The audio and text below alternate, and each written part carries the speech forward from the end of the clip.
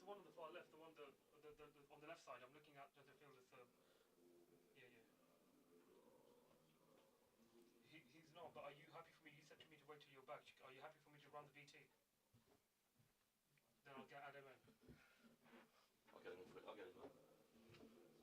Okay, come back in 2 minutes. Alright.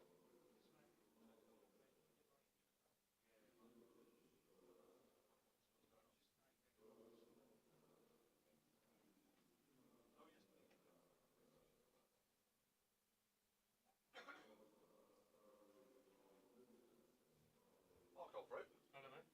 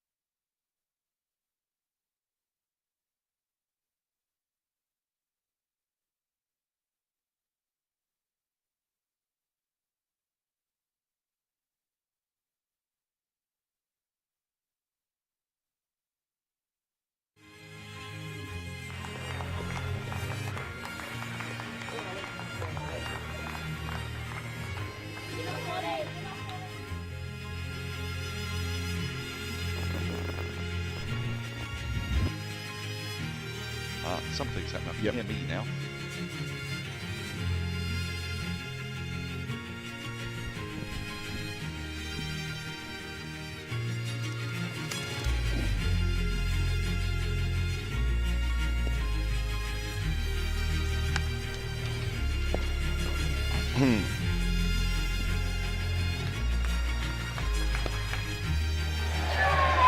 And a great player to just being almost like figurehead. Oh, he's got another. First ball. Atkinson's on a hat-trick. Oh, now then, hang on. He's got him.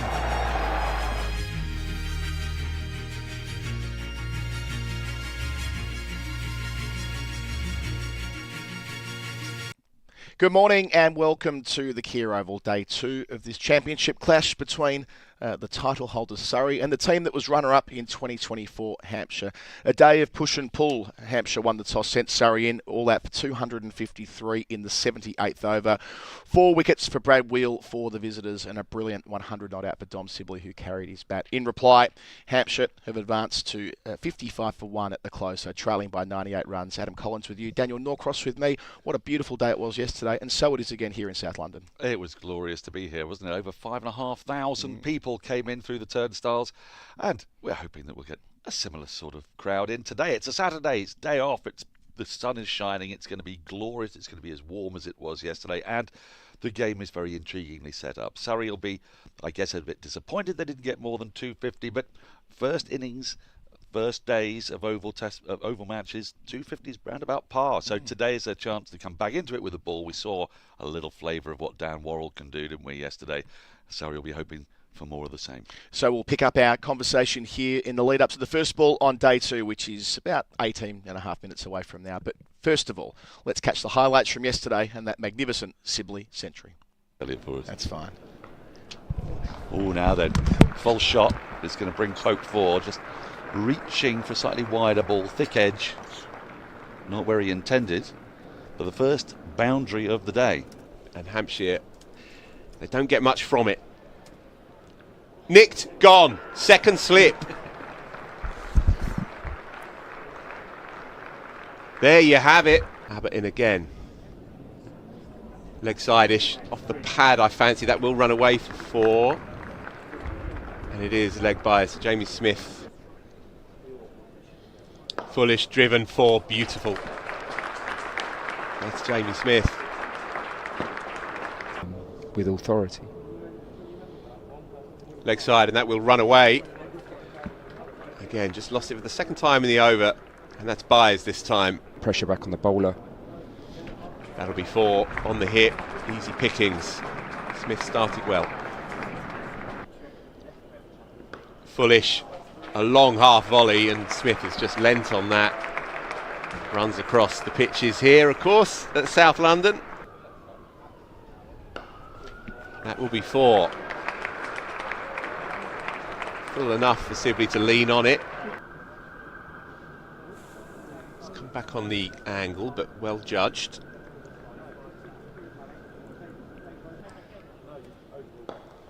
Oh, just wide of mid-wicket, but timed well. Third boundary 4. Such as this.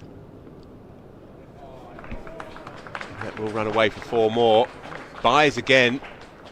And so Hampton's radar is off here, in truth. Oh, the thick edge. If you flash hard, it's gone flying over the top of where a third slip would have been. I don't think it was a catchable height. They can be a little bit inconsistent. Oh, he's gone again, this time driving. Same result, 4 more. These aren't convincing boundaries from Jamie Smith, but... Oh, that's beautifully clipped away. 2 full. Sibley loves it there on the pads. And he just had to get it past the diving mid-wicket, which he did. Brad Wheel. Oh! How's that? What did that carry? Because it's almost identical dismissal to Ollie Pope's here. I need to see that one again. And there'll be more runs there. An interesting test for the outfield. That's the longest part of the boundary, and it's just going to trickle over the rope. Again, nicely played by Smith on the pads once more. Oh my word! I think that's been taken. That's an extraordinary bit of cricket. What a catch. Smith going after a wide one. It's become a bogey ground for this team. That will be 4. Very short boundary. Nicely played.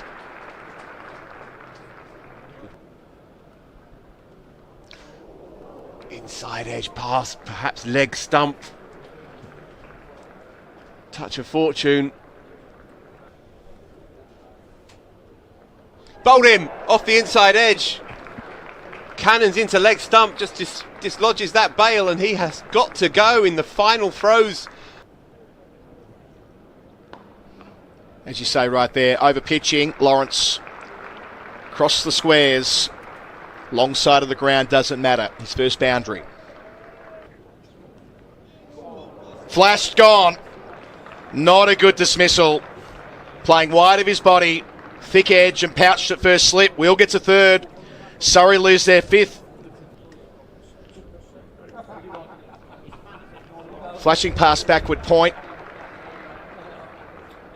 Might have just been dragged in by Dawson. Hard to tell. No, he's happy with it. Being signalled a boundary, so he's off the mark. Ooh, played off middle stump, but worked fine and worked well by Sibley. That's where he's so strong. The bowler takes a tumble wheel and his follow through, helped up by Sibley after. Because it's, again, complicated. Now he's got hold of that. Not perfectly timed, but it'll dribble onto the rope for 4. Good attacking intent from Ryan Patel. love to feel a couple come out of the middle of that bat. He's got that fine. That'll be 4. He's got a little tickle on that as well. So it's runs for Patel. Oh, now he's got hold of that really well. That's racing away. Well, you just summoned Aaron Jones there with that shot. Well, it was very Aaron Jonesy, wasn't it? A beautiful pivot, swivel. And ideally the stumps as well when operating around the wicket. There you go. Beautifully played. Sibley, a sea of calm throughout. Oh, now, well, that's definitely not one-dimensional from Dom Sibley, as if on cue. He has to show us that he can play the ramp shot against the red ball. So I went down the net. Oh, now where's that gone? Straight up in the air. And taken. A wicket falls. Not quite on the stroke of tee. But this obdurate partnership has been broken. The full package. Last ball before tee is safely negotiated, but Surrey will go to tee. Oh, that's nicely played. This could well make it to the boundary. Fielders in vain pursuit. Almost carbon copy of shot. Camp out here watching the men and the women. Now then, he's gone for this. Fielder will not get to it. It's a short side. Oh, has he got an edge on that? He has. Clark looking to cut a ball. It was there for the shot, you'd have to say. He just didn't execute it. Gets the edge. That's the breakthrough.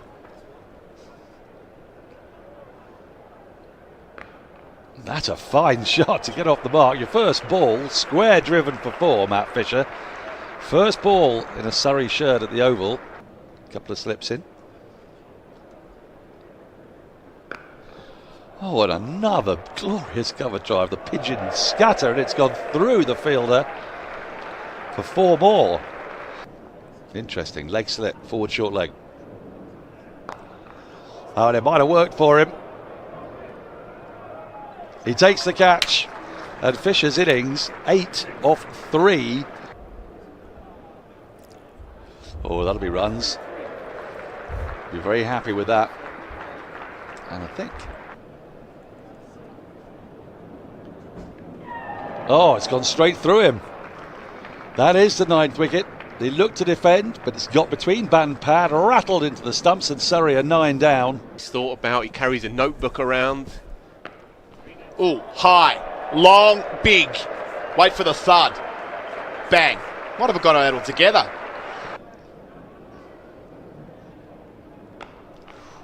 Great contact, finds the gap, splits the field as 4.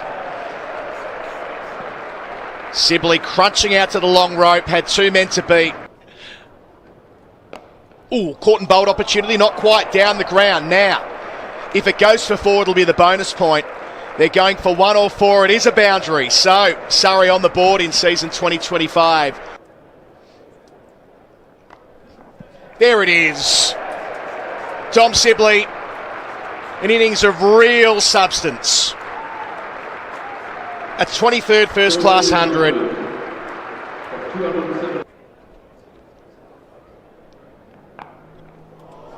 Oh, caught at mid-wicket. What a great catch that is. Diving away to his left. That completes the innings on 253. And the first 4. This ball just strays onto the pads of Fletcher Middleton. Fletcher.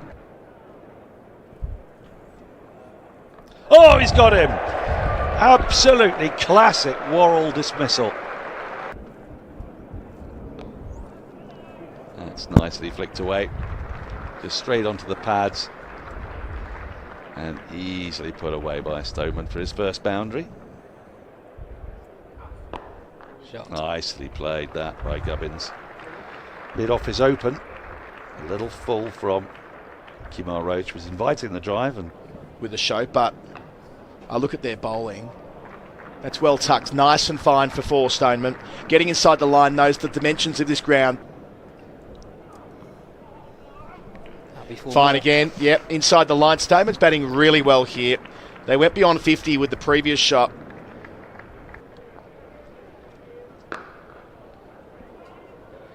Negotiated by Stoneman. Out towards mid-off. Fisher can't believe it. Had a drop catch. A line ball leg before going.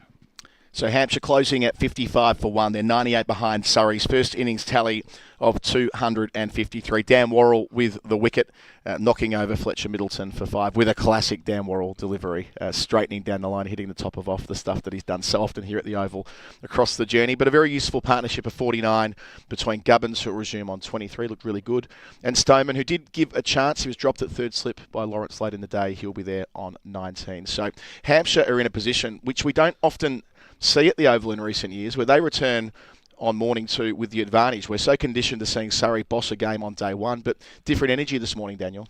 Well, yes, because Surrey had a bat first, and that was the big difference, wasn't it? They would have loved to have had first use of that pitch. As a general rule, it is the best time to bowl, is the beginning of the match on that first morning. And Hampshire bowled really, really well, you've got to say, in that first session. There was a moment of counter-attack when Jamie Smith got into the Hampshire bowlers, but that partnership was a very nice looking one between Sibley and Jamie Smith, was broken with a wonderful catch down at deep backward point. Yeah. I mean, that was just incredible work from Sonny Baker, really, because it's part of it is you're just not expecting it. You're not expecting the ball to come flying at you pretty flat down at deep backward point before lunch in a 4-day game. But not only did he pull it off, it was the skills to make sure he was in exactly the right place. And he's only playing his second championship match. He bowled intriguingly, I thought. It was good to see a new guy come into county championship cricket. He played his first game last week, made his first class debut for England A, or the Lions, is that right? Yep, the Lions. So that was fun. Brad Wheel, I thought, bowled really well. Seeing Abbott wheel away is a sort of perennial delight of the county championship summer as well. Indeed, I was thrilled for Brad Wheel. So last week was his first four-for in like 5 years, owing to the fact that he's often not in the first choice team. But yesterday I had the responsibility of the new ball, and back-to-back 4-wicket bags for him in the championship. The Scottish international bowled at decent pace, got the ball hooping around and created plenty of chances. He did, and there was something in the pitch for them. Now the concern for Surrey will be that at the start of the second day, that's often the best time to bat. You can see the pitch is getting a little bit more straw-coloured. When we were here yesterday, there was more of a tinge of green. Today, it's getting a bit more straw-like. And so Hampshire's batters will be hoping that they can lay the platform. But, I know it's a bit of a cliche, first session, we're still in April. And it's a little bit cooler in the morning. It'll heat up this afternoon. That's why it's a fantastic day to come, incidentally, to the Oval today, because the sun will be blazing. We've got some crowd in already. Not as filled up as it was this time yesterday, but it's a Saturday, I suppose it's about Friday night. It takes a little while to get going. It took me a little while to get going this morning, I've got to say. So there'll be elements of that, but Surrey have got 2 left-handers, high-quality ones, that they've got to get past the top. Mark Stoneman, who, he's not about a point to prove, but he knows the Oval. He knows the conditions here really, really well. Knows the dimensions. At one point yesterday, it was a flick to fine leg where he knew exactly what he was doing with that short boundary. Exactly. Well, we had Mark Ramprakash on yesterday talking about the sort of specific way you set yourself up to bat at the Oval and where you feel that you can get your runs. And Mark Stoneman's a man who knows all about that, having made a century on his debut for Surrey way back when he moved from Durham to Surrey. Opening day 2017 when he batted all day. 2017, that's it. And Nick Gubbins, who's one of these guys who's been sort of talked about for England selection here and there. It hasn't happened for him. He's had some really high points in his career, especially since leaving Middlesex and going to Hampshire. So 2 left-handers, tricky to get through. You'd expect Dan Worrell to start up early on. And you talked about classic Dan Worrell dismissal. It was a setup, wasn't it? The 5 balls before that, he just worked Fletcher Middleton over. Away swing, away swing, away swing. You were waiting for it. You didn't know exactly when it was going to happen. Then it was the last ball of the over, the nip backer. So left-handers, he could be a real pain because his natural prevailing swing is away from the right-hander. If he gets it in the right place, you find batters falling over, brings LBW into play. Other guys to look out for today, Tom Prest. Really looking forward to seeing him. And now gets an opportunity in the absence of James Vince to play him. And I know, of course, Prest had a fine campaign last year, 3 centuries, some important roles there, getting Hampshire into second spot in the table, but can take more ownership in that slot that Vince has vacated. He really can. And, he's a young batter that a lot of people have got their eyes on. So, Ben Brown is a guy who feels like he scores loads of runs against Surrey. I don't know whether it's just because, as a Surrey man, I remember each one of the indignities really badly. But the point being that he bats down the order. They've got a rich top 8. Not quite sure how the bowlers will fare, but it's getting down to that. It's getting those 7 wickets, and that's why this morning session is really important. We see Dom Sibley there. Dom Sibley yesterday carried his bat. And just a reminder, we've got Andrew Sampson here, and he's crunched the numbers. Since the war, Dom Sibley is the most carrying his battist person, apart from Boycott. And I was reminded, actually, by Marcus, journalist here, Marcus Hook, that back in the day when Boycott was playing, teams had to declare after 100 overs. And so Boycott would bat at one end stodgily, and his partners would feel the tick, tick, tick of the overs going by. So they'd be thrashing around. Jeffrey would make sure he was still there at the end. And so you had slightly different circumstances. For Sibley yesterday, it was a masterclass in controlling himself, wasn't it? He did go a little bit faster towards the back end as he ran out of partners. I say the slog sweep. We saw a wonderful little ramp shot, a little dink, all that you'll have seen in the highlights. Well, that slog sweep just went out of the ground. It was a massive strike of the ball, which sort of reinforces that. You look at Sibley's strike rate yesterday in totality, and you might think he batted a certain way, but he was able to measure his innings as the circumstances required. So as the players cross the rope here, Daniel, a few further thoughts from you as Mark Stoneman and Nick Gubbins prepare to make their way to the middle, and then Yas Rana will join you for the first half an hour of play. Thank you, Colo. Well, this is what the County Championship is about. Surrey, the champions, have been tested against Essex, where they lost the toss and were made to toil away on a very flat deck for the best part of 5 sessions. And they came out of that game with a battling draw. Today, circumstances slightly different. They've put on the board a reasonable 252. They would have loved to have got in there at lunch 2 down instead of 4 down, and then they may well have been batting by the end of the day as conditions eased slightly, but it didn't work out that way for them. So they will look to punch back hard and quickly, because if they don't, and if a partnership starts to settle, then we'll see another battling narrative that Surrey are going to have to, well, dig in, because conditions can get pretty tasty for batting. And if that happens, then Surrey could find themselves once again having to mount a late match rearguard. Yas Rana is alongside us. Rare for a Saturday. That's because the league season has yet to start. Captain Rana is with us in the box, I'm delighted to say. Good morning. Good morning, Dan. I'm going to start the day by throwing some numbers at you. Oh, please do. So yesterday we had 5,639 people come in for day 1 here at the Kia Oval. That's a lot of people. It's a lot of people. I think that's more runs than Ian Botham scored in his Test career. Yeah. Another number for you. Yep. 13,706. That is the 21st century Surrey record for attendance. That's first ball of the day. Just a little bit of shape there to the left-handed Gubbins, leaves it well alone. At a county championship game that was against Essex last season. So that's a 21st century record. 21st century record. Yep.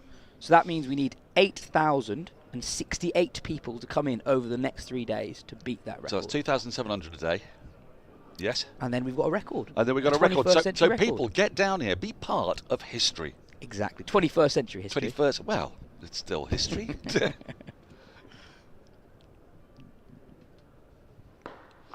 I mean, it's swung. Just swung just a touch, that ball first up.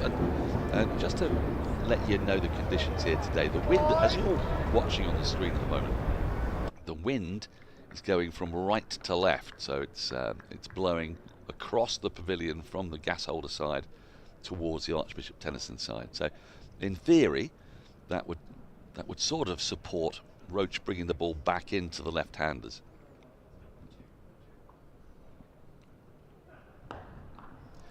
That's nice and away. First boundary of the day. Ball looking for that swing. And Gubbins, with his feet, are moving nicely straight away. Andrew Sampson. Good morning. Good morning. Can't quite hear you yet. Can't you hear me? No, not yet. We'll work on you. Yeah. we'll work on Andrew Sampson. Like Wagyu beef.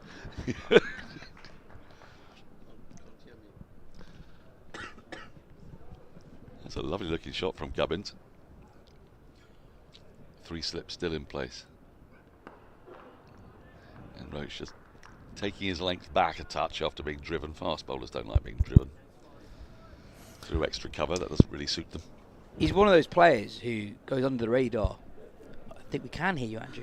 I think we can. We Yes. can. Yeah, we I can. can hear me. So Yes, you yes. can. Yes. That's fantastic. Yes, you're Just back. You're back in the A house. question on the attendance that occurred to me is, what's the high? I don't know if Surrey keeps records like this, but what would be the highest attendance ever for the first day of a season in the county championship? Because I imagine most of them are fairly miserable Wednesdays in April or May. So you couldn't have been in time. You couldn't have been more South African then, could you? Yeah. I imagine it's fairly miserable here. Well, I mean, I was saying that they've had 30 overs in the first 2 days of the final in Johannesburg, the 4-day final, but never mind. But have they had that many ever on the first day of the season? That'd be an interesting one, wouldn't it? I mean, sort of reached a high point attendances. I want to say the 40s and early 50s, didn't it? Is that post-war boom? 47 was kind of the high point. Well, that was, when everyone was so keen to get back to cricket after the war. Ended the over 59 for one, and of course that was partly why Major Nigel Harvey Bennett ended up being captain of Surrey in 1946. Yes. We're not pointing any fingers. One of your Statute of stories. limitations. It is one of my favourite stories, because there, but for the grace of God, might have gone me by accident. The accidental captain. Well, attendances were generally pretty good across the country yesterday. I know at Hove they were very happy with turnout on day one. Good day for Sussex against Somerset. Oh, it would have been lovely down there, you'd have imagined, wouldn't you? I think Dan Moore will open the bowling from the Vauxhall end this morning. I think it's actually really rare to have weather this good in April. I think the last time I can remember it being this nice was probably the COVID year. So frustrating seeing nothing happen outside. You say it's that rare. I could think of two other relatively recent examples. 2017, that Mark Stoneman year when he got that century. I was driving up and down the country trying to get to every single county championship game in one day with Ebony Rainford Brent, and it was boiling hot. Stoneman's underway straight away. That little dab through backward point. There's a gap left for him there. And that was a very, very hot day. And I think it might have been the year or the year before that it was so hot on my wife's birthday, the 8th of April, that she and I both got sunburned in Kennington. So, I know what you mean. I mean, last year was perishing. It was perishing pretty much through till June.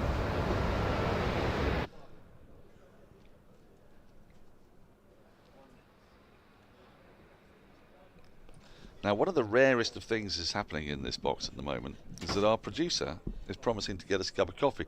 If it arrives, it will be only 24.5 hours late, because he offered exactly the same thing this time yesterday,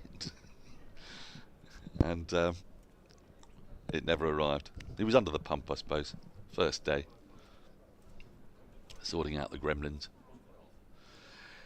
Probably he was watching the golf. Yes.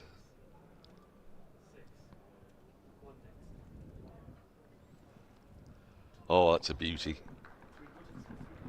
Genuine play and miss from Gubbins. Covering his off stump. The ball very close to just getting a tiny little nick through to Ben Foakes. I mean, that is just gorgeous, because it's a little bit of shape in and then away it goes off the pitch. And that is very difficult for a left-hander to play. One of those where he has to go forward, because he has to essentially cover off the possibility of any movement into him. There are signs of a little bit of movement this morning.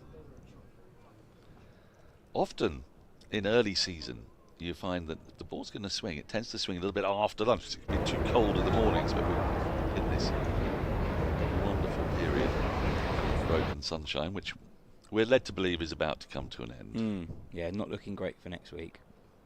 No. But through the middle of the week, I think it perks up again at the back end. Be a bit cooler, but it shouldn't affect the game against Sussex. Which Very is late Surrey's. leave. Surrey's. Oh no, it wasn't late leave. That's Surrey's next assignment, by the way. Hove next week. So might be worth a day trip. Easter weekend, isn't it? Next weekend.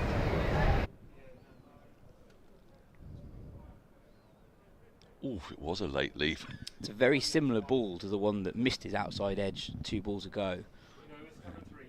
Really good start from Worrell. For viewers who weren't with us yesterday evening, Worrell performed a beautiful... Oh, and again, that's gone over the stumps, I think. Well taken by Foakes, diving away to his right. Well, that was quite a testing over in the end. Well negotiated by Nick Gubbins. Let's just see how close this got to the stumps.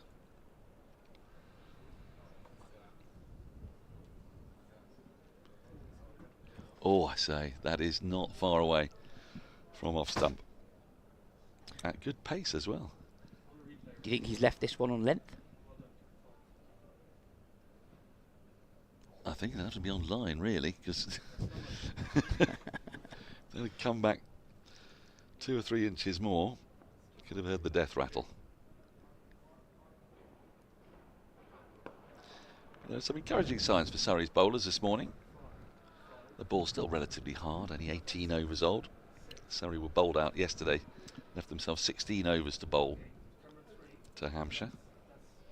There's never a good time to be bowled out, but when Surrey were bowled out yesterday, it was quite a good time to be bowled out, wasn't it? In terms of you get 2 bites of the cherry with a new ball, it's still pretty hard and fresh at the start of day 2. You get to rotate bowlers as well, don't you?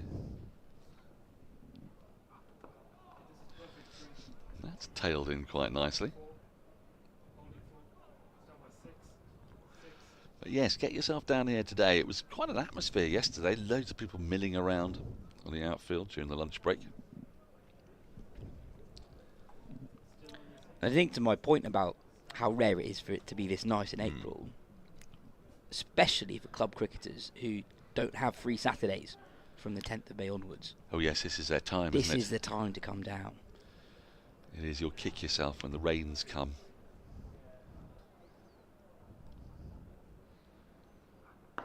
When you're taking the long drive to Albury or Hawley, Cobham, only to discover that it's raining. Hazelmere's always the one. Is it? Is Hazelmere your bet noir? But that's so far away from South London. You're closer to Portsmouth than you are to London, comfortably. What's your local derby? Thames Ditton. Ah, right.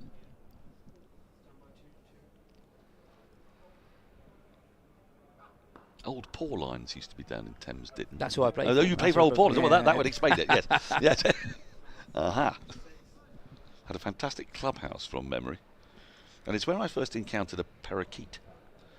Because, well, rumour had it that they escaped from a crate at Heathrow, and so Thames Ditton was relatively close, and that was where they sort of set up shop initially before spreading across all of South London and beyond.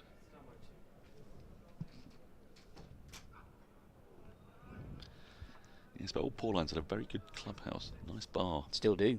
Squash courts, all that kind of stuff. There are, I don't use them, but there are. Do you not? No. The bar recently redone, actually. It's called Basil's Bar. Basil. Reminds me of one of my favourite named cricketers, Basil Akram. You remember him? I don't know. To play for Loughborough. That's an amazing name. Basil Akram. It's a splendid. It's a very strong name. I'll have to get his stats up. Oh, that's a fine shot. Really good shot. So far this morning, and it's a beautiful sight when you hit the ball back past the bowler up to the pavilion in shade. Fielder's going to run after it. Yeah, Roach just struggling to settle into his length early on day 2. Couple of balls over pitch and over that one, a full toss that Gubbins dismissively drives towards the long on boundary. I feel like Gubbins, when we're sort of wondering why are Hampshire continuously challenging for the title, I feel like Gubbins is a player who doesn't get enough attention in why they are always there and thereabouts. Just looking at his numbers, he averages over 40 for Hampshire since joining them a few years ago. Another good lead this time from Stoneman. I think 6 of Hampshire's batters last season averaged over 40, did they not? I mean, part of that will speak to the conditions at the Utilita where it is quite friendly batting conditions, but you've got to have the batters to make the most of it. Yeah, 7 players scored more than 100 last year. And Gubbins is someone, you play away from home as well as at home, so whatever the conditions are at home, I think to average over 40 in Division 1 batting in the top 3 as Gubbins does. Oh, another gorgeous ball from Worrell. He's got it on a string here. We've had 2 or 3 genuine plays and misses. We've had a couple of very tight leaves. Worrell is looking in good nick this morning. He was touted as an England prospect. Was it 2017 when they had the North v South series in Barbados? Yeah, rings a bell. I mean, he was in the conversation.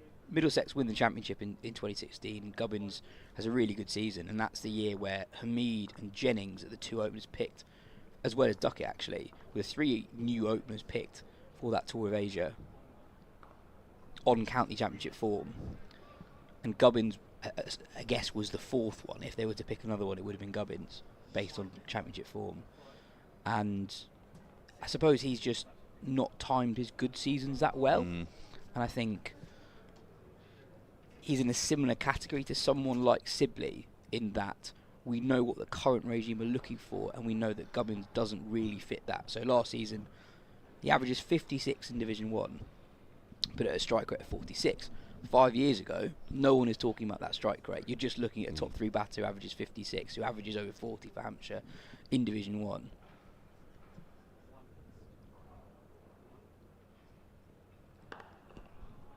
And I think I got access to this database last year. They got me very excited. Oh, did you? How did you manage that? We can talk off air. That gives you Division 1, Division 2 average splits. And I find that really interesting, because a lot of players who you look at their overall career numbers and people look at that and say, why hasn't he played for England? Actually, quite often when you look at someone's Division 1, Division 2 splits, you get the answer quite quickly. So someone like Gubbins, who averages more than 40 for Hampshire exclusively in Division 1, that's really, really impressive. Do you ever find there must be the odd anomaly which goes the other way? Sort of like the David Gower-esque anomaly, whose first class average was a fair bit below his test average. I seem to recall when he was playing for England, he would frequently average 30 odd for Leicester and then 45 for England. Do you get any of those? I don't know this for certain, but I would imagine Zach Crawley is in a similar category. Would he not? Very possibly. It's not been a vintage start to the 2025 summer for Crawley. Duck yesterday. In Division 2.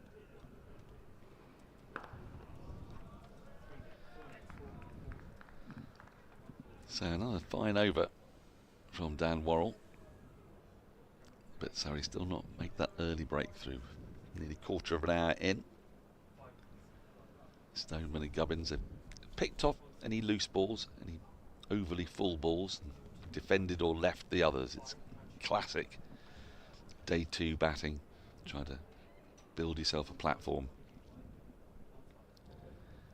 get up and then ahead. And they'll be setting their stall out just to bat all day. What's in their minds today? Yeah, steady start here, but Dan, my phone's going nuts, so I get a notification every time there's a wicket. Do you? Wow. And it's all happening. And McKinney's not out, is he? McKinney is out. Oh, that's He's a out shame. For 153. Oh, that's gone a long way from Roach. Good tumbling take from Foakes. Somerset 6 down at Hove, 69 for 6. Oh dear. Just died a little on Foakes as well. We saw a couple do that yesterday evening. There were twice Foakes let one through that went to the fence for 4 byes, and the second one of those at this end actually was another one that just died on him at the last moment.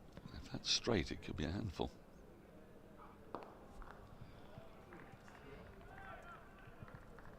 We will keep you across the scores in both divisions. We need to do both divisions if we're going to keep an eye on our North London cousins, of course. Yes.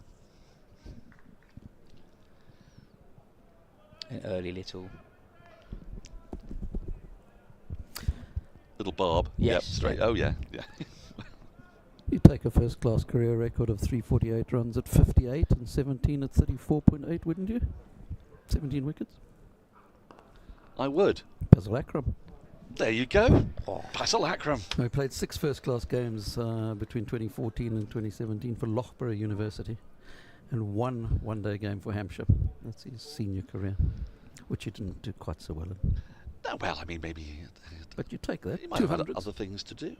Well, university students you'd think would have a few other things to do. Could be a hedge fund manager for all I know. Probably is, yeah.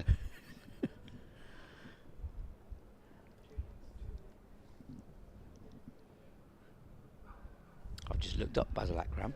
Oh, so yes. he played a game against Leicestershire in 2017 where he took 5 for 54, bowling in tandem with Sam Cooke.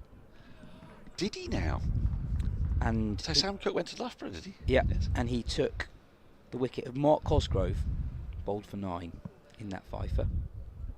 It's a nice one to have in your back pocket. He left quite a deep impression on me, did Basil?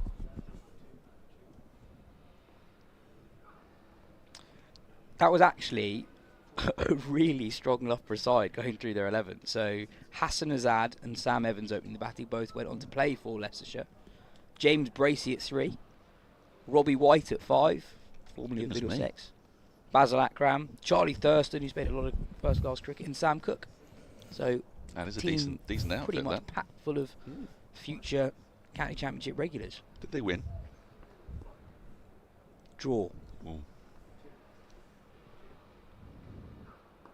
But they were on top. They bowled Leicestershire out for 194. They scored 278 themselves, and Leicestershire were 113 for 3 when the game ended. So, bit of rain around. 66 for 1, 21 overs gone. Give them back their first-class status. No need to give it back to Oxford or Cambridge. Well, no, but they'll make them play in March. It'll get earlier and earlier. I was at the Parks in March. It's the Parks, not at Loughborough. Yes. I went on the last week Monday, whenever it was. First time I've ever watched cricket in the Parks. Is that right? So you've ticked off another one. I had to tick it off. Have you done Fenners? I've watched cricket in Fenners. Yeah, I watched the under-19 Test match in 2014 between South Africa and England. Which grounds have we not got Samo to in England? Not many. Scarborough? Have you done Scarborough? Yeah. Done Scarborough? Cheltenham? Cheltenham, yeah. Radlett, Merchant Taylors? Radlett I haven't got to. Right. When's Middlesex must be playing. They'll probably be playing a Metro Bank game at Radlett at some point. Yeah, 1 or 2. I would think. And a T20 game, I've been informed by our producer Jake. There you go. And I should say, by the way, the coffee has arrived, which is pretty good. Pretty good effort.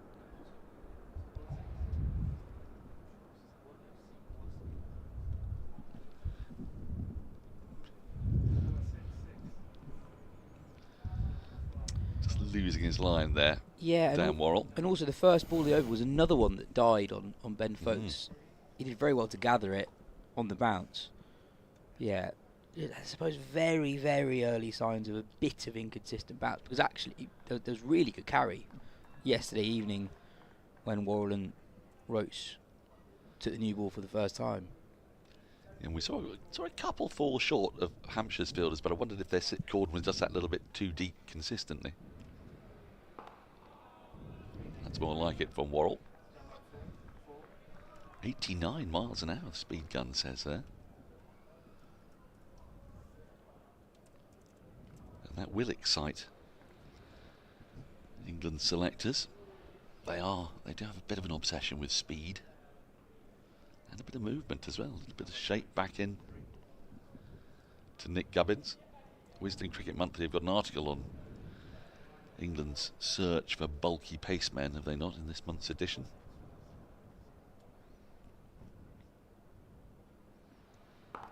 Yeah, it's very interesting looking at the group of quicks England assembled for their Lions camps over the winter. There was a camp to South Africa and then a tour of Australia.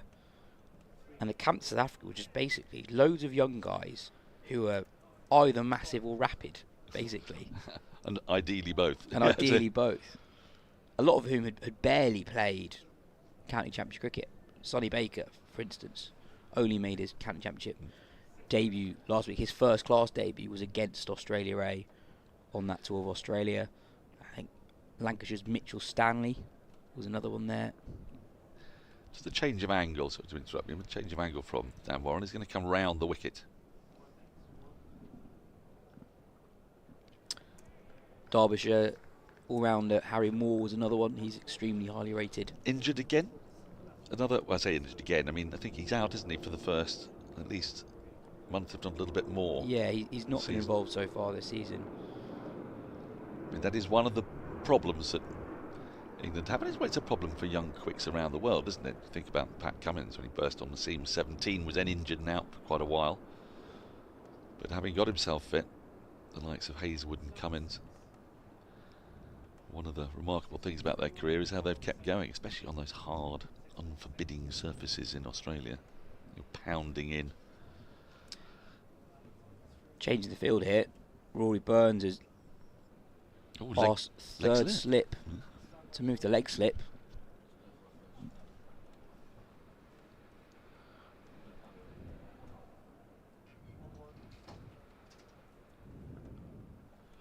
Oh, good take from Foakes, but you can see why the leg slip's been put in place now.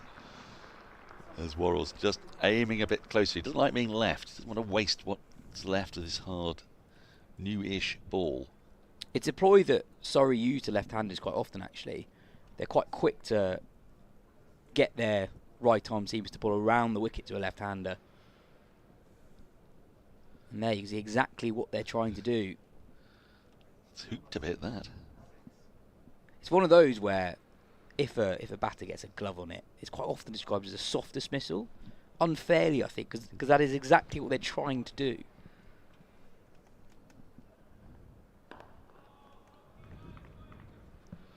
End of the over, 67 for 1. 6 overs have been bowled this morning. And as you can see, membership for 2025 is now on sale. KiaOval.com. There are some great deals to be had, regardless of age. Under 16s, £20. 16 to 21s, £73. I mean, that's just extraordinary value, especially if you like to loaf around like I did at that age. And then you could get membership with or without test match involvement, county membership. It's well worth it. Get it now, and of course you have the whole of this glorious season awaiting you. I'm particularly taken by the 16 to 21 memberships. I think that's when you tend to be able to develop your love of watching the game live, isn't it? It's funny you say that. So for me, a massive thing when I was a kid was just how cheap it was to come here for T20 games. So me and my mates would come. I think it might have even been, I think it was £1, wasn't it? £1, yeah. If you're under 16, I think it was £1 to come. So me and my mates, nothing to do in the summer holidays, we would come to basically every Blast game because it was so cheap. And then we sort of got the bug for it then, and it became something that we did, was to go to. Well, it's different. It's different from watching it on TV, isn't it? You just that is when the bug happens, and that can bleed into 4-day cricket as well. Because then you think, my goodness.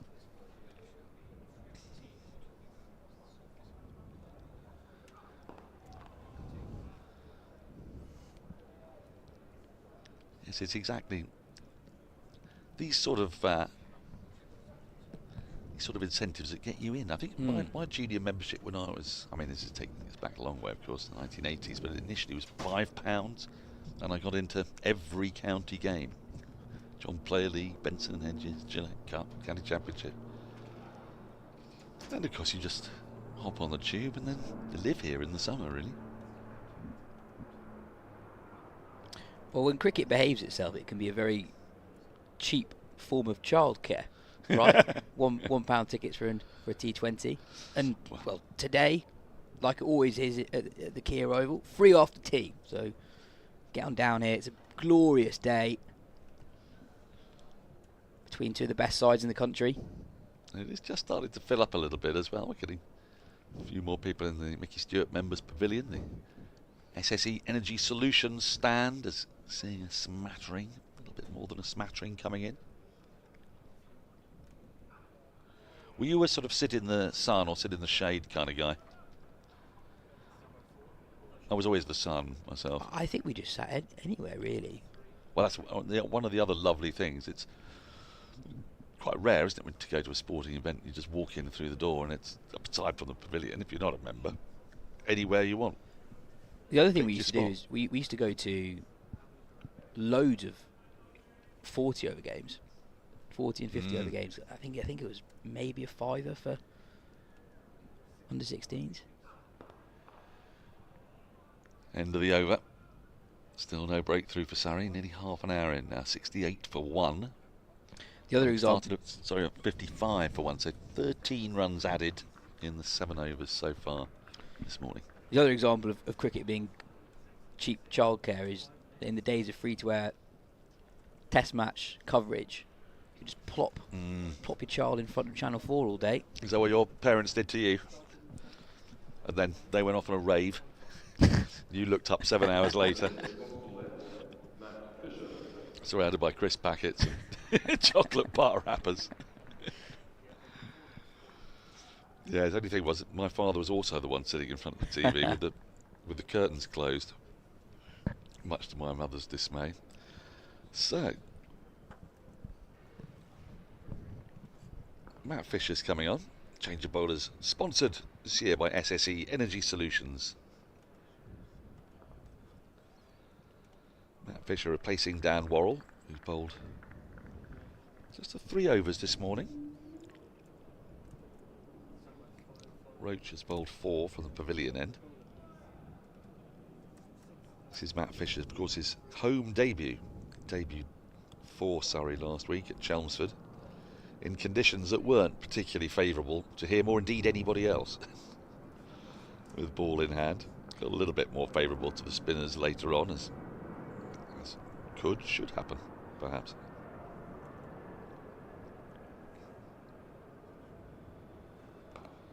Matt Fisher made his move from Yorkshire to Surrey in the close season. Played 1 test match for England at the West Indies. So on the physical robustness of young seamers in particular, so when Fisher made his debut, he, I think, was then injured for the start of the next season. And at the start of that 2022 summer, Stokes and McCullum's first in charge of the England Test team, there was a sort of epidemic of stress fractures. Loads of young seamers were going down. Sakeem Mahmood, who bowled really well on that tour, he was ruled out of that summer, hasn't played a test match since. Oh, now then. It's another one that just dies on Ben Foakes, beats the outside edge on a good length, but doesn't carry to the Surrey keeper.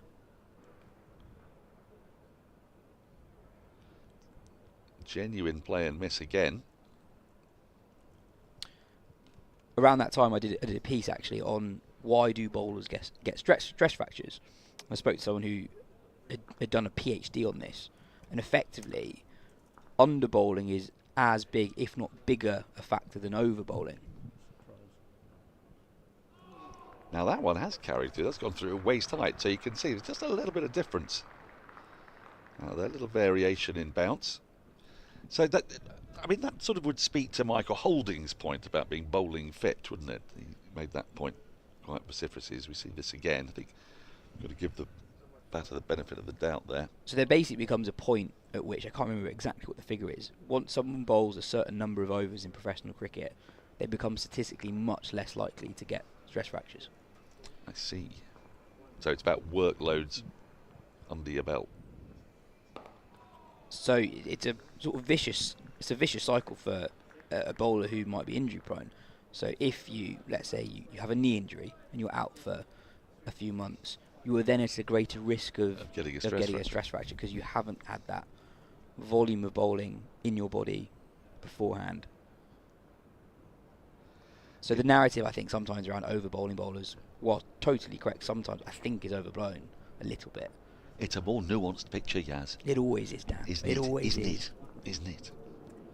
We seek the easy answer, and there seldom is one. End of a good tidy over that by Matt Fisher, a maiden over, so 8 overs have been bowled this morning. Hampshire not lost a wicket, but they've not really gone far. 13 runs have been added. A question for Andrew Sampson. Are Surrey frequently put to the sword by former Surrey players who now play for other counties? Instinctively, it feels like we are. I know it's a tricky one. We'll get you the actual answer. I wonder if some of it is to do with the fact that you remember it that much better. I suspect so. Yeah, I suspect so.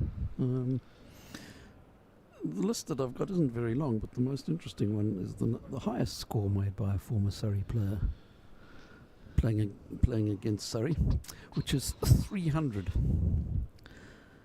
before you were born, Dan. Before I was born. Former Surrey player, played for England. Moved to Northampton. Made a 100 in 1958 against Surrey.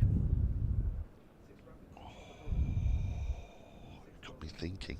In 1958? Yep. So he'd been at Surrey in the 40s, had he? 40s and early 50s? Early 50s, yep. 53-4 he played for Surrey. This is brutal. Became a match referee. You're going to have to tell me. Raman Sabarov. Raman Sabarov, of course. Yeah. Well, that's the only really big score, 100 or more, that I've found from a former Surrey player. The next highest on the list is very recent. Dean Elgar made 182 last year. Yes. South Africans can do that. Alviro Peterson is in my soul for some reason. Yeah, it shouldn't be. A few other recent ones.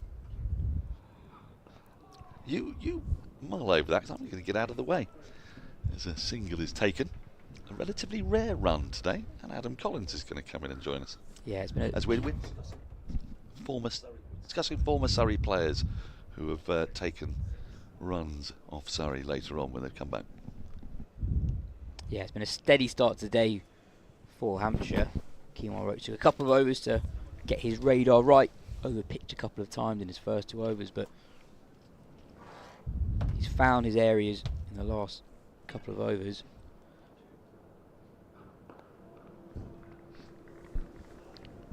Good morning, Adam. Hello. Yes, I was 3 minutes late to the chair. Sorry about that. It's very rare for me to not be punctual. Got distracted next door talking about non-league football to John Surtees, and one thing led to another. It's been a good morning if you're a Hampshire fan. Too right. This is exactly what they needed to do. I mean, we were banging on about it yesterday, about the need for teams visiting the Oval to stitch together good hours. Not a good hour here and there, but making sure that, having had a really good last hour of play last night, losing the early wicket, then consolidating, they needed to win this first hour. And what Surrey did last year is they would rock up, be it morning 2, morning 3, morning 4, and invariably they would win the first hour emphatically and shut down any resistance that there might be. Well, different story here.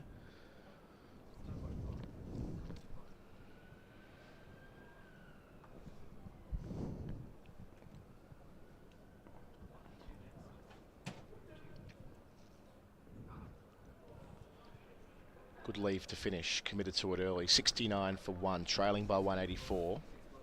Yeah, they've left really well this morning, and Hampshire have only scored 14 runs in the first 35 minutes of the day, but bigger picture, it's still a newish ball. Roach and Worrell, 2 bowlers of international class, totally fresh this morning. This is going to be one of the most difficult times of the day to bat. Even though the sun is out, there's barely a cloud above us. Batting will get just slightly easier as the day unfolds. As the ball gets older, the bowlers tire. So for Hampshire, order of the morning is just get through this new ball period. Fisher gets a go now. Prodigious swing with his first delivery of the day. Inside edge, down to fine leg. We saw a ball, second over of the day, my apologies. He bowled a ball late yesterday, which jags back wildly, final over of play. West Stoneman shouldered arms. It was given not out But there is a world where that goes the other way. From a Surrey point of view, I'd say that compared to yesterday evening, they've been really good with their lines. I think yesterday they strayed a little bit leg side to the two left-handers, but more disciplined so far this morning. Lovely. So the one that swings back towards the left-hander than the one that stands up off the seam at 82 mile an hour as well. Fine piece of bowling, recognised by the crowd that's in. Yeah, he started today really well, Matt Fisher. And as you say, already seeing that he's capable of moving the ball in both directions through the air. I've got one for Samo as well. It's a Norcrossian type question, which he made grimace at having put to him. Just about days two, Attorneys General, here at the Oval. Because we talk a lot about what happens on day one here at the Oval. Perhaps last 3 seasons as the sample size, with Surrey winning all 3 comps and typically bowling on day one. But I want to know what happens on day 2 statistically. And yeah, I know that it's Surrey typically batting, and that skews it somewhat because they've been such a dominant team here, but still, what the average runs and wickets have been on the second day compared to the first across the last 3 seasons. I'll do that if you explain the Attorneys General reference. Days 2, I felt like day 2, you know, where you Governors General, Attorneys General, some pluralisation where you go with the first word. Days 2. It just felt right.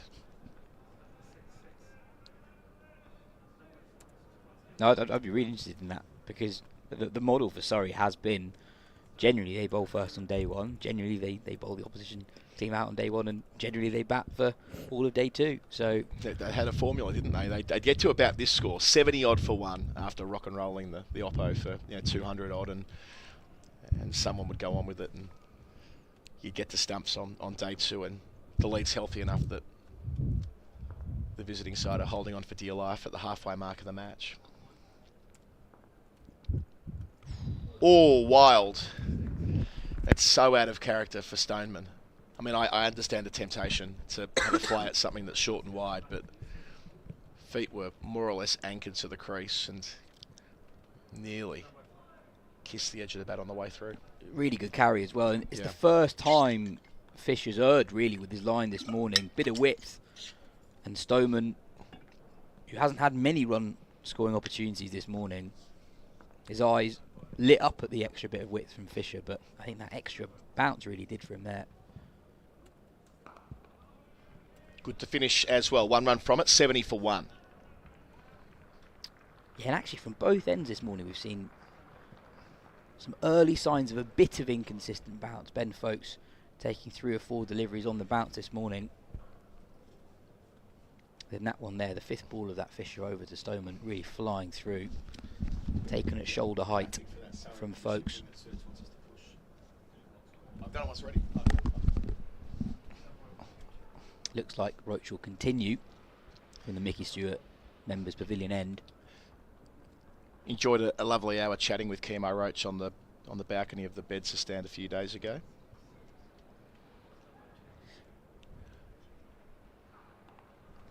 Leg stump line to finish here. Gets it fine, Gubbins, but only for 1. Worrell does the tidying up. It sort of started off talking about his journey in county cricket and how he feels that his stints at Surrey, and they have been kind of spliced in at different points, haven't they? He'll often do a sort of a 4 or a 6 gamer at the start, then come back for a 2 or 3 gamer in September. But he feels this has been such a home ground to him that it's really added to his West Indian career, which has gone from strength to strength statistically in the second half of it, Roach.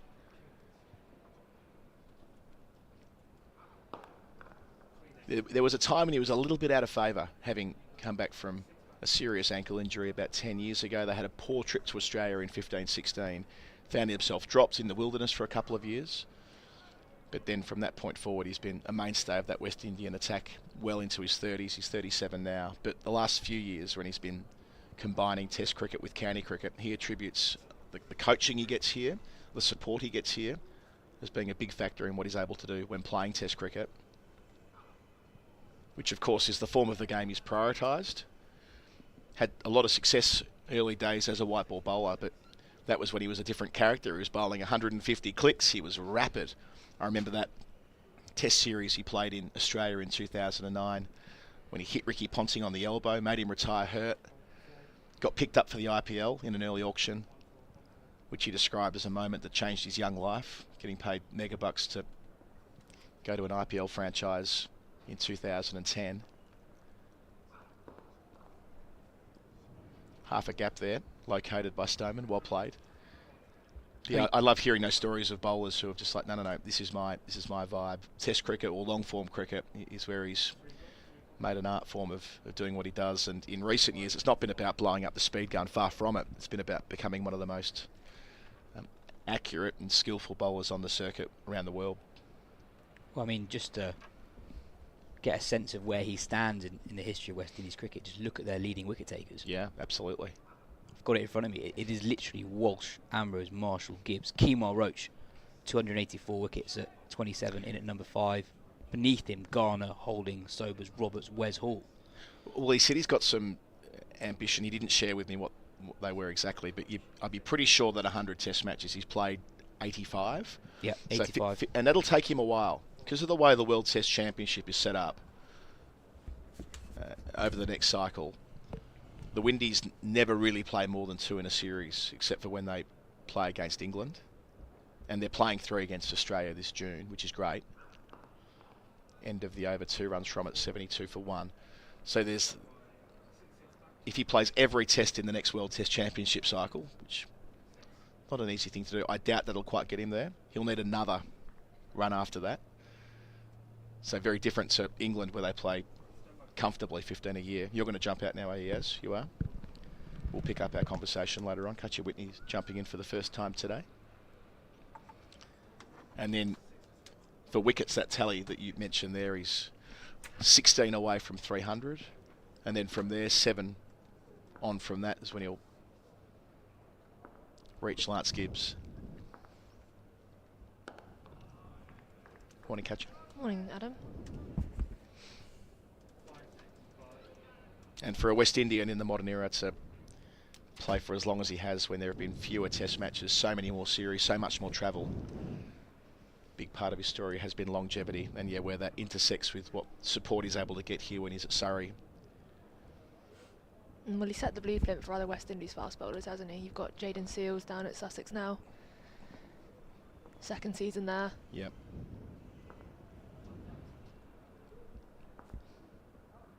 And the way that Seals hoops the ball as well, you can kind of see him as being a bit of a successor to Roach in the fullness of time, leading that attack. And he, I interviewed him last year, and he talked about, you were speaking with Yas about red ball cricket and making red ball cricket that priority.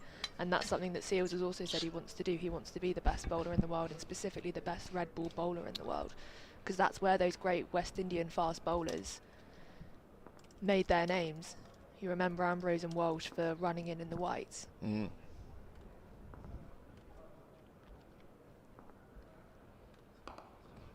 Oh, I love hearing that. And Craig Brathwaite, their national captains, have a similar mind as well. He's resigned, hasn't he, Craig Brathwaite?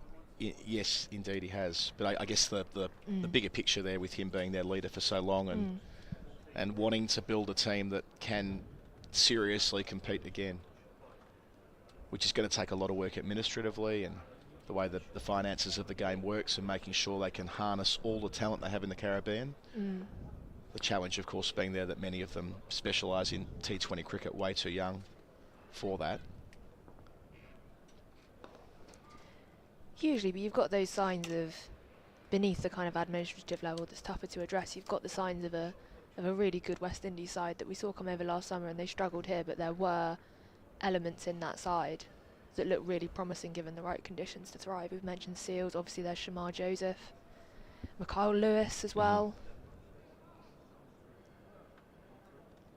I wonder who'll become their test captain while we're on that, adjacent to that topic.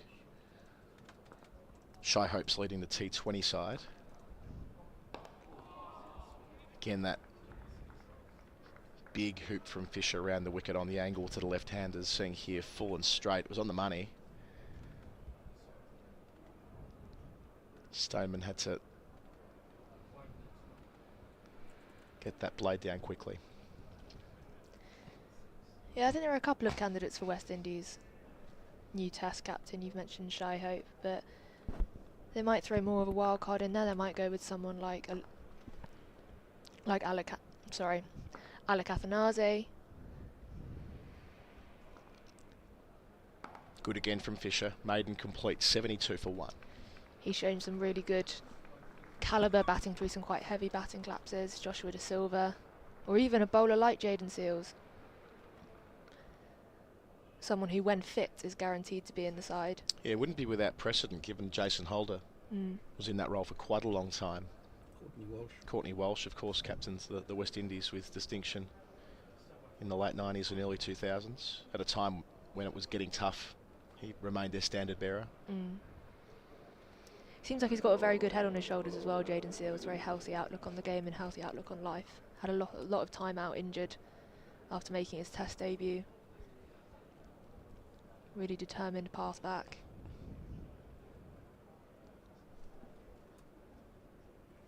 Mentioned him playing at Sussex, by the way. Sussex have taken 2 wickets this morning, having taken 5 last night. To leave Somerset 106 for 7 at the minute. Ooh, tasty. Bit of a difference from last week.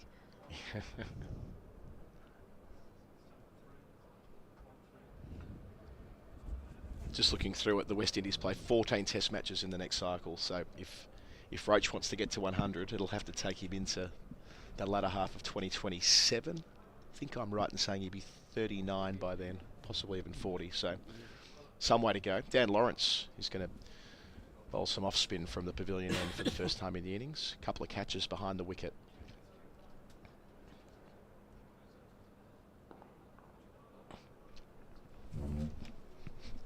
So a change of bowler for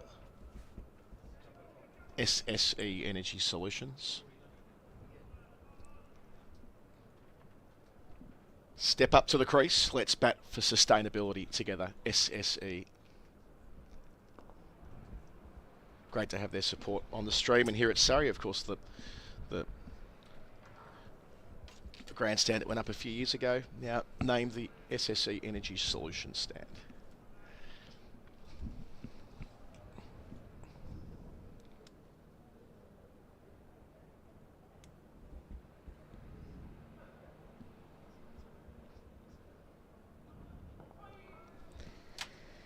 Interesting giving Dan Lawrence a bowl in the first hour of play here. There's really been not that much go on this morning.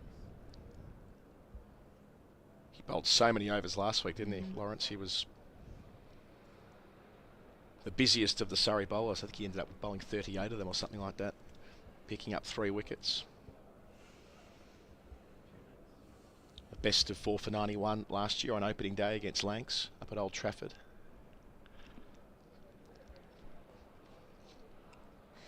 Yeah, I was about to say I had a lot of success early in the season last year, primarily with the ball as well.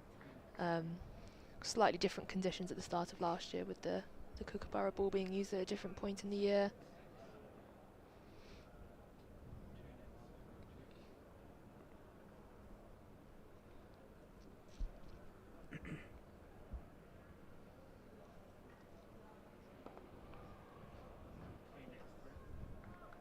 He's got 3-man back, a deep point on the short rope. Whitish long on in front of the pavilion, a deep backward square.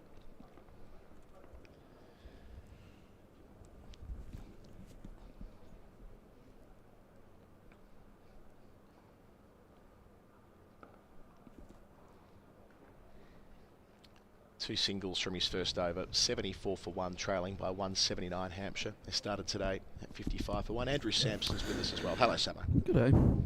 Yes, I've actually been taking a bit longer to look at the runs per wicket by day of the match at the Oval in the last 3 years, which you asked me a few minutes ago, because it makes a very big difference who bats first. So if you go overall, on day 1, it's the average runs per wicket is 33.9. Which goes down to 30.8 on day 2. Right.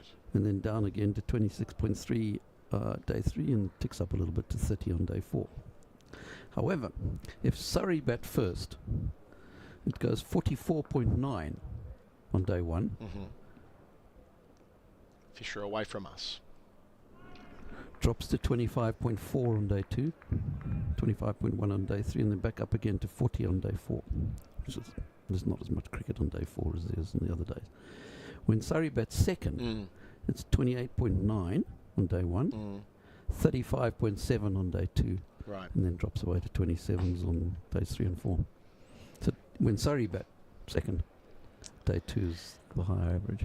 Well, if Hampshire meet the average of runs average per wicket on day 2, they'll have a lead of 1. Yes. By my calculations there, Samo.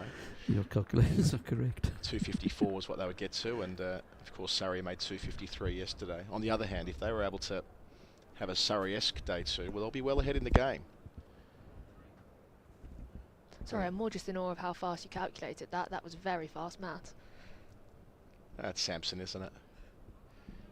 I'm just in his slipstream. That's normally the way, as I've learnt over the years working with the great man.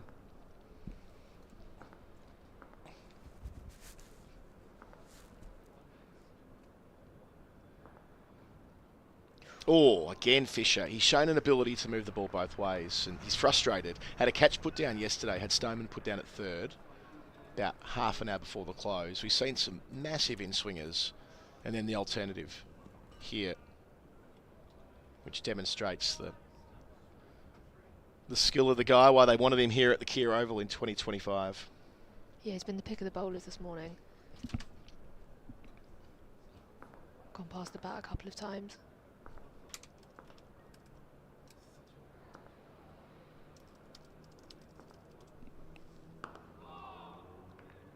Good again. Stumps in play, forcing Stoneman to make a good decision every ball. Fisher, now 27 years of age, played that test match back in 2022, which was an interesting time for England cricket, where they'd just been soundly beaten by Australia. In Australia, it was pretty clear there was going to be a clean out, new captain, new coach, etc., and so it proved. So Fisher got one opportunity there in the Caribbean.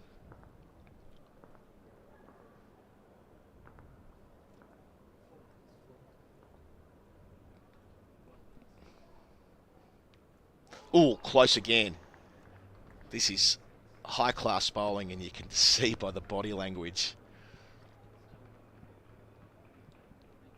the desperation for something, just to break his way. Probably half a stump away there from knocking over the veteran opener.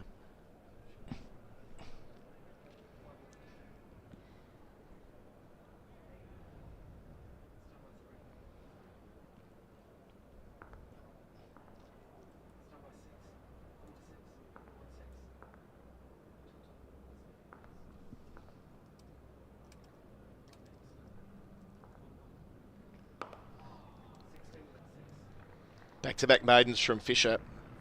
He's got it all going on. 74 for 1.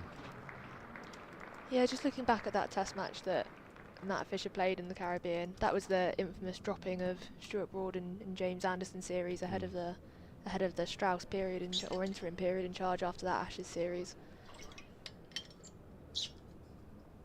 And England going into that series, that was the Saqib Mahmood, Matt Fisher.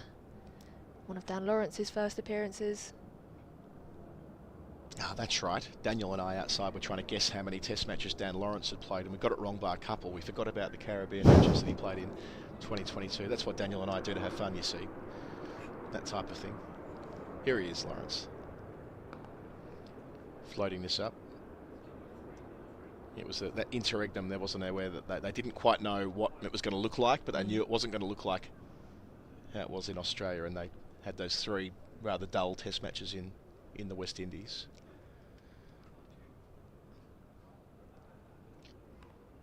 Leg stump line, helped away for 1, maybe 2. Yep, waited well enough to the left of Worrell. But Fisher's end of last season was outstanding. He was Mr. September. 7, 8 and 5 wickets respectively to really make sure that Yorkshire got promoted and got up to Division 1, because it was a tight run thing. There was 5 or 6 teams vying for that second spot after Sussex had wrapped up the top position, the first promotion position. Well worked again out towards the deep point, and knowing that they were going to have to win games, that drawing wouldn't be sufficient. There were so many draws in Division 2 last year, but Yorkshire were able to break away late, and Fisher was integral to that.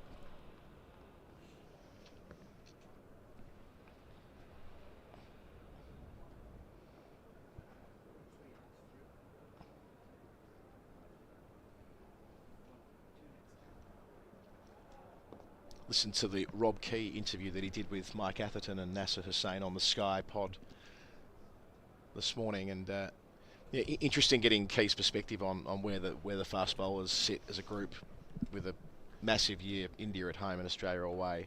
And he didn't say it in as many words, but how it feels like his thinking's evolved from a couple of years ago when he was quite bullish about we just want fast bowlers, right? Like, that was very clear. He was on the record saying they needed to produce quicker bowlers and more of them.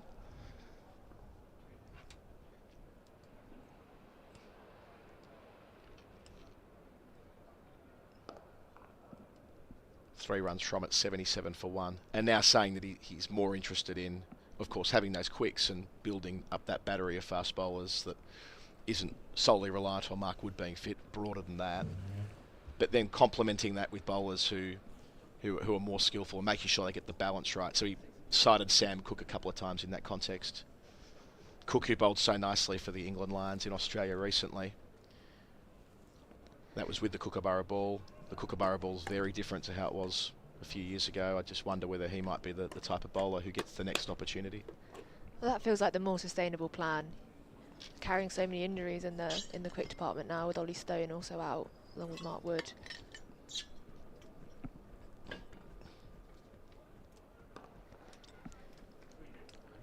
There was an interview with Jason Gillespie recently who made the point about changing pitches in Australia and the changing way the Kookaburra ball is produced, that you need that mix of fast bowlers in Australia. You don't just need quicks who come in and batter down the door all the time. You need that sustainable core of skillful fast bowlers, as well as a couple who can throw it down pretty quickly. Without a doubt, Australian pitches have changed. They've evolved, and I think that's to do with the drop-in pitch technology, which isn't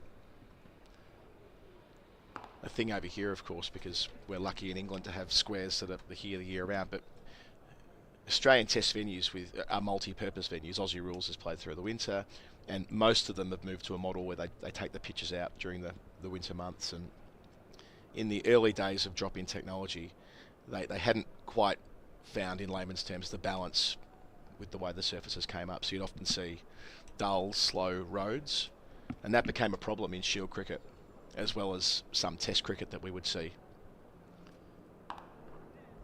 Nicely worked off the back foot. Good punch from Govins.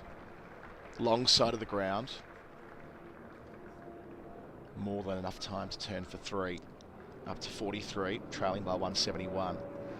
Might be putting you on the spot here with that drop-in technology, but is that about like the water content of pitches or dryness? Or? It's to do with the thing that sits beneath the pitch, and that has... They made a breakthrough with that.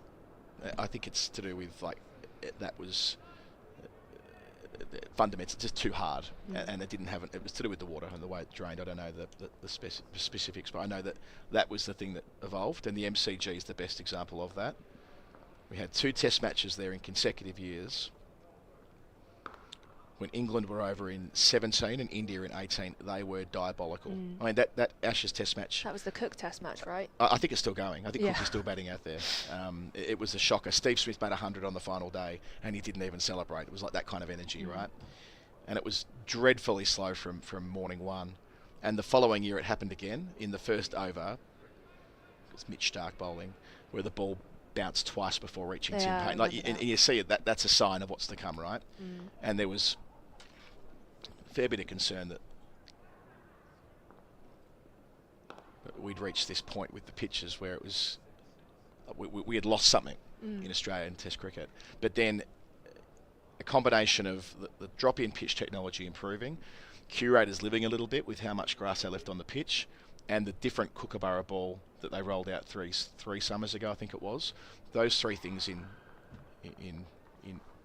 working together, have led towards the average, and Samo will have this, but the average runs per batter in Shield cricket plummeting to the point where batters are saying it's overcorrected the other way. So 6 runs from that over, 83 for 1.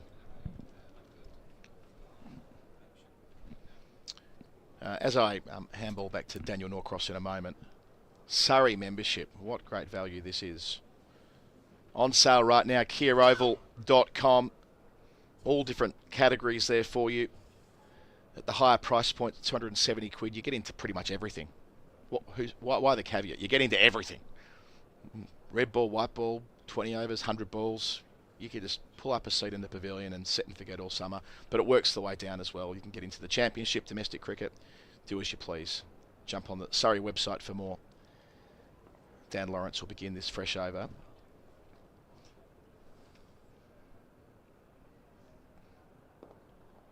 A few further thoughts from Katya, then Daniel will take you through the next half an hour. Yeah, such good value for money, that membership, especially on days like today. Pottering down on a Saturday morning to the Oval. Bright sunlight. Had to retreat from the first row of the press box, Dan. Oh, really? Yeah. It's far, far too hot. Is it fierce out there? Awful. Just, I mean, brilliant. Yeah. But you're not quite warmed up yet. You're No. not expecting this in April. No. I know what you mean. I've got a rather forgiving rota today. I think I'm going to take out some time with some rays. Now this could be tight. Oh. Now that was a very tight run indeed. Interested to see if a direct hit might have brought the first breakthrough of the day. Let's take a look.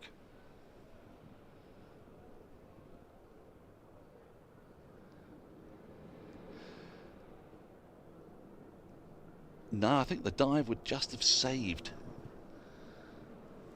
Gubbins there, but it was a very tight run when you got a leg slip. It's almost like perhaps forgot the existence of the leg slip. Bit of a change of energy today as well. Some urgency. Feels like it's going to be a long old slog. It does rather, doesn't it? 29 runs have come in 16 and a half overs so far this morning. Hampshire just trying to build this platform. Hope to bat Surrey out of the game. Long way to go for that to happen, of course.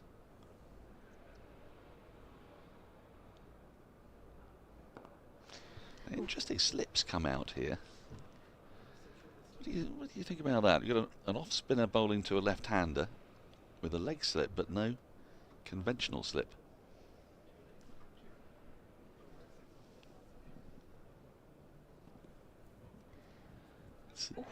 Oh, now has he got him? Umpire says no, that's come off the pad. So you can see what Lawrence is bowling for here. He's bowling very straight, almost veering towards the pads of Gubbins. Yeah, I think Lawrence has answered your previous question for you. That's the plan.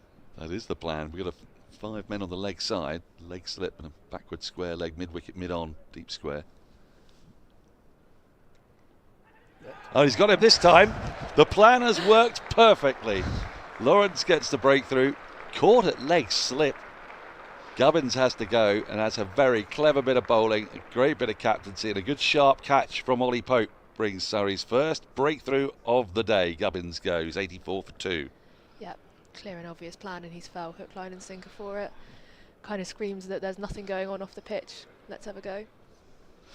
So Surrey wickets are brought to you by C&C Insurance Brokers. The first time we've been able to show you that graphic today. Yep, it suggests there's not a great deal of turn in the pitch, but Nick Gubbins is going to be moderately furious at that, isn't he? It feels like a soft dismissal to go that way.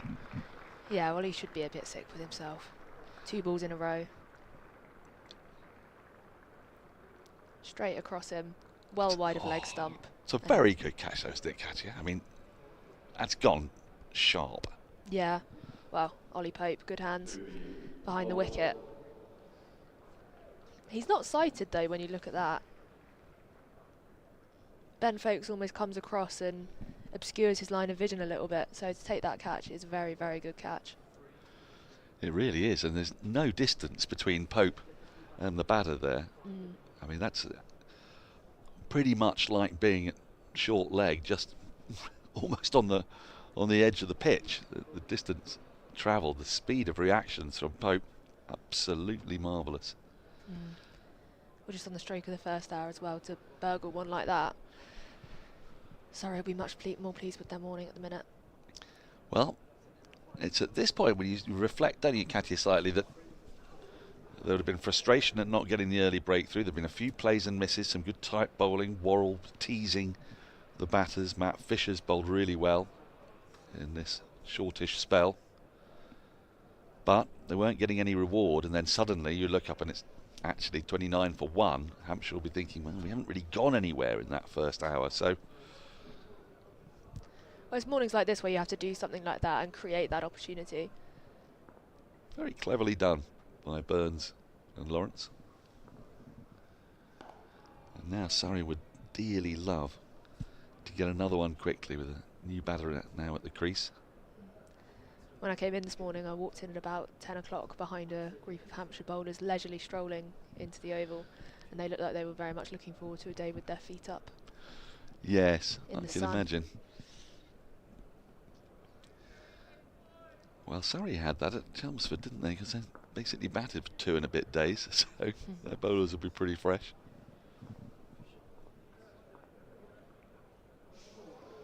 He's played inside the line of that, Stoneman. Definitely not a play and miss, just tucked his bat inside. But Fisher's bowled well in this spell. He's bowled mostly straight, and then the occasional ball just a little bit wider. He, as I said earlier, he'd been the pick of the bowlers, but he's bowled very tightly.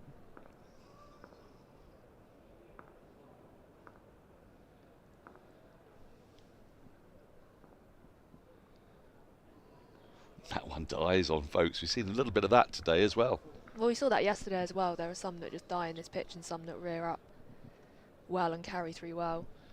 And we've seen that a bit with Fisher this morning, that occasionally they're just dying in the surface a little bit. There are none so far that have died that have gone on straight. No. So at the moment the batters won't be too perturbed. That's happening sort of outside the line of the stumps. If one of those were to keep low and keep coming in, it would be a handful.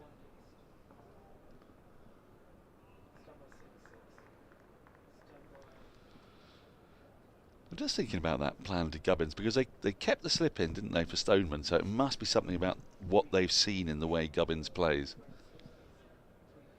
It's quite rare for a plan that's so naked to come off like that so quickly. Well, I think the quickness is the thing about it, right? Because you can have an obvious plan that everyone in the ground can see, but to nearly go into Ollie Pope's hands the ball before and then actually do the ball after, slightly embarrassing. Yes, I mean, you're still going to give credit to the bowler and the skipper, haven't you, and indeed the fielder for that sharp catch. But if you're Gubbins, you're thinking, oh, come on. Done all the hard work, got through the first hour. All that denial, that's the thing. But also he was there, so Stoneman's put on, what, eight runs this morning in the first hour and 10 minutes, and Gubbins had put on about 20, I think, in the first hour. So he was the one, not that the scoring rate was particularly advancing, but he was the one kind of doing the more bulk of the run scoring as well.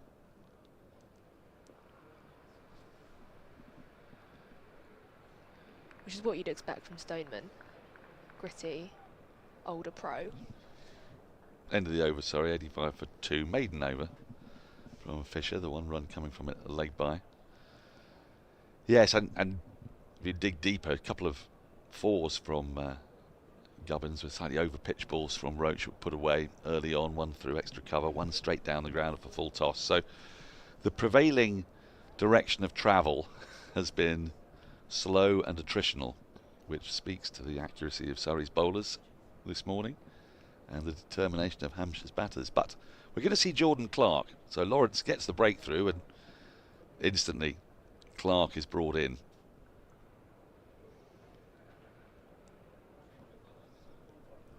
Our change of bowlers sponsored by SSE Energy Solutions, who also sponsor the stand away to our left next to the pavilion as we're looking at it from the Vauxhall end. Which are towered over by the new floodlights here at Keir Oval, in the shape of the 3 feathers.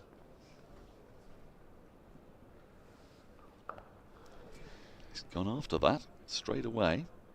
I don't think Clark will be too displeased to see that. He's got a man out for the hook and he's got a long leg as well, and he gets to bowl at the new batter, Albert.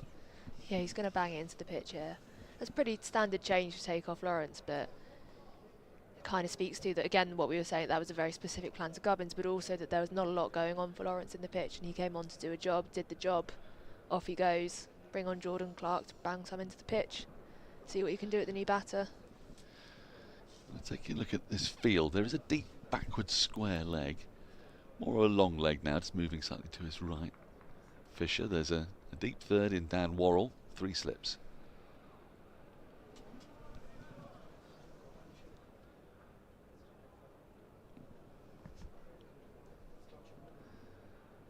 So Rory Burns will come at the new batter,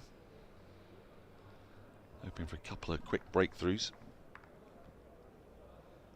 Surrey's lineup here last year, that often had 5 seam bowling options. In theory, they sort of do with Ryan Patel as well, but somebody's more likely to come in, late afternoon, give other bowlers a rest, in the lead up to a new ball, perhaps. Whereas last year, we found with, say, Atkinson, Laws, Sean Abbott, of course, was a way of balancing it, because some of those quicker bowlers also could contribute quite heavily with the bat. But Surrey have gone in with sort of 7 frontline batters, with Patel at 7. Well, I guess it's also a marker of, early season last year. Not completely clear how much they could rely on Lawrence to bowl.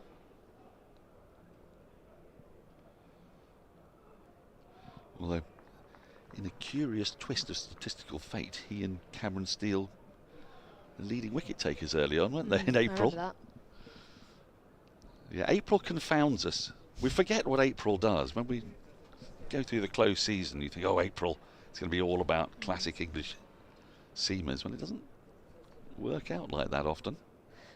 I was saying to Colo as well, it also comes into the different period for the Kookaburra last year as well, and slightly different weather conditions in April. Yep. Oh, beats him. An authentic play and miss. Just the right spot, that, from Jordan Clark. He started up nicely today.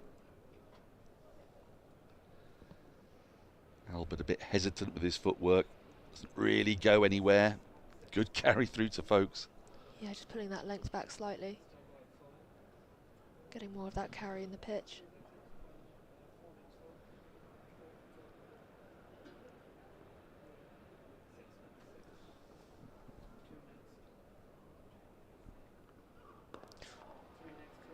That's a fuller one. Yeah, it's a good over, that. From Jordan Clark. 35 gone. So 19 overs have been bowled this morning. Over rate's pretty decent in an hour and a quarter. Be happy with that. Now, is this a return of Dan Worrell? Fisher's bowled a great spell there without any reward, but the sight of a new batter brings Dan Worrell back into the attack. He bowled 3 overs in his spell this morning.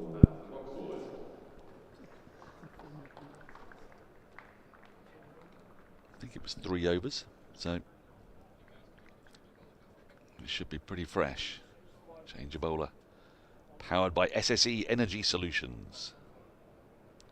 Yeah, fairly lengthy spell from Matt Fisher as well. Deserves a bit of a rest. Bring the senior man back on. Now, is he going to come around the wicket? He's got leg slip in place. He did bowl around the wicket. The 2 left-handers at the back end of that 3 over spell. It was 3, yes. It was 3? It was 3. Thank you. 2 slips and a leg slip in place.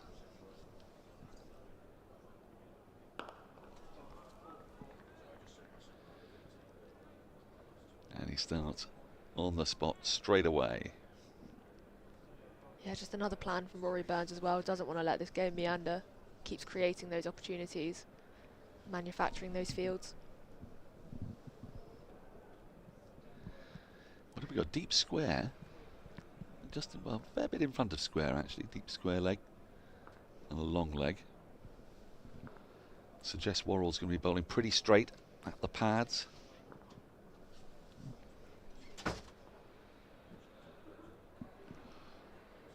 There can't be another catch to leg slip catch, surely. No, he's definitely pushing it across him. It was a very profitable fielding position in the 1950s when Surrey had their last massive stretch of 7 championship wins. And I was talking to Doug Insole about it, because I couldn't quite understand. I know it may look like I was around in the 50s, but I can assure you I wasn't. Why so many people were taken called it leg slip and short leg in the 50s. Mickey Stewart fielding round the corner, Tony Locke.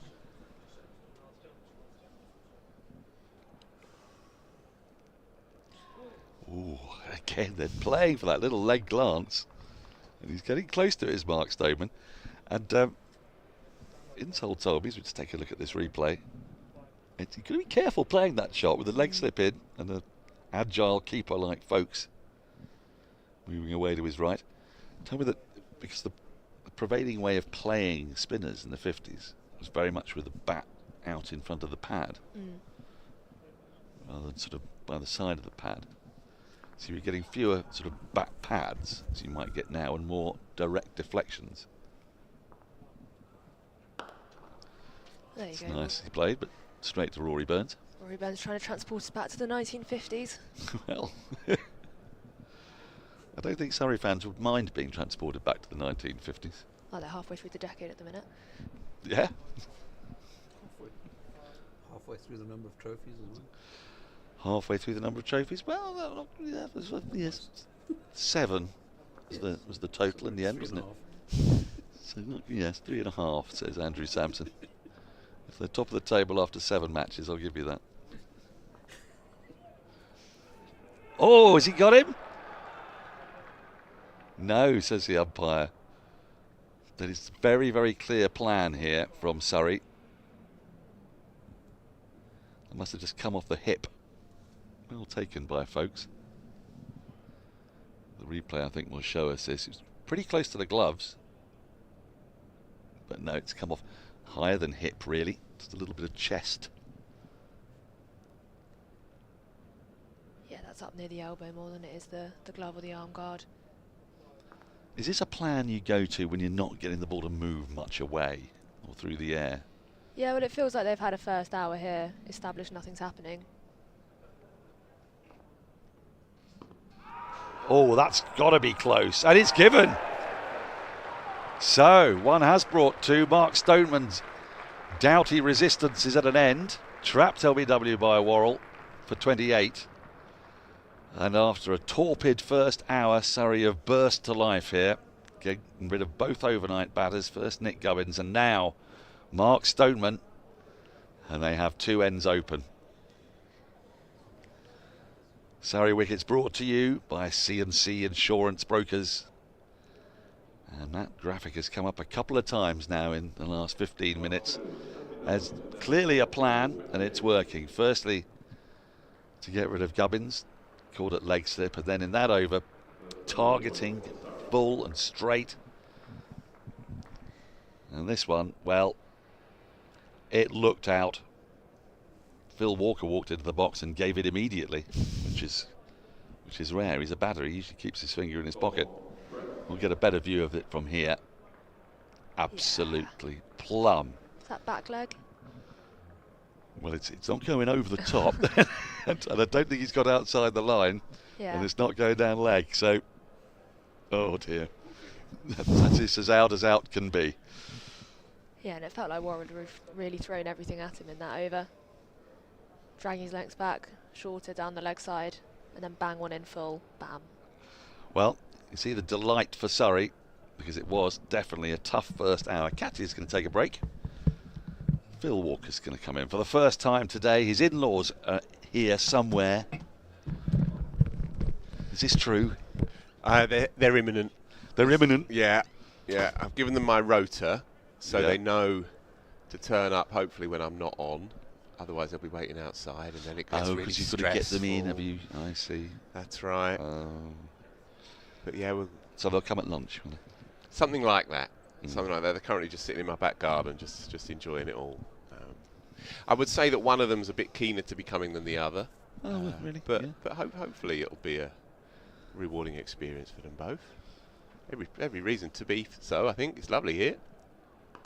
Well, they could be watching a very interesting tussle, because Hampshire, yes, they defied Surrey for that first hour. There were a few plays and misses, a little bit of variable bounce, but for the most part, Hampshire weathered that early storm, but then 2 wickets in quick succession. Tom Prest now joining Albert at the crease, and Surrey have got 2 new batters to bowl at.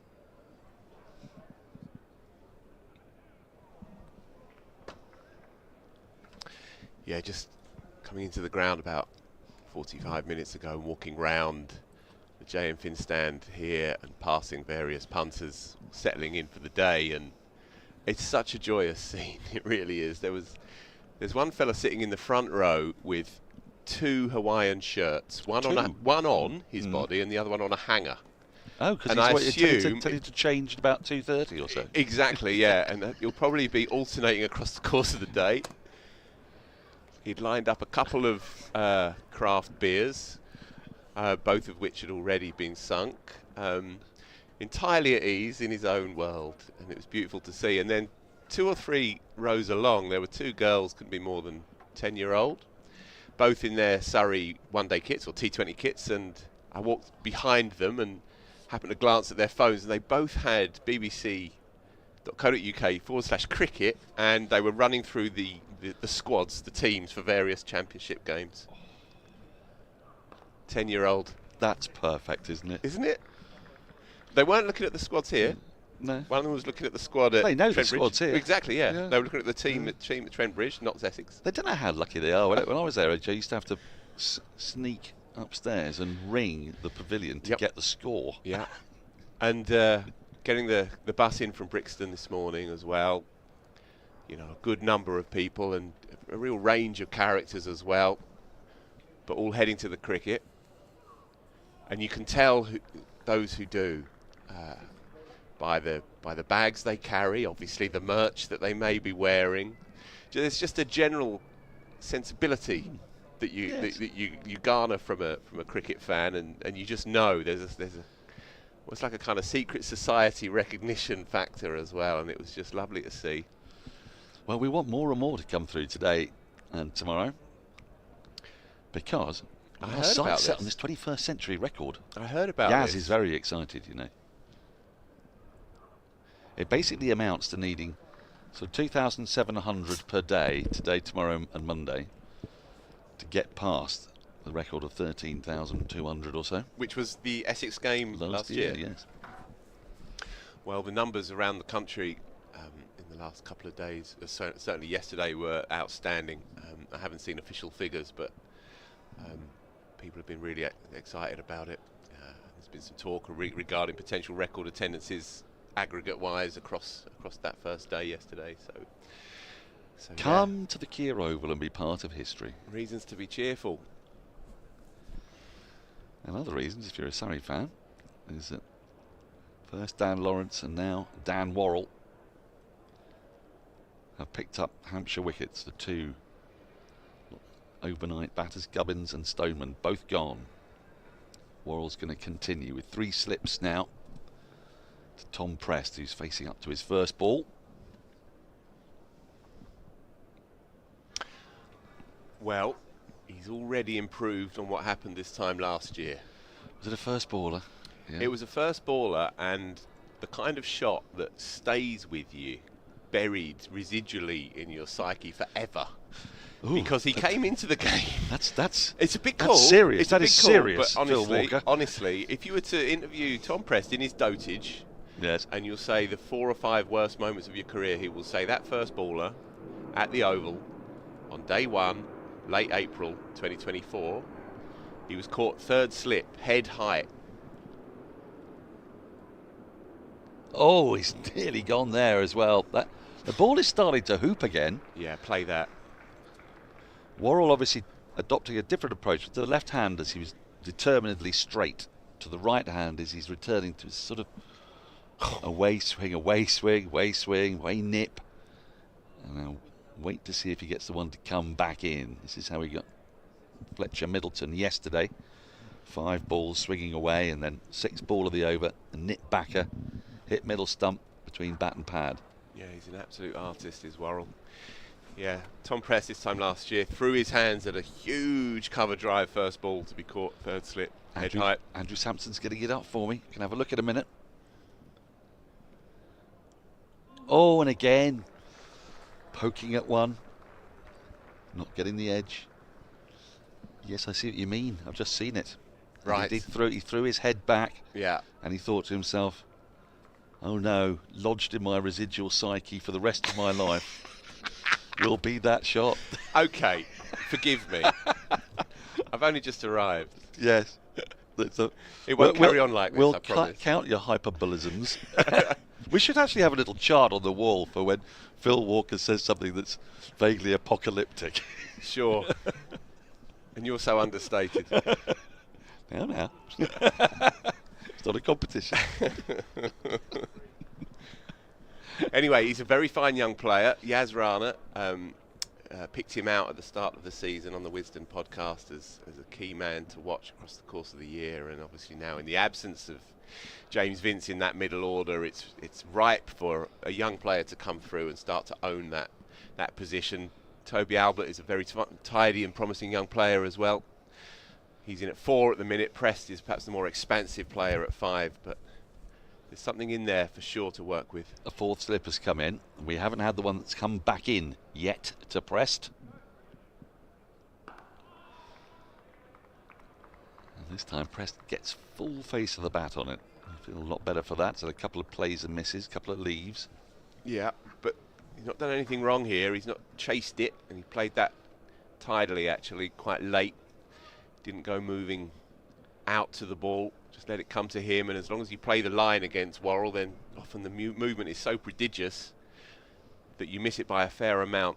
He's doing everything he can here.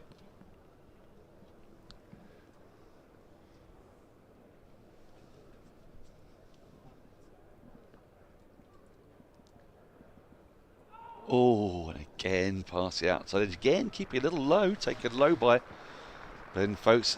Fine over, a maiden, a testing over for Tom Prest.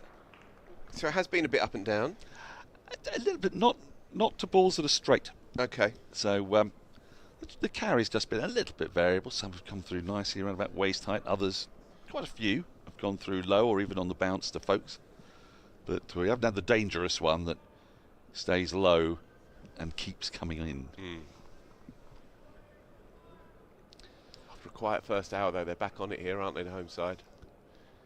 3 down for 86, game in the balance. That's a good diving stop from the skipper. It's just creating this sense of suffocation because we're an hour and 29 minutes, or an hour and a half into the day's play. 22 overs have been bowled, just 31 runs added. Yeah, so that's why I don't think Surrey would have been too concerned, albeit it was quite a torpid, as you said, opening hour, but Hampshire didn't get close to getting away from them, and so they know that they always create chances here. Oh, just died on him. Just in front of Sibley at first slip. We've seen a few not carry to the slips.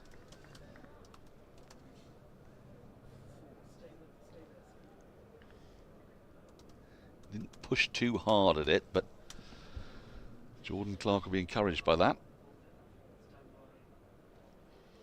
Both players still on naught.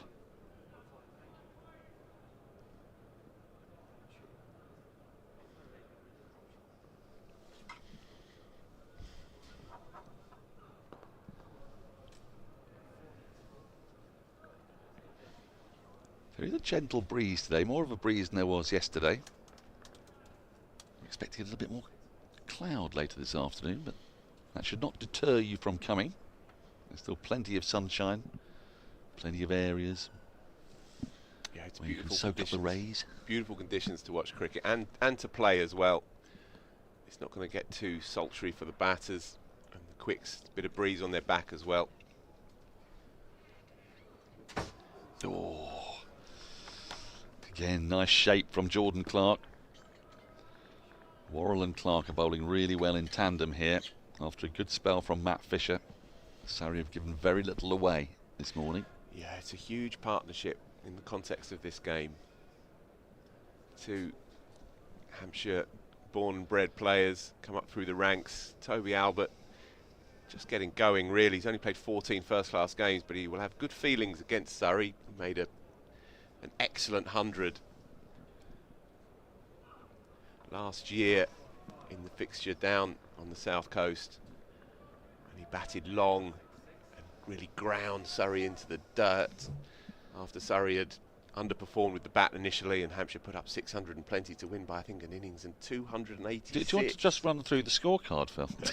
Not at all.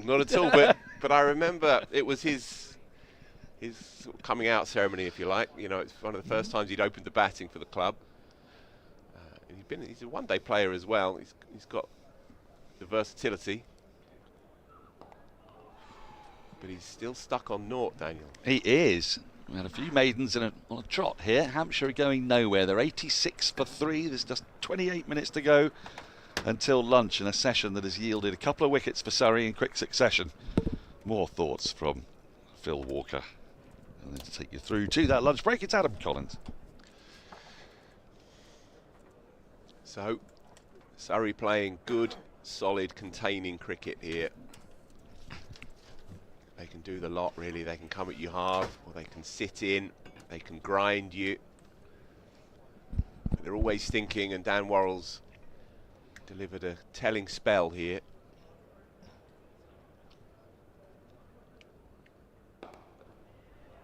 Shot. Pressed off the mark with a checked on drive. Return for a third. When I jumped off comms half an hour ago, I thought they'd gotten through the toughest part of the morning. You know, like that spell from Fisher was dynamic and ball was moving both ways, and just felt like Stoneman and Gubbins had got to safe harbour. But the nature of Surrey's bowling attack is they're just all over you. And one error, Gubbins caught round the corner. Game feels in balance again 20 minutes later. Yeah, it's a good catch as well. Yeah, really good catch. Hard spot, leg slip. It's increasingly a specialist spot in Test cricket, isn't it, where you've got your designated leg slip. But again, it was good thinking, good plans, because Dan Lawrence is not a conventional off-break bowler, not only aesthetically, but also in how he sends it down. And he has the, if you like, the other one that goes on with the arm. He bowls a few leggers in one-day cricket as well. And that angle, right arm round to the left-hander with a leg slip, looks odd until you consider that he's not a conventional off-break bowler, and it made a lot of sense. Almost picked him up the ball before.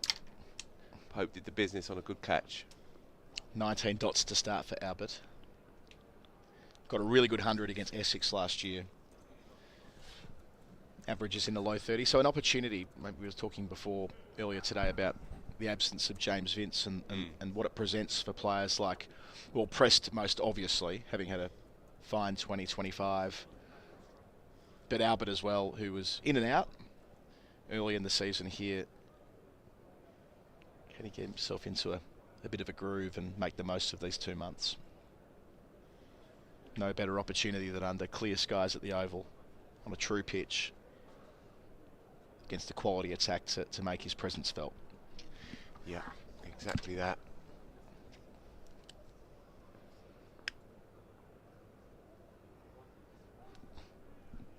Yeah, as I was just saying, Adam, before you joined us, the corresponding fixture last year with that mad result, Hampshire winning by an innings and 286. He made 114, Toby Albert, up top in 369 minutes from 305 balls.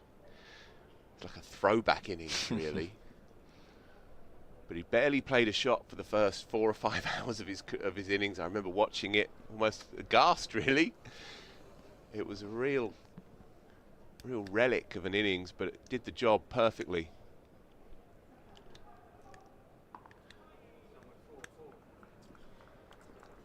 He's away. Yep, the mark from his 22nd ball. That'll feel good.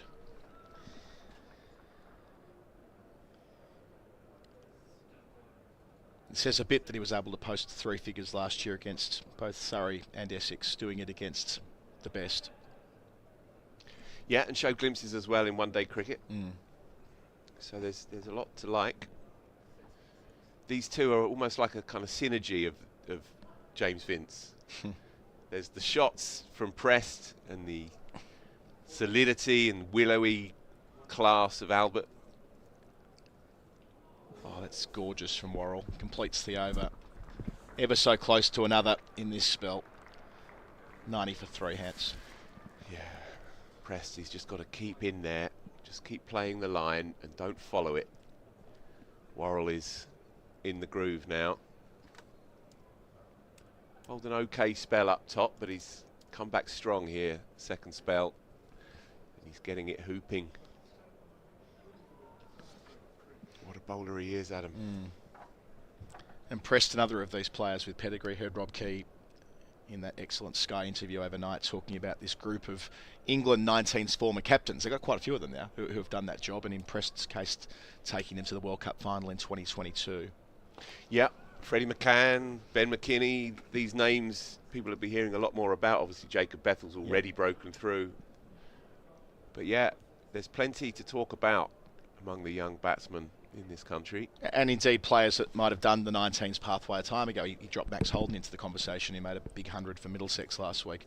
But that's still seen as like the definitive finishing school. Yeah. Getting to that underage side. And in Prest's case. Yeah, well, he's got all the shots. There's no doubt about that. Made a good, sparky 50 to win that game last week as well against Hampshire. Yorkshire. Sweat up. So Clark frugal as ever into his 8th over, conceding just 12 runs last year, as it was the year before and the year before and the year before, able to be used as a holding option, but he's far better than that. Often took the new ball last year. Averaged 21 and 25 the last 2 years. When you throw some runs in there as well, and the fact that he's seemingly never unfit, always ready to go. Yeah, he collected a century and a session in this fixture last year, didn't he? Yeah. Down the list, he was able to punish Hampshire and give them a big enough buffer that saw Surrey win by an innings and 11 runs. That was largely due to Clark. Wickets on the first day there as well. Yep. Stranger things have happened in this game than Jordan Clark getting a test cap this year. He's tall, sharp, hits the pitch hard, reliable, can bat.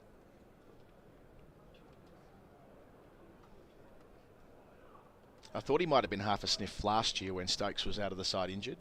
Just kind of felt like when this is when Pope came to captain. That is, like, I thought, well, if they're going to go with a configuration that they feel comfortable with, having an all-rounder at 6 or 7, then if it's not Stokes, then who is it? But in the end, they went the other way and went a more air quotes conventional setup with the top 6, and well, conventional to an extent. Dan Lawrence was opening at one point. I think his strength is part of his appeal. You know, he has a kind of Overton-like quality, right? But you know that he's going to be there week after week after week. Just the perfect stuff from Clark. The ever reliable. Surrey have gone bang, bang, bang just when they needed to on morning 2. And predictably Clark in that channel. And into the cordon it goes. Albert falls for 1. 90 for 4. Yeah, it was a painful innings really for Toby Albert. Never got going at all. Shotless, although there wasn't much to feed upon. Didn't do much wrong. Played the line, but it's gone late.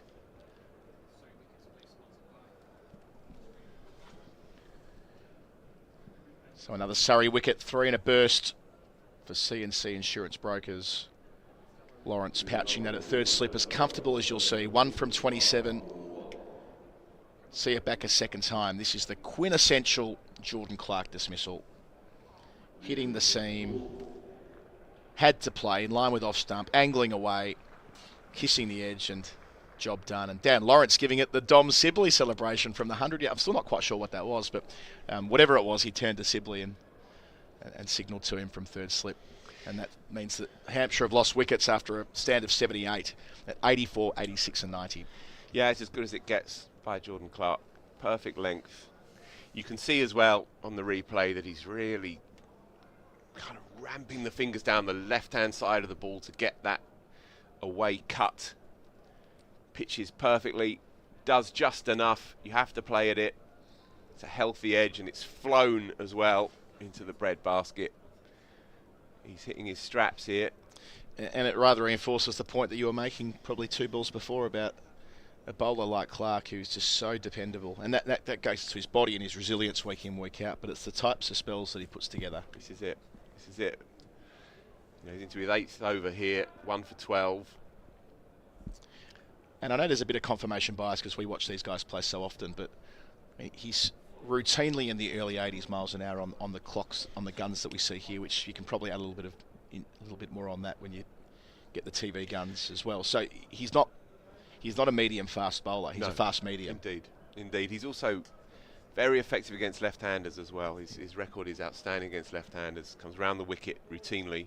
Dawson crucial at 6.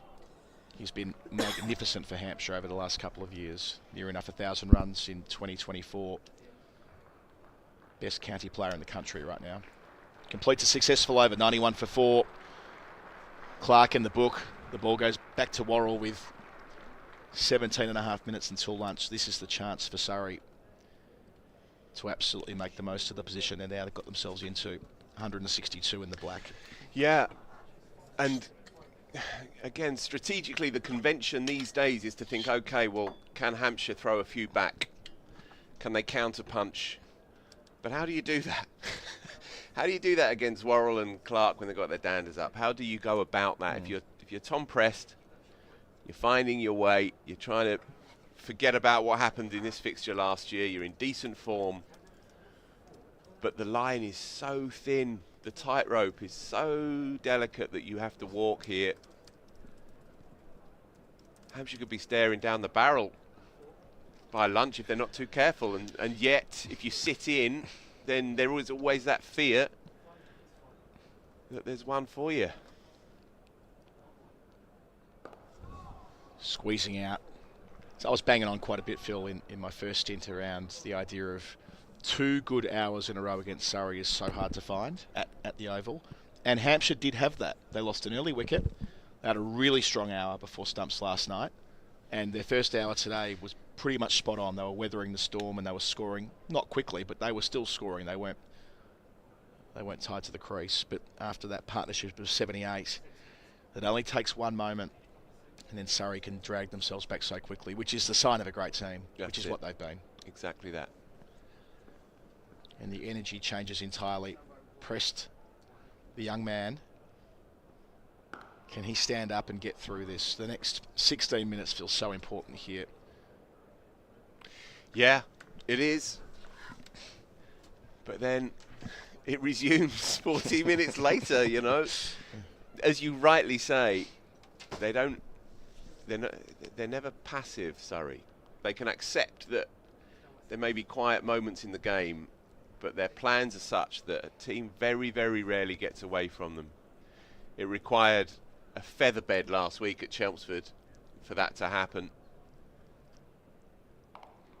And in the end, Surrey got away with a draw relatively comfortably. I watched most of that game and was there for much of it as well. But yeah, on a pitch such as this, beautifully curated as ever, which gives you a bit of this and a bit of that. You can make runs, you can get movement. It takes a bit of turn towards the end. On a pitch like this, you are always staring at that counter assault that Surrey are capable of throwing at you at any point. You're never ever on top of the game against them here. They've lost once in 5 years. And Worrell, who beats the bat there with a classic Worrell delivery. He's fresh. He didn't play at Chelmsford last week. Whether that was by design or otherwise, it's a bit unclear. But the point is that what you've got in front of you right now is a guy who's first bowl of the year, at the end that he loves bowling from. Yep. With everything nicely in sync, having taken 55 wickets at 16 or something absurd last year, at the peak of his powers, and whisper it, as of 12 days ago, I believe, eligible for England. I think it was 1st of April when he officially clocked into that world, if that's your way of seeing it. I don't feel like that's as big of a talking point as it might have been a year ago, but nevertheless, Rob Key has spoken to Worrell's prospects when interviewed late last season. So, and you've spoken to Worrell himself? Yeah, I mean, I think that anyone who's interviewed him, he's not. It's not like he's knocking it back as a concept. He's also not saying. He's also not sort of giving the types of quotes that lead you to believe that he's going to live or die by whether he plays for England. It's not that kind of vibe. I don't want to overplay it, but there is a window if he can continue to be Dan Worrell for another couple of months ahead of that India series. I think he's dealing with it very, very coolly indeed. He said to Mel Farrell for a piece for Wisden Cricket Monthly a couple of months ago, he just said, if they need me to roll a few out, they know where I am. Great line. True enough. 92 for 4. Samo. Well, it's been pretty quiet all morning, just 37 in 26 overs now. But the last 10 have been just 9 runs. That's the squeeze. And the 3 wickets, of course. Yep, the Surrey squeeze. 3 for 9 from 10 overs, just when they needed it. As you'll see here on the card, Gubbins and Stoneman batted very nicely together, the Southpaws, adding 78, but different vibes now entirely as Clark continues from the pavilion end with a stack cordon. Misfield there at mid-wicket.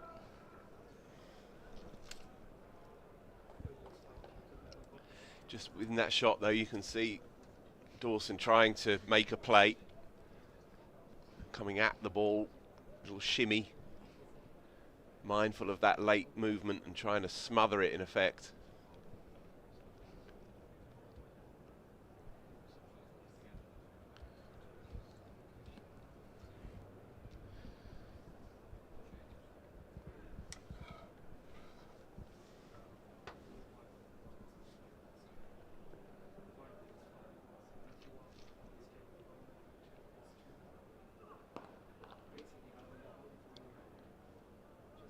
So Preston Dawson, the two right-handers. Dawson, for his part, averaging right on 60 last season. 300s, nearly 1,000 runs. A couple of 20s last week, one unbeaten in the chase. Yeah, the numbers speak for themselves. And talking of Rob Key, he's been at pains to mention Dawson's name whenever it's come up. Whenever that question, that slightly curious reality that he's not really played under this regime.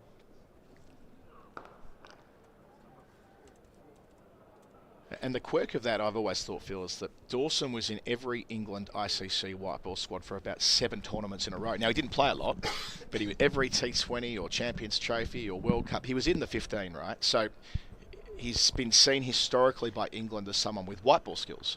And in the last 3 years, they've clearly had a inclination to pick more aggressive cricketers who have that white ball skill set too. Which is why it's kind of quirky that he played his test cricket in a more conservative regime back in 2018. Yep. It's hard to explain. Perhaps this obsession with release points plays its part, that he's a more kind of pugnacious spinner than Jack Leach, who's got maybe 3 or 4 inches on him, and obviously Shoaib Bashir, who's enduring his own challenges at the moment. But I think the field is wide open, and I think he's squarely in their thoughts. He has to be. And you know, as you say, Adam, leaning on your previous career, it's a sign of strength as a leader to acknowledge that you may have made a mistake or two. And Liam Dawson's credentials are such that he must be squarely in the conversation, and it would be impressive, I think, if they were to turn around and say, okay, we haven't done this quite right, but now is his time for us. The question is whether he would accept it. Oh, clears third slip, runs away for 4.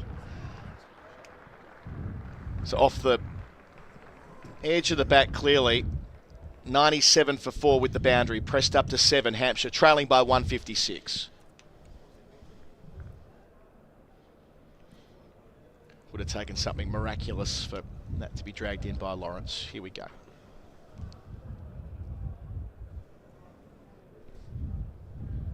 Surrey membership, Phil. Yeah. Big push today. So 20 quid for under 16s? Yep. 73 quid for 16s to 21s. Is that right? There's a middle tier one there as well, where I think it's £187 for the one that gets you into everything here at the Oval. Well, with some limited exceptions, everything here at the Oval. It's great value if whether you live close to the Oval or otherwise. Given how central we are, like I don't live anywhere near the Oval, but it's my nearest test venue. I live, I think, 4 miles from Lords. It's still quicker to get here, other side of the river, due to the transport links and so on. So if you love your professional cricket, this is the place to tuck in throughout 2025. Get a Surrey membership.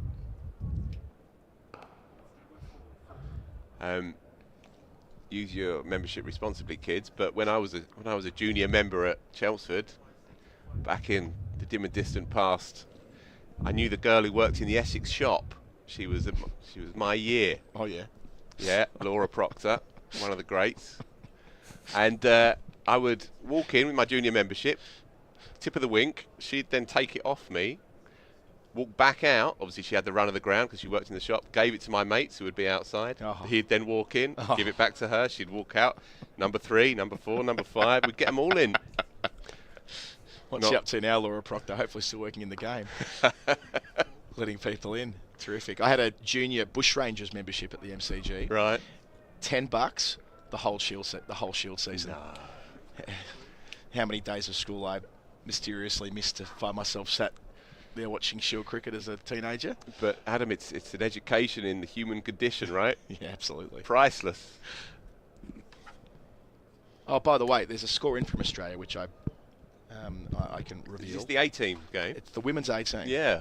Some interesting analysis in this. I'll just run through it in a moment. So this is an unofficial test being played at Sydney, England's women, against Australia A. England Day. So this is being played at the new Silverwater ground, which I'm not sure if you're aware, Phil, but this is where the high security prison is. Oh, right. And they've dumped the New South Wales cricket ground. Don't want to say next door, but near enough to it. Right. Amazing. Yeah. There's a great song written by Earthboy, which is about a prison escape where they flew a helicopter into that prison and dragged someone out of there. Anyway. We'll play it at lunch. Yeah. So Australia A, 315 for 7 at the close, 100 over days in women's multi-day cricket. Worrell just probing there over the top of the off stump, left on length by Dawson. So for Australia A, a few half centuries in there. Charlie Knott, the captain, she's class. She'll be playing in the national team soon enough. So will Nicole Fulton, the keeper. 52 for her, and Rachel Tenement, 77 top scoring. For England, though, and a name that many will know well, Izzy Wong opening the bowling, playing her first red ball game in a long, long time. 21 overs, 5 maidens, 4 for 57. So great news for English cricket that Izzy Wong is back fit, firing, and presumably quick as well. That was always her point of difference, that extra yard that Wong enjoyed. So spent some time in the wilderness, you could say, last couple of years as far as England stuff's concerned. But Izzy Wong back in business with the A-team. Yeah, worked on a few things technically. She had an auspicious run a couple of years back, having burst onto the scene. Ben Foakes may have done himself a mischief here, Adam. Well, you see, that ball from Worrell was let go wide of the crease, like way wide of the crease. It was that tempter you sometimes see from him, where he's bowling it intentionally on about the 8th stump line, which is rare for him, but he's trying to induce a false strike.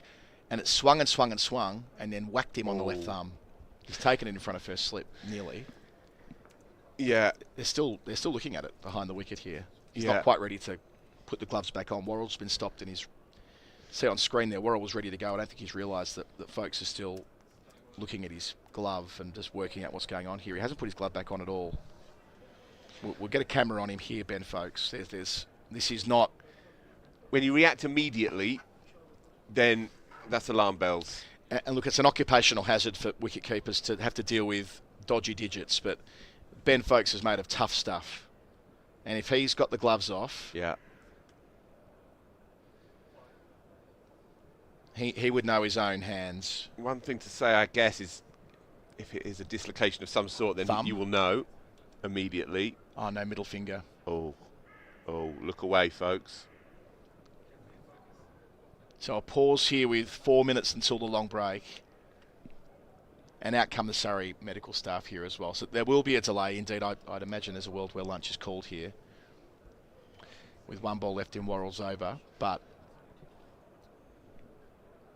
if this is anything more than magic spray, we'll see.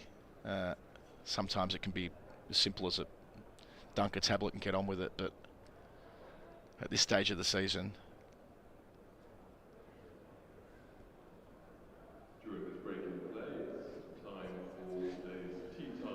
yeah, umpires have got together for a ramble. The smart move, I guess. Well, there's still 4 minutes to go.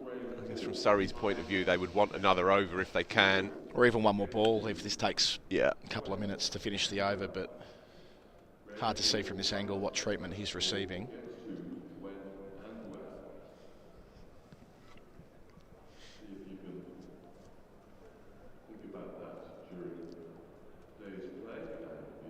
That's a good sign, walking back to his post.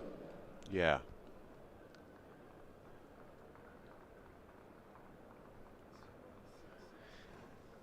If it is a problem, of course, they've got two international wicket keepers grazing in the outfield. So that quirk of things that the England incumbent wicket keeper and the bloke that kept in the most recent test for England are both there in the cordon. Yeah, useful. So I'll just say here before we get towards lunch, there's a documentary been made on the 2024 Surrey Championship season, a three-peat. The first 3 parts of that doco are going to be played out at lunch. A 3-part on the three-peat. Yeah, that's the one. Yeah, I've seen the first couple. They're a good watch.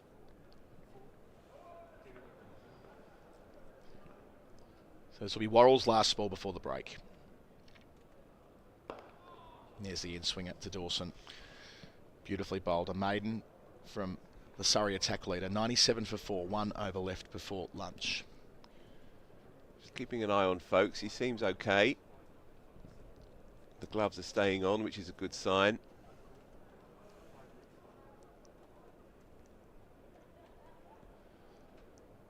And it will be Jordan Clark to see us through to lunch now.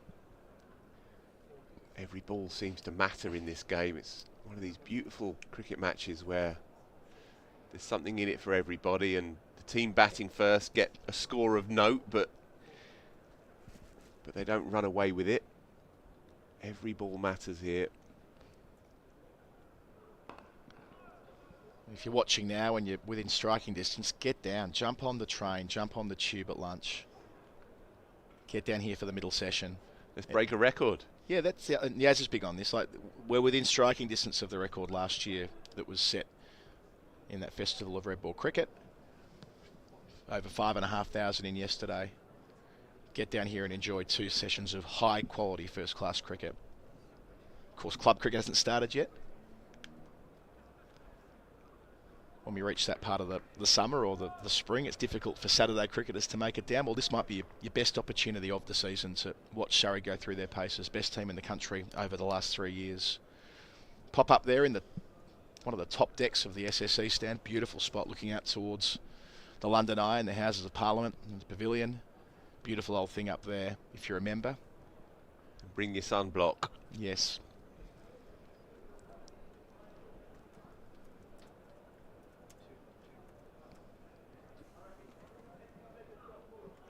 Again from Clark.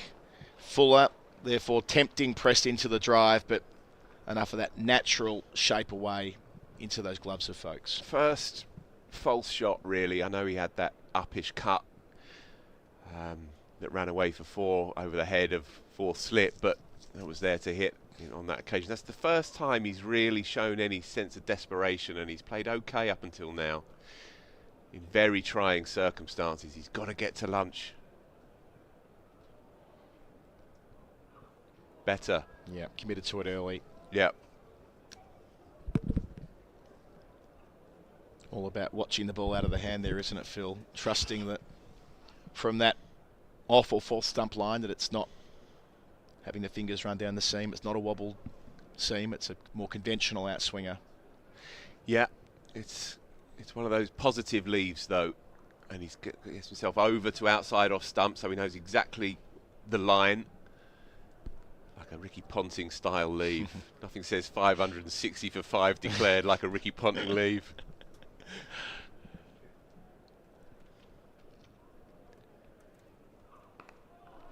and that's good. Played it late. Under his eyes, soft hands. So this game within a game, 1 ball until lunch.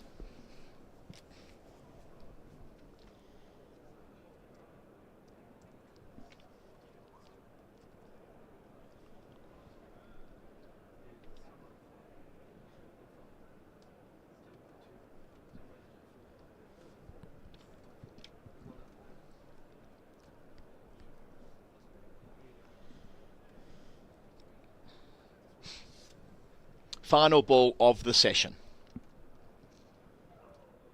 Oh, tempted again. Bad shot to finish. Gets away with it.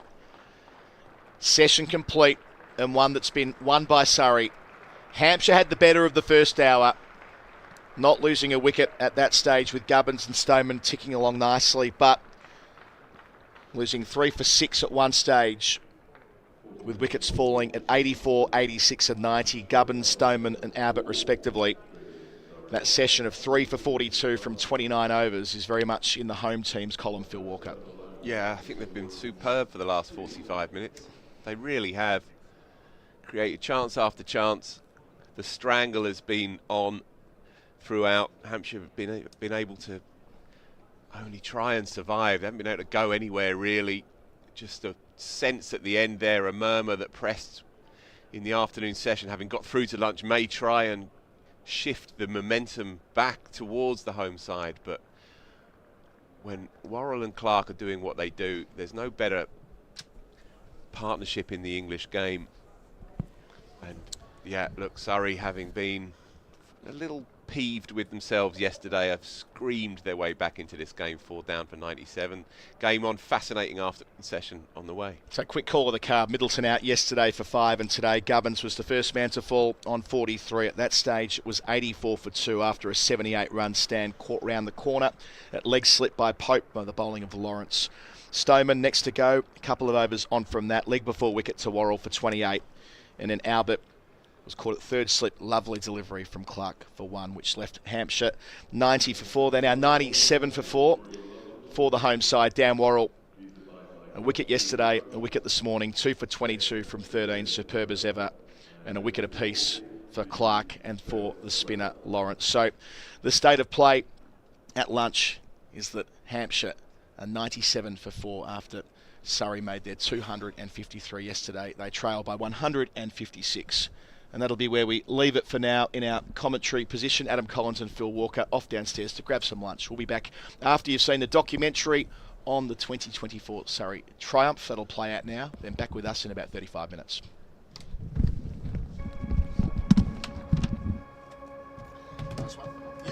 Very proud of the 24 season. Even more so probably than the 23 and the 22 season and the 18 season.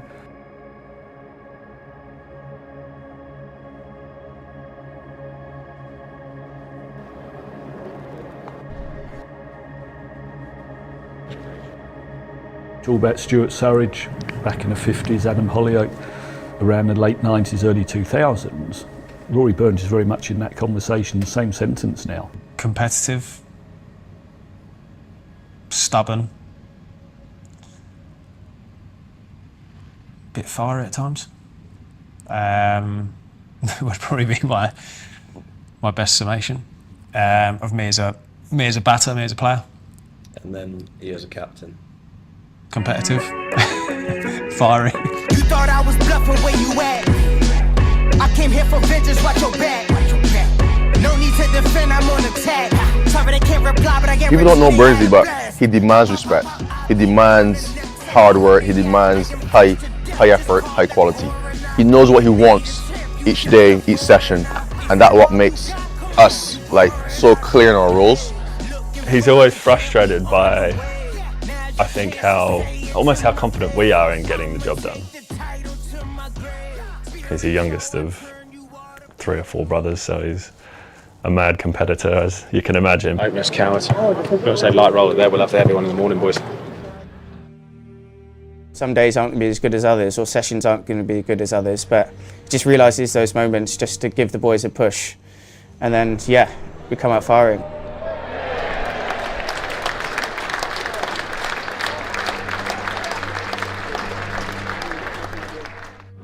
Yours will be easier than mine.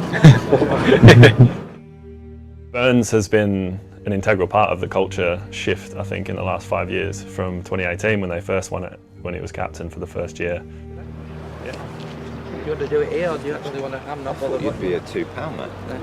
Too heavy, that, isn't it? Or fine. He went from being a great leader and a great player to just being almost like the figurehead. Don't think I've got a great tossing record. I mean, last year, I don't know what it was remarkably skewed the other way. This is coming out not flushes. Well, I've won more than I have in 2 years. Who won that, Mr. Skipper? Me. I'm back. It's Red Bull. I'm at peace, lads. I'm at peace. Yeah. It's because I'm back at peace. One thing is he had respect as soon as he took on the role, when we gave him the role in 2018. He was still learning, but he's always had the respect of that dressing room. He's a man of few words, but when he speaks, you listen. He's also tough. You know, that is a thing. So when he has something to say or needs to get a point across, good or bad, he doesn't shirk it. Burnsy and Sibs both had brilliant years this year. It is very hard opening the batting in general, but at the Oval it's been tough work in the first innings. I think also we get on well, so it's, you know, we're good mates, and yeah, I enjoy seeing him do well, and hopefully he enjoys seeing me do well. To have two test openers as well, we do definitely take it for granted. They're the foundations to what we're achieving with the bat. You're asking bowlers, if you're rotating strike, to change from bowling at 6'5" and 5'9" and left right hand. So I think that's the easiest place to begin the sort of complementing. And then, as I said, like that grows into actually how we are as people out in the middle. The fact that we're pretty relaxed and keep each other going that way. And then we're both guys that like scoring runs, and we like helping each other do that. And their styles and methods at times are different, but they complement each other well. Dom Sibley as well, who just churn runs as he does throughout the year. He's coming back for a second, and there it is. It's obviously nice, in a game that's been played in Thorpe's name, to go and produce that. It's obviously very pleasing. He's obviously had a pretty big effect on my career. I remember one point during that knock where I think one of their young lads started trying to bowl bumpers for a period. And I actually thought of Thorpe at the time, but I was just like, there's either two ways you do this. Either you have a bit where you ride it out and those sort of things and try and make them bowl somewhere else, or you bite down the gum shield and you go for it. And I just thought, for whatever reason that day, I thought I was moving really well, I like how I'm doing it. So I was like, well, I'm going to bite down the gum shield and basically put a load of pressure back on it.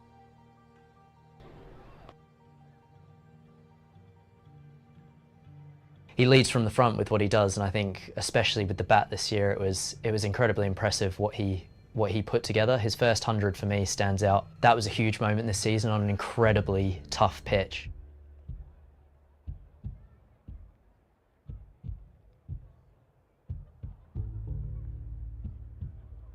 Ultimately, he's a fantastic leader, and his conviction in his ideas is why we've been so successful.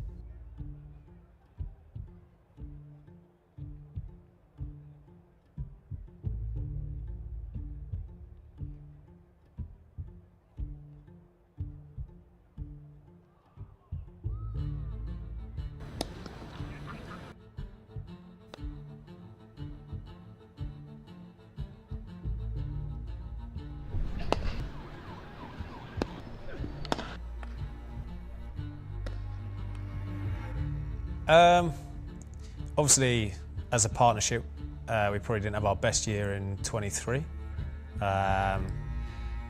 So 24, we kind of knew it was. I mean, I don't think it's something that we actually really spoke about as a pair, but we both sort of had that focus of, we knew that we needed to get the lads off to better starts and what that would hopefully bring us down the line. So yeah, I think it was both a sort of an individual responsibility from both of us, and then it just sort of translated into how we go about it out in the middle.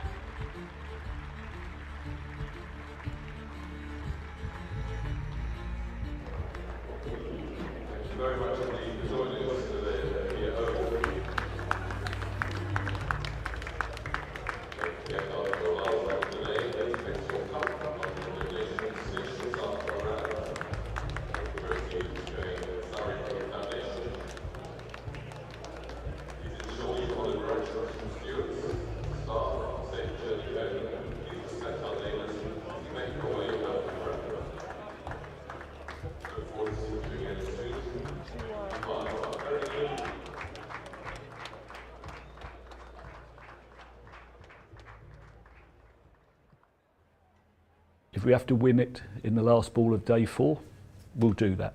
Other games are on fast forward and they're over in 2 and a bit days. A lot of that's the quality of our bowling attack.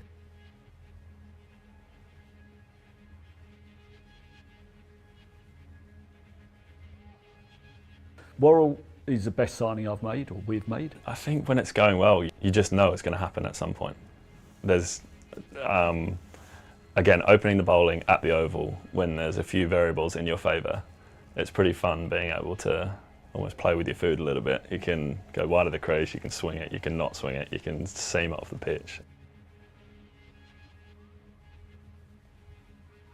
I think the main thing for me since getting to Surrey is just having my bad day being as close as possible to my best day. Worrell-Clark partnership is as good as there is, and as good as there has been in county cricket for a long, long time. Just with an older, experienced bowling attack, it's you can kind of feel your way through games a bit easier as you get older. There's a lot more variables that early in your career are difficult to manage or to work around.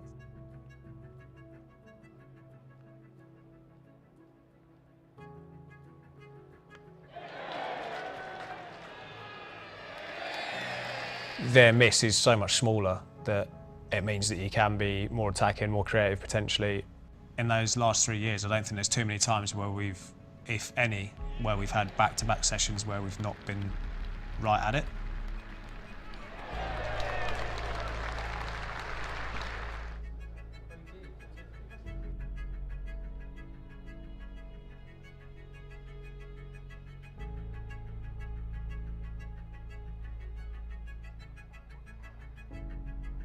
The Essex game here, where we were behind and then got ourselves into a position of ultimately winning the game, and there was a partnership. And I remember just that feeling of like the lads, we got 5 wickets maybe quite quickly, and we thought we were close to cracking it, and there was almost that expectancy, and then all of a sudden the partnership came together and our energy sort of dropped, our intensity dropped. That looked slightly different in the dressing rooms, where obviously, Essex are right out there in the title race as well. Very good team. And it's almost like if we get this over the line, this is a massive feather in our cap. Get this right, get our heads together, get our intensity back to how we want, get our energy back to how we want. And I think we literally came back out noisy bowled. Yeah, to contribute after being out of the game for a while to win, especially a big win against one of the better teams in the country, it was a really, really nice feeling.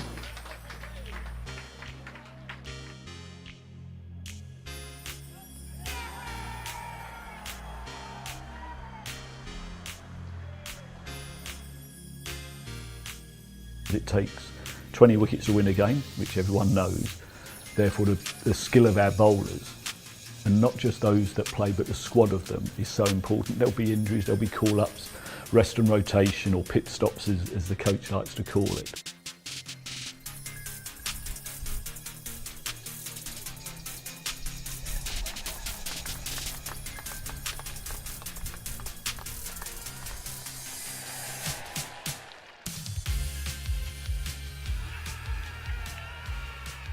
When you come over to Surrey as an overseas player, you have to be the best player in the team. I think that is your role, and you wouldn't be playing at Surrey unless that could be the case.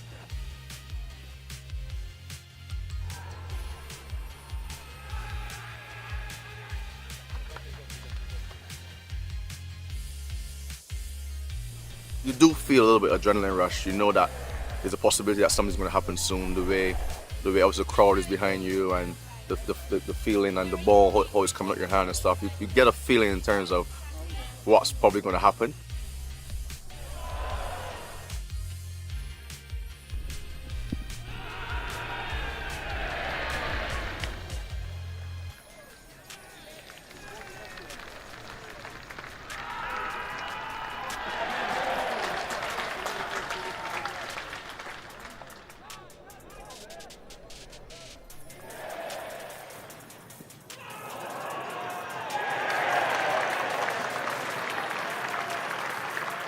As a player, you know that no stone is going to be left unturned from physical, skill-wise, mental-wise, anything this side of the fence. is taken care of, because you know that you've got that support, and that is what our coaching, that is what our support staff, that's what our management give us.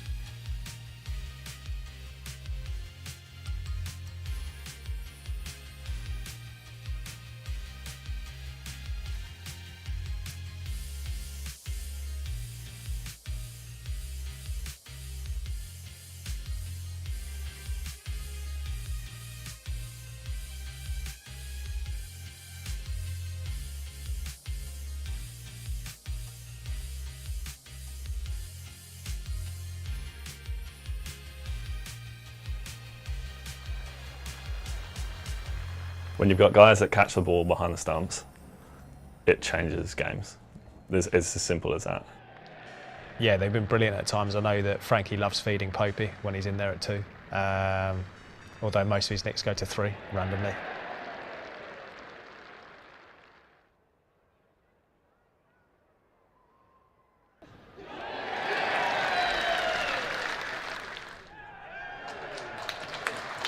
Certain chances that Foakesy makes look very simple, which no other keeper will get a glove on. And I think it gets more evident as well. I reckon this is probably the hardest place to keep now in the country because of the pace of it, what it does after the bat. And I think you see other keepers come here and they can struggle a little bit at times with how far it's zipping, or other cordons with how quick it's actually hitting them. So I reckon when you can have that comparison, you actually realise how good he is, whereas if you see it every day, you kind of take it for granted that, oh, Foakesy just taking the cash. That's what he should be doing.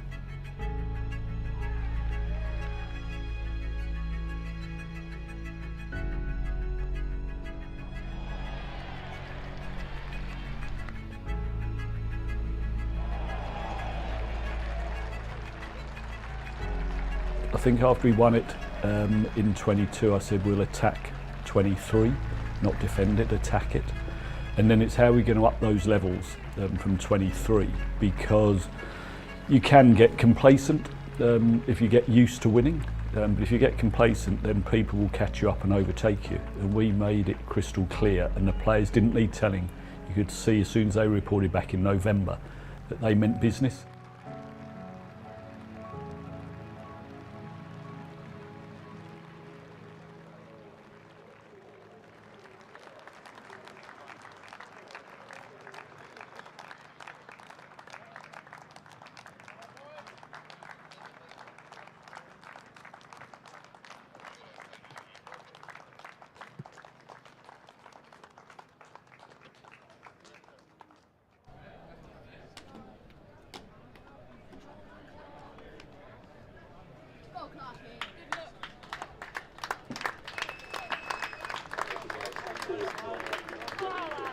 And if you get off to a good start and can nullify that new ball, which they do on numerous occasions, it makes it so much easier for the glamour boys in the middle order to then do what they can do.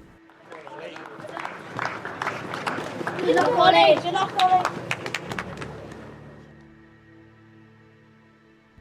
I mean, it's a really good engine room, isn't it?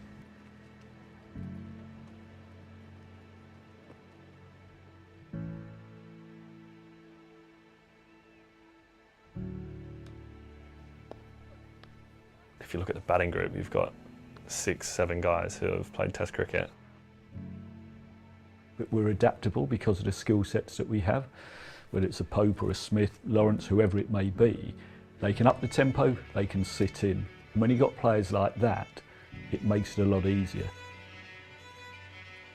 Well, I think Smithy as a whole, obviously you can see what he's been doing on the international stage now, but him making that number 4 spot his own, which is a really important position, especially if you lose a couple early in county championship cricket. I think his 100 in the first innings against Essex was vital, and his partnership with Sabah against Warwickshire, where they put on over 100, 7 down, and it really just changed the momentum of the game, and we won 2 sessions early.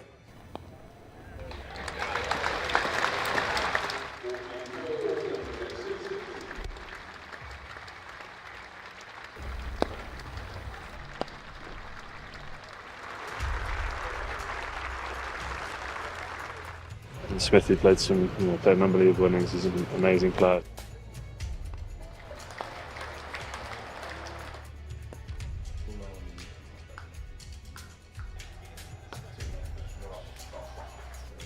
been a nice 24 hours.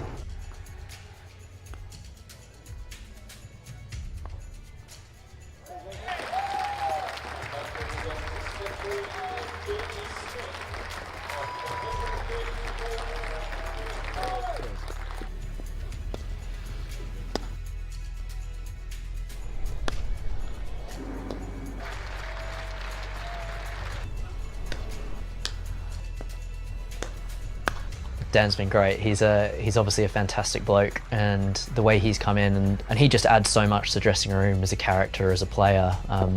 You can tick off anything you want, really. Both knocks he played against Worcester at home and away were nothing short of ridiculous, and were huge for our season in winning both of those games.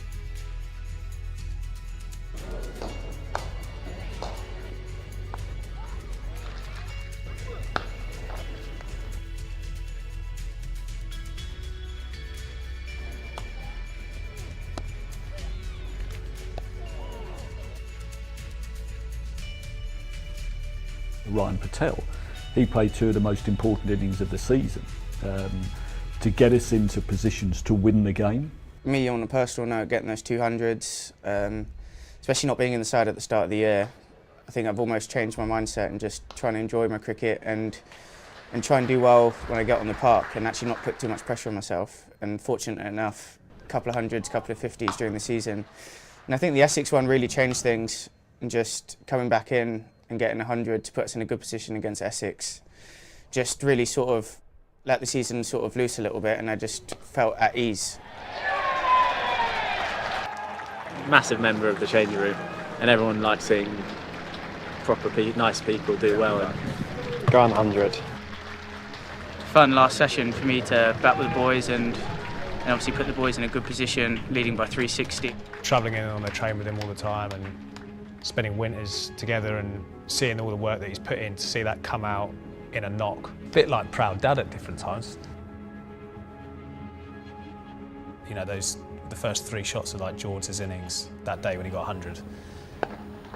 It was almost like, from seeing at the other end, I was trying to keep him from getting too far ahead of himself, just because I knew that he was, like, how he moved, how the ball hit the middle of his bat. I think he cut his third one away, and I was just like, he's on it. The sort of the bat speed that went through, I think, one of his first boundaries through cover point in his first sort of 3 balls, I was just like, wow, like, he's here to go. So it was just like basically trying to keep him focused, and it was, well, that's a hell of a knock, wasn't it? Hey, Joe, well done, mate.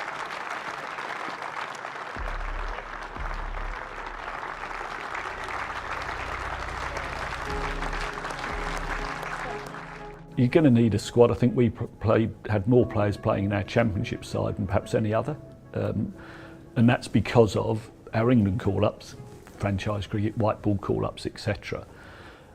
And therefore we know it's a squad that wins it, not an 11.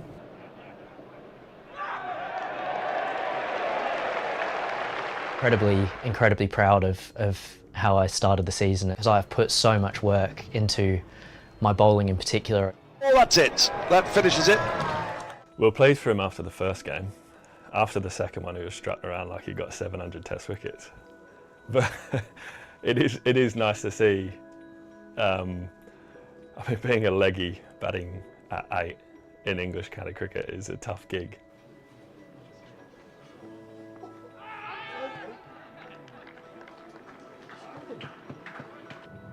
Get that blend of experience. Those who are sort of in the middle part of their career, who want to do a lot for Surrey and try and get into the England setup, and those who are here who've got the potential to play for England, but first of all, you've got to break in and dominate the Surrey 11. Very proud of the 24 season, even more so probably than the 23 and the 22 season and the 18 season, because to win it 3 and 3, one takes a lot of hard work, a lot of preparation, but also the fact that it hadn't been done since 1968, I think I'm right in saying. What stands out for me collectively is how tight the group is, and how, I mean, obviously how well we get on with each other, but the way people pick each other up in certain moments, pat each other on the back when things go well.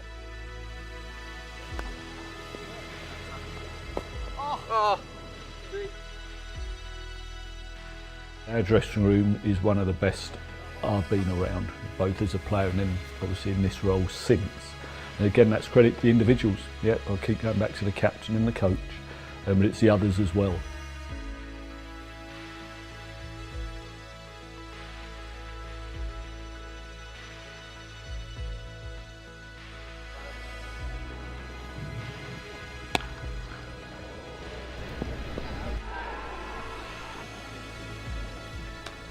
I've always said if I can choose one trophy to win, I want to win them all. But if you only choose one, I'll always choose the County Championship. I don't think anyone has quite appreciated just yet that we've won three in a row. I think you obviously have the mad celebrations when you do win, and a lot of it's relief, a lot of it's excitement, and all those emotions blurred into one. But I don't think any of us will truly appreciate how special it is.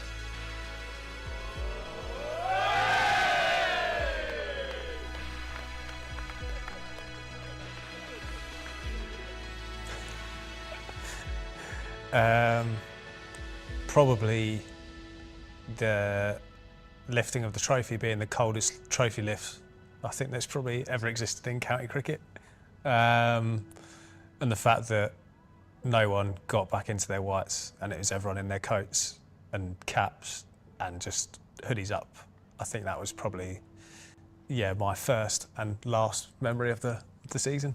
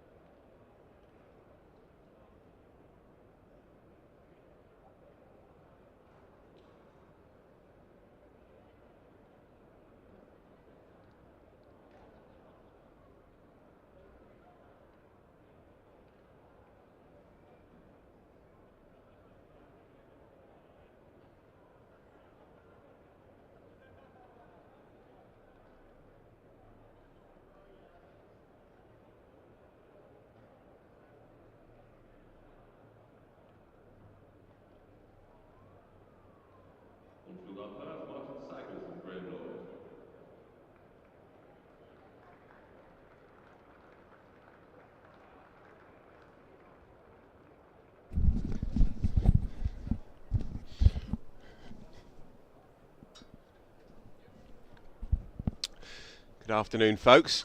Welcome back. And on the eve of the afternoon session, as the umpires wander out, closely followed by the two batters, unbeaten, Tom Prest and Liam Dawson. Had to weather a storm pre-lunch. Surrey were all over Hampshire like a cheap suit for the last 45 of that morning session.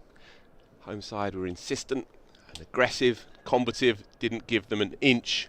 Just 8 boundary fours struck across 45 overs. And here are the brief highlights of the morning session. Brilliant catch by Ollie Pope to get rid of Nick Gubbins, who'd batted nicely for 43 before Dan Lawrence got his man. Mark Stoneman plumb as you can get, really. Dan Worrell bowled a good spell second up from the J and Finn stand end. Went round the wicket to the left-hander, and Mark Stoneman done all ends up. Toby Albert was the next man to go. He didn't do much wrong at all, just played the line, but Jordan Clark was in the midst of a very, very strong spell as well. Coming up to lunch, and that brought Prest and Dawson together, and they were able to ride out the storm. So, set 97 for 4, trailed by 156. This game is beautifully poised. It's been a joyous lunch as well, strolling across the outfield, thousands teeming onto the turf. A real joyous feel around the ground today. Free after tea, remember that as well. If you're a couple of hours from here and you fancy it, it's going to be Matt Fisher to get us going here. Huge partnership in the context of this game, really, between Tom Prest and Liam Dawson.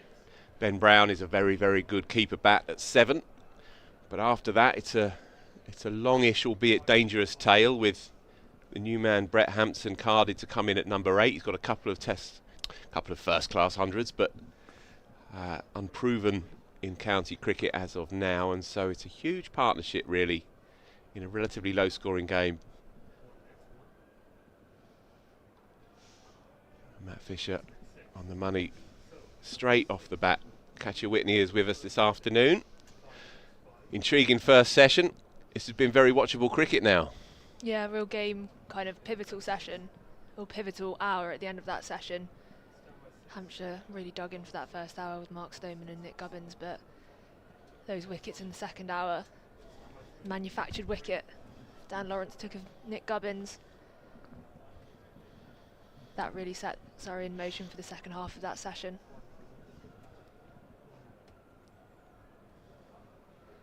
And Hampshire will be disappointed. They did a lot of hard work early on to slip down to less than 100 for 4 wickets now. They'll be disappointed with that. Yep, I think that's all fair. There's not much more perhaps they could have done. Maybe initially a bit more aggressive, perhaps try and wrench the initiative away from Surrey. Only 8 fours struck across 45 overs of this game in Hampshire's innings.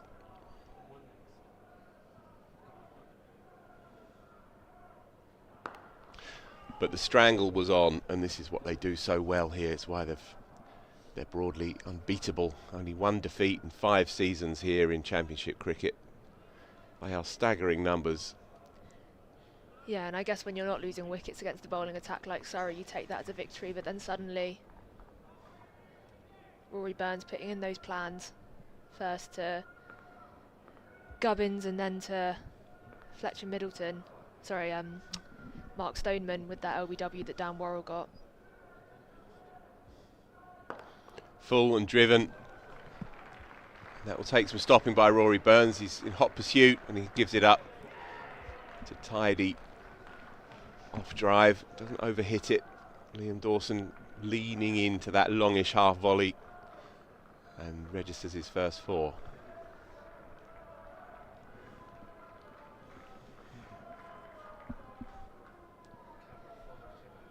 Yeah, and perhaps it's a good thing having Dawson at the crease now.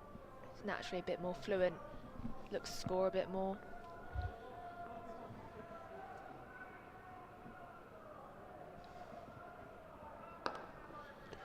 Punched again. And he's got plenty of it. That runs away for back-to-back boundary fours. Matt Fisher after lunch just struggling with his length of touch. He'll be cranky with himself. And again, in a game relatively low scoring, 2-5-3 plays, 105 for 4. These flurries, these little mini passages can be definitive. Yeah, copy and paste that drive for Dawson, slightly wider the second one.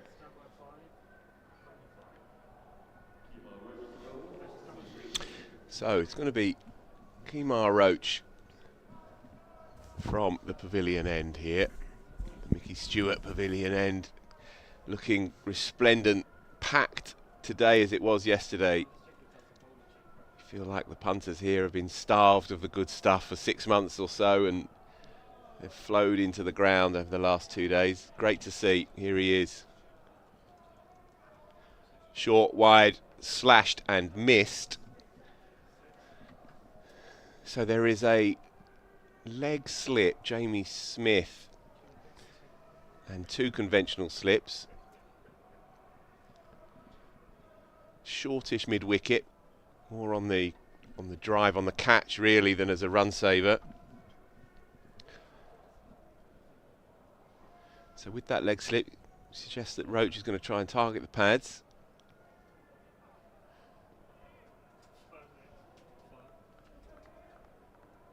It's an important knock this for Tom Prest.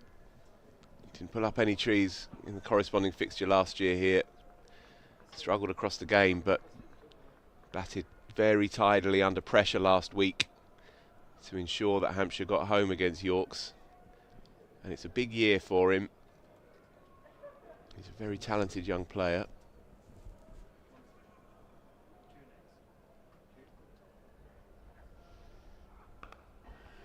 And that's good. That's the best shot of his innings, leaning on a cover drive, and I think that will amble across the practice pitches. And so his second thought, first was a bit slashy over 4th slip in the final minutes of the morning session, but much more convincing. Yeah, and as you said, just gently lent into that one. Hampshire already ticking over more than they were at the start of the morning session. 3 boundaries so far in the first 10 minutes of the session. Yeah, and they're both naturally attacking players, and I think this is the right time to look to counter-punch. Try and redirect the momentum of this cricket match.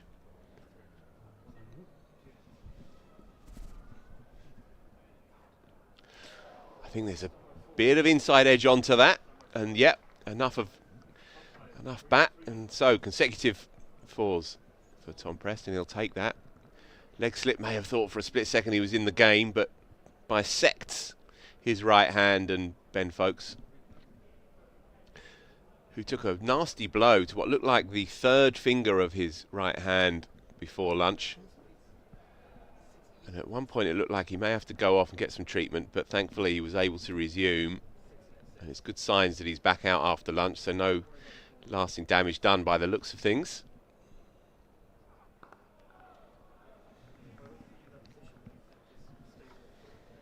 Yeah, I guess as well what you can say is that Hampshire, despite losing those wickets at the end of the last session, they're still only about 150 runs behind, less than 150 runs behind Surrey's first innings score now.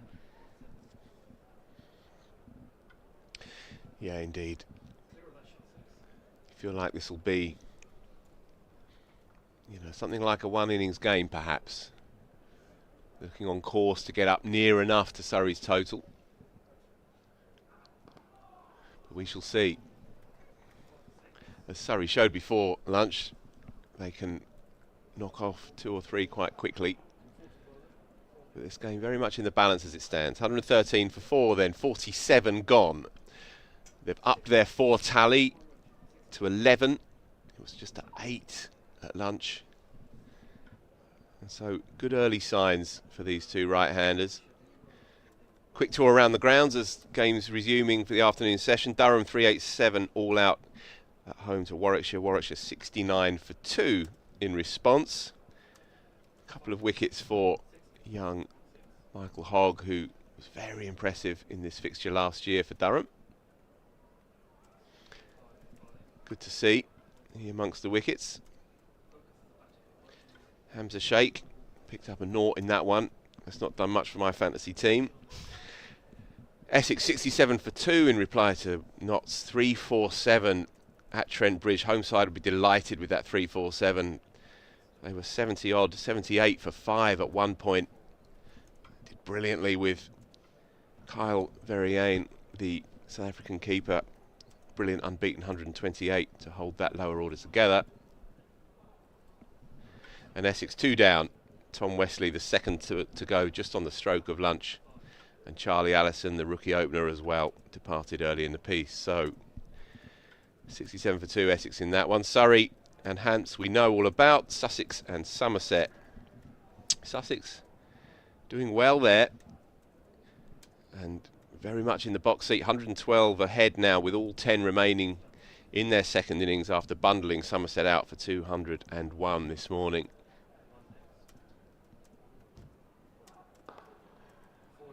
On that Somerset game, brilliant 80 off 83 balls from James Rew in that innings. Watched for a bit of that this morning in between stints. Yeah, because they were really staring down the barrel, weren't they, at one point? 79 for 7 they were. And as you say, James Rew started the season brilliantly, hasn't he? Put a few on with Lewis Gregory to get them up to just about hanging in there, but Sussex started their second innings 19 for no loss, a lead of 112. He's gone up for it, very keen, gets his man. Liam Dawson has to go. He's played all round it. He's not happy. Turning back to look at the umpire more than once. He's furious with himself. It was full of length, angled into the pads. He looks back again. He's ticking. Here is Liam Dawson. He knows what a crucial moment this could be in the context of this game, Katya. So 5 down now. Surrey wickets. They've picked up 4 this morning. C&C Insurance Brokers are bringing us every Surrey wicket that we see. Katya, what do you see here? Yeah, well, it was a bit of an odd one because Fisher didn't even turn to look back at the umpire. With good reason. Yeah, looks pretty adjacent that. Maybe Dawson on the walk thinking it's sliding down, but it looks pretty dead to me. Yeah, I think when he gets back and sees the replay, he'll accept that. You can understand his frustration because everybody knew what a big session this is and what a key partnership these two. But I don't think he can have any complaints really. Yeah, Matt Fisher knew. It was a unison appeal as well. Everybody went up, everybody knew. And when it's that full as well, there's no suggestion of deviation off the seam. No real guesswork required. So, 113 for 5. Game tilts towards the home side. Yeah, you feel that's a big wicket. Big wicket to get Liam Dawson so soon into the session. Looking quite fluent. Yep. And Matt Fisher will be pleased with that. It was a tough debut for Surrey last week at Chelmsford on the mother of all featherbeds. But much more to work with here at the Kia. And he's picked up a very, very useful big scalp. Yeah, and you feel he deserves that wicket as well. He worked very hard this morning, was probably the pick of the seamers. Created a lot of opportunities. Yeah, that was never in doubt, really. All the slips up.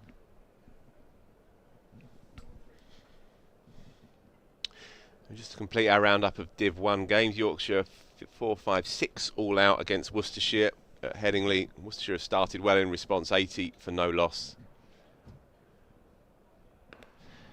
Very sound and solid opening pair of Gareth Roderick and Jake Libby coming together, and blunting Yorkshire's attempts to try and break them open. So, successful over for Matt Fisher. 48 gone. 1-1-3 for 5. That deficit 140, not insignificant, with a longish tail to come.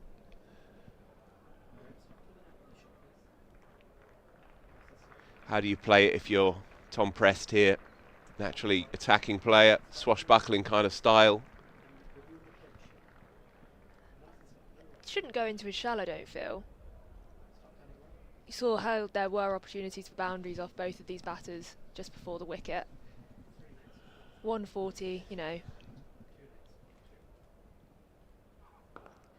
type of deficit that can easily come down pretty quickly with a few boundaries.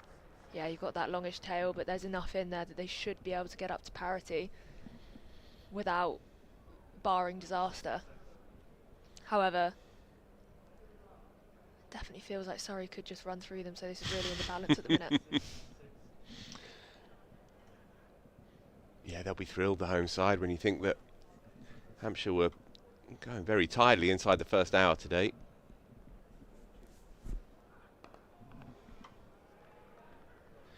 Yeah, 84 for 1 inside 32 overs when Dan Lawrence was brought into the attack, perhaps earlier than they would have expected.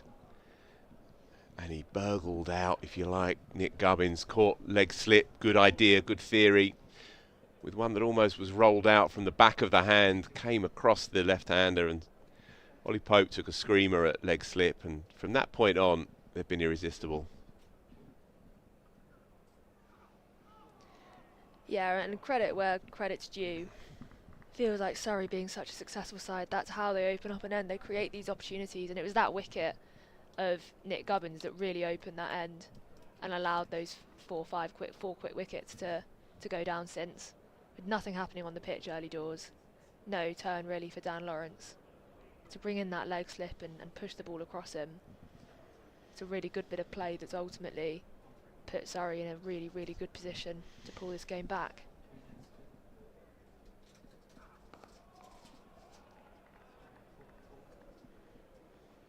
And also the down Worrell over that he bowled to Mark Stoneman. That was a really good bit of cricket. Throwing it up short on the leg side, looking to get that glove and then banging one in full and straight. Did Mark Stoneman no ends up. Yep. Another man goes out to the leg side now, so deep mid-wicket right on the boundary. Short boundary as we look at it.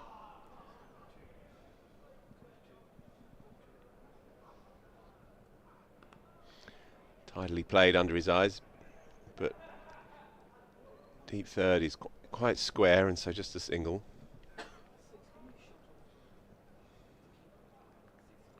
Looks like to me he's really focusing on playing as late as possible. Well, Ben Brown had a decent outing last week against Yorkshire, unbeaten 49 in the first innings and was unbeaten at the end.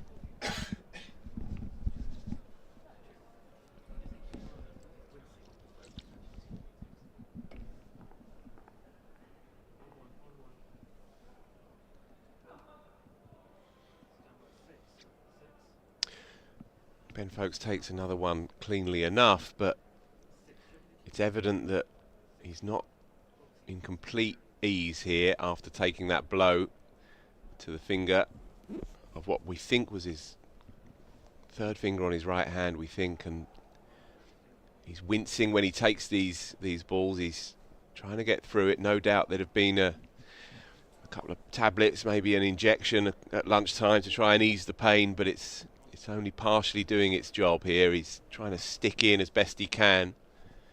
Hopefully there's no lasting damage here.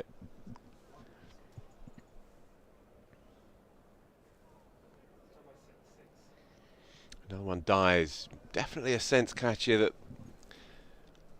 there are a few going up and down here, a few really travelling through and hitting the gloves hard, and then others are just dying on the pitch. So it's far from a flat one. Batters have got to be constantly on their mettle here.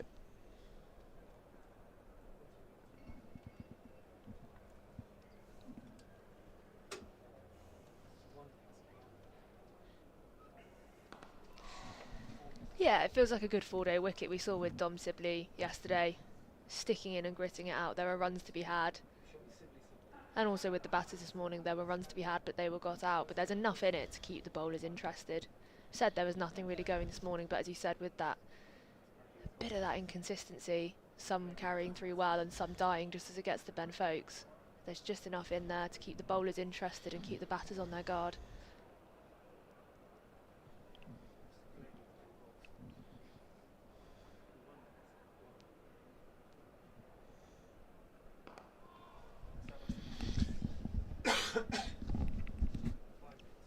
It's an examination here for young Tom Prest. Every single delivery seems to be asking questions. He's up to it at the moment. Yeah, there aren't many bigger tests for a young 22-year-old coming to the Oval in front of a decent Easter holiday crowd on a bit of a tricky pitch, with Kemar Roach and Matt Fisher steaming into you.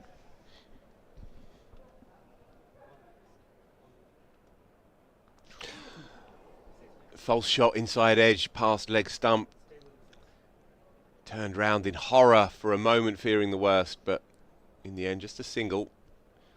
And he'll be happy enough, I think, to play Matt Fisher from this end. He was just caught slightly unawares. Feet didn't really go anywhere. Slightly late on it. It's been a good opening spell post-lunch here for Matt Fisher.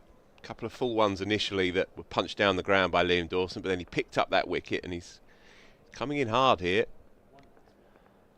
Home debut, of course.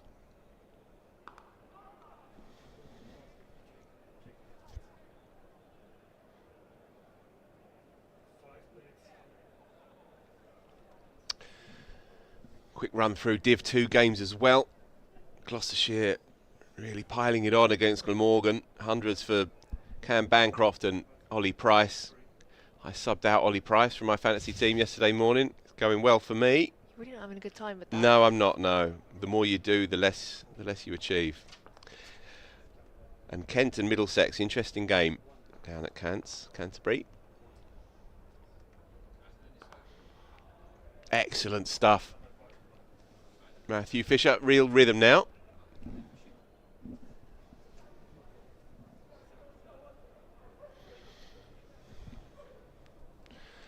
How about this then? So some fabulous offers for 2025 membership now on sale at kiaoval.com. Go and check it out. Under 16s, 20 quid for the year. 16 to 21 year olds, 73 quid. So there's some fabulous offers out there. And come and join this place. It's a beautiful place to be. Leg side-ish, and Prest will be frustrated to have missed out. Only the one man now out on the leg side boundaries. They bring mid-wicket up. When did you get your first county membership? I was talking about this before lunch actually. I was a junior member at Essex, and we had a scheme involving the girl who worked in the Essex shop. And she would ferry my junior membership in and out so I could get as many mates in as possible.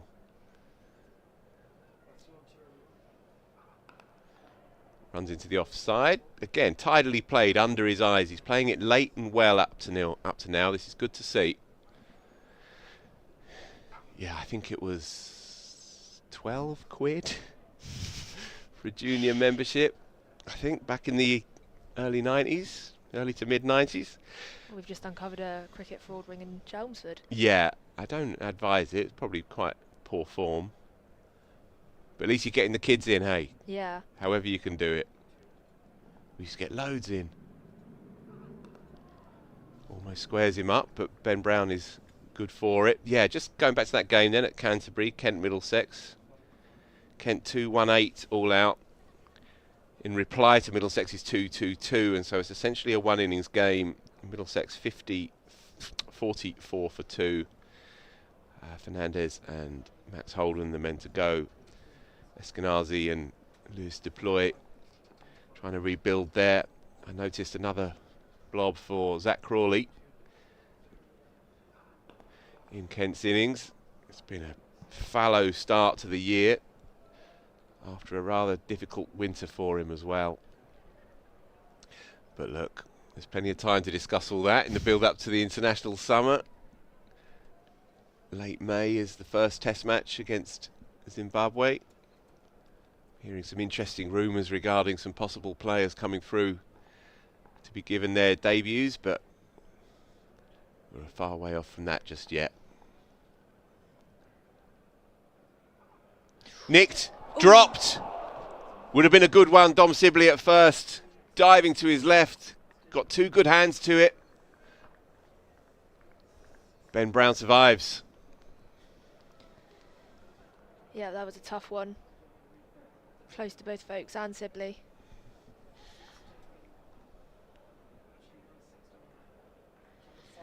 He had it. He did. And he'd fancy that that would be pouched more often than not. First real mistake all day. Another nick, and that's definitive. Umpire doesn't even need to raise his finger. Ben Brown knows. 6 down. Brown goes for a blob. Yeah, every bad feeling Dom Sibley had about dropping that immediately goes away. Yeah. Again, a copy and paste job. A nibble outside the eye line. No real feet to speak of. No real movement into the ball. Kemar Roach just holds at that line year after year, really outside the right-handers off stump. And Ben Brown could not resist. Suddenly, this game is tilting significantly to the home side. 118 for 6 now. And the bowling all-rounders, Brett Hampton, just playing his second game of Championship cricket. And so Surrey now have taken 6 wickets in cahoots with C&C Insurance Brokers. We bring you every single wicket. Yeah, didn't do a proper job the first time round. Gave it to the guy without the gloves. Give it to the guy with the gloves, no mistake. Foakes wasn't wincing after that one, he was celebrating. Yeah, it's a filthy shot in truth. It's like he's maybe trying to angle it through deep third. It's not really the shot against Kemar Roach, especially considering what had happened the ball before.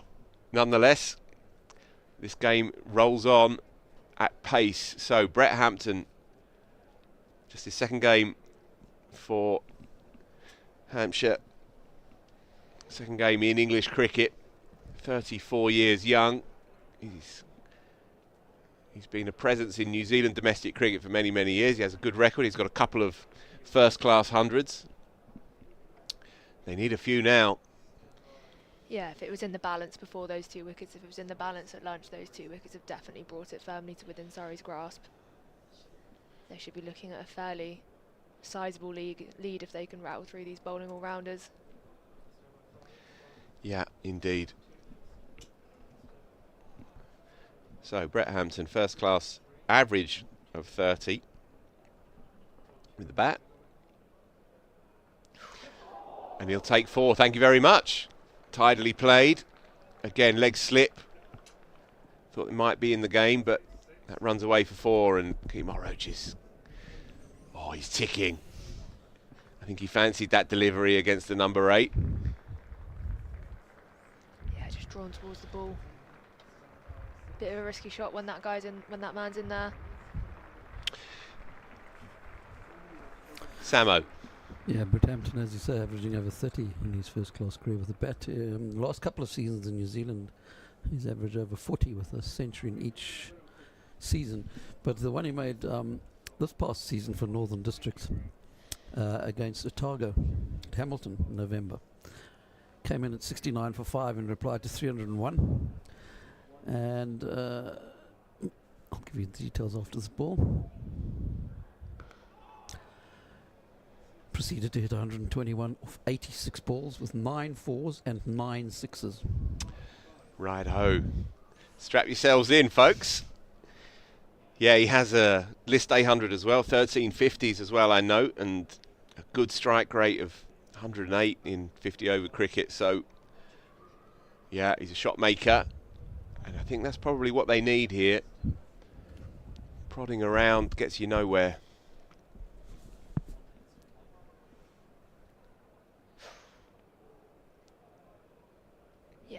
combination of the pitch and the bowling attack, it feels like digging in, sticking around, it's going to get you nowhere. Might as well try and reduce that lead as much as possible.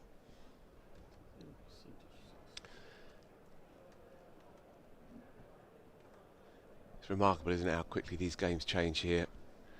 Suddenly that deficit, 131, feels very sizable. Yeah, and this morning it felt like a day to bat big, but as the day's gone on, it's felt like a day to make your runs where you can. Yeah, it's attritional as well. You know, Surrey pride themselves on never letting the game get away from them. That's the way they do it. And there's much to be said. On one level, the game is running away, and batters are playing in a certain way, increasingly so, as one-day cricket bleeds further into the game. And as Chris Silverwood, Essex coach, said to me, you just got to let batters have their head. Tucks away into the onside for a single, but the old values of attritional cricket in the field, of bowling dry at times, building pressure, building dots, doesn't sound especially sexy, but it's a truism that stands up, and you see it among all the good teams. Yeah, and you can kind of see it in both, right? If you look at yesterday when you had Dom Sibley, who really dug in and made that century that underpinned Surrey's innings. Equally, with the quick fire 39 that Jamie Smith made, that was a really crucial part of the day as well. And in truth, the innings rests on both of those.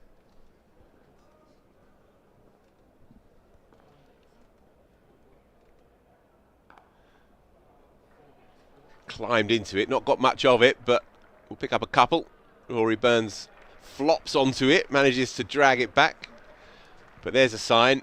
Brett Hampton is going to pin his ears back, I feel. Superman I think that's stuff that from Rory Burns. Yeah, it was. Flying salmon vibes. Just briefly, before I head off, Katya, you mentioned James Rew made a brilliant 80-odd that you caught some of this morning. If he gets another 100 before the end of July, Samo tells me, he'll be the youngest English player to hit 10 first-class hundreds since Compton in 1939. Punched, past Rory Burns. It will run away. He will drag it home, just. But he will come back for 3. Well batted. A necessary injection here. Yeah, that's quite the stat. So just to repeat, if James Rew gets that 100 at any point before the end of July, he'll be the youngest English player to hit 10 first-class hundreds since the great Dennis Compton in 1939. Samo in brackets. I haven't counted Hick, he writes, who was still Zimbabwean, and probably always was and will be when he hit his 10th 100. So there you go. Little wonder that there's so much good noise around James Rew, who started the season on fire. That feels like more of a when than an if he scored a century by the end of July. Made that century last week. Have I ever told you that my grandparents live next door to Dennis Compton? No. Did they know him personally? Were they pals? They were very non-cricket people. And it was only briefly mentioned to me a couple of times. Literally next door? Yeah, and I can't remember the place that they lived. Inside edge, I think. But it's flown away through mid-wicket. Katya, am I seeing things? Was that a deliberate shot? Maybe. Either way, I was lost in a reverie of imagining what it would be like to live next door to Dennis Compton for a moment. And not be interested in cricket. Yeah. I think I am right. Yeah, that was an attempted cover drive. Samo? Attempted cover drive that went straight through mid-wicket off the middle for 4. That's 13 off his first 4 balls. Yeah, well, you did call it. Living up to his reputation. You did call it. Just expanding on his sixes especially. 57 sixes in his 1,578 first-class runs before today. 21.67% of his career runs are in sixes. It's not that many are over 20%. Fabulous. So he's from the Tim Southey book of lower order hitting. This is good to see. Right, so already changes in the field. Deep mid-wicket. 4 now on the leg side. There you go. Rock solid. That's more like it. it'd be a good feature in a magazine, wouldn't it? Living next door to legendary cricketers. You know, seeing Compton stroll in at 3:30 in the morning, still in his birthday suit. Oh, I can see it now. I wish I could remember more of it, but I can't remember. And they both died when I was a teenager, and I can't quite remember. Oh, nicked. Umpire says no. Maybe bad on ground, perhaps? I mean, we definitely heard something, right? Definitely a noise there. Didn't quite sound woody, maybe? Slightly softer?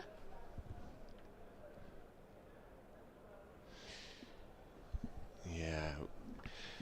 Probably fair enough. It was very full. It seemed to go under the bat, if anything. Is that the bat coming through and just flicking the boot, maybe? There didn't seem to be too many complaints.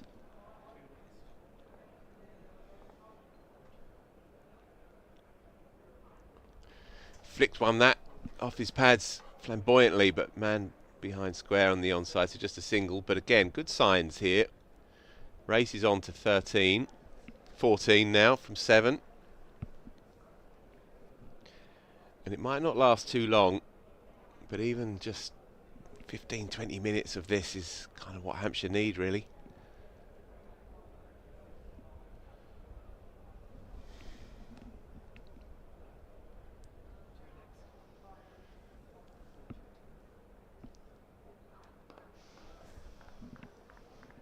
Prest continues on his way here, playing relatively becalmed within himself.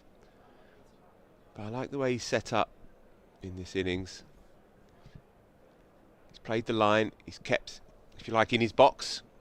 Played quite late. Only really thrown his hands at 1 or 2 outside off stump.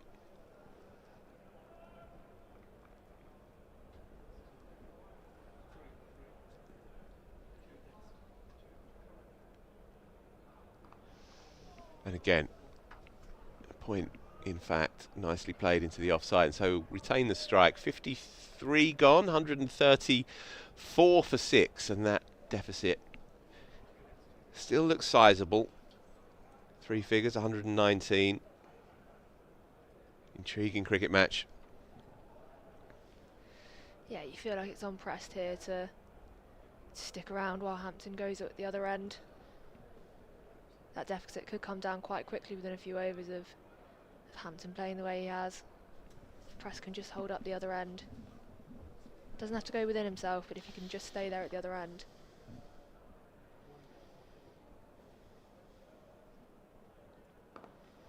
Beautifully played, really well timed. Just touched it really, but into the vacant space, and he'll pick up 3. Oh. A rather botched flick back by Jordan Clark, but no damage done. 3 it is. Yeah, it's a bit of a boundary teaser, that one, but made a slight mess of that flip back, was rolling towards the rope. Some emergency action.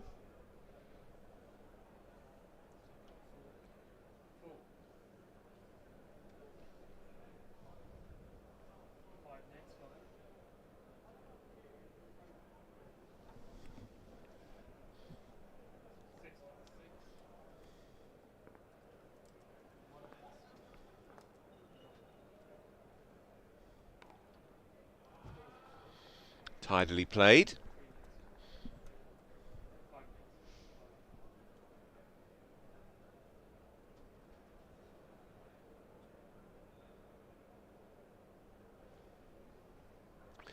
So there's a few good young players kicking around and making further statements of intent. Not just James Root, but also Ben McKinney as well. Big 100 this week for Durham. 140 odd he made in the game against Warwickshire.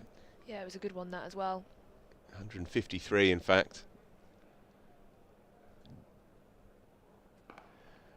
And he was the standout batter in the winter as well for England Lions, and so interesting time for English cricket.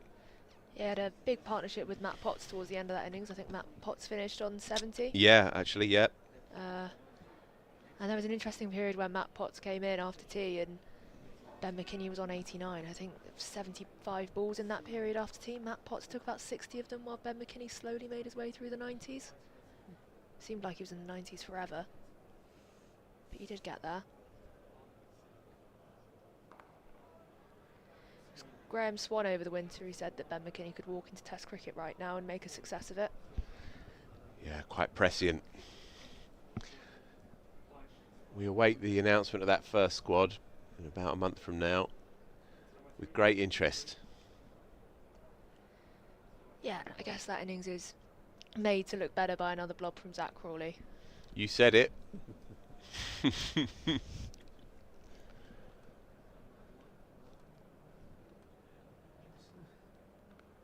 Runs again. They've played this over well up till now. So just one more delivery to come in it. And Prest, at the risk of the kiss of death, is beginning to grow into his innings here. Moving nicely into the ball. Not trying to overhit it.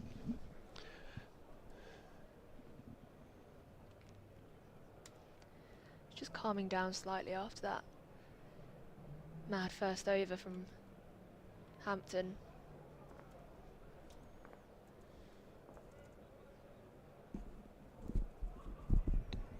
And well played. Hampshire win that one. 54 gone then in their innings. 139 for 6. Trading still by 114, but hanging in there. That'll be it from me for a while. Adam Collins stepping in. Yeah, just as I said, just calming down slightly.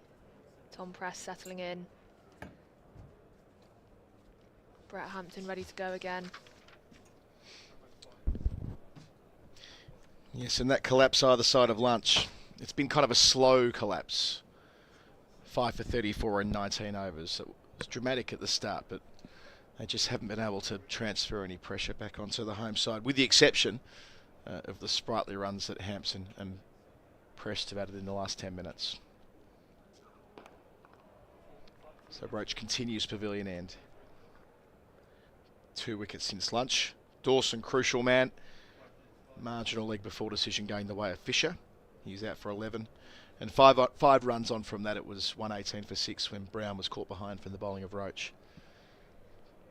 To get the West Indian in the book for the first time in season 2025. Just looks like Jordan Clark there warming up slightly. Useful. Sliding. Yeah, useful to be able to, at this point, when getting into the rotations, go right. So Jordan Clark's going to bowl a sort of a 5 or 6 over spell, and you know it's landing in a shoebox for that. And it'll mean that Preston Hampton have to bat very well to get through that. Gosh, that was a belter of a stat about Dennis Compton and James Rue. I'm floored by that.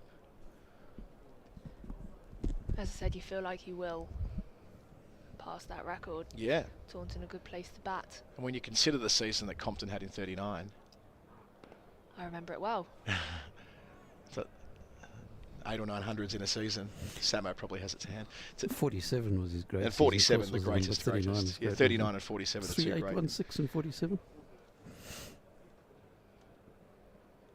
Sort of thing that was probably your password growing up, Samo. The Compton's runs in 47. I'm so old that we didn't have passwords growing up.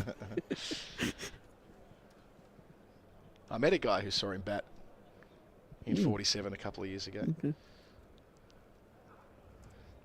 Well down leg. I saw Bradman bat in 48 as well. I'm like, geez, can't be many people left that have seen Dom Bradman bat in a test match. So you no longer have the passing of the generation of the players, you have the passing of the generation of those who watch them. Well said. 2468 at 56.09 and 39 with 800. 800s, yeah. And by that point, you already had an Ashes, couple of Ashes hundreds from 38. So, I mean, a different story for Rue, not yet having played for the senior team. Oh, leg slip in the game again, not quite. Saw a catch around the corner before lunch. That's taken a fair bit of Dan Lawrence's hand with him. See it again. I think got on the half volley, Katya? Yeah, it looked like Just before, yeah. Yeah, I Can't quite carry. He's got some taping on that. Has he got some taping on that hand, Dan Lawrence? I think so. Yep. In the middle of it. Yeah, looks in a little bit of pain after that. An awkward bounce. It's not nice, those ones, because as the angle they come up, your natural instinct is to turn your head away from them, and then you lose sight of it and ends up hitting you. Shot. Hanson looking to score. To the long boundary, a cover driven for 144 for 6 at the end of the over. Still 109 away from what Surrey posted yesterday.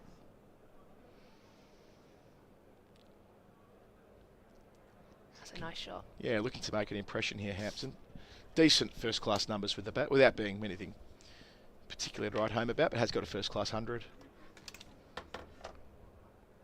For primarily a bowler, they're good numbers, though. Samo got more? Yeah, that 47 season of Compton's worth repeating because it's the most anyone's ever got in a season anyway. 3,816 runs in one season. 90.85 average. 1800s. That's all right. It's not bad. What was the Middlesex top 4 collectively that season? Scored some... Yeah, Robertson, Brown, Edrich and Compton. Because Edrich is the second most runs ever in a season.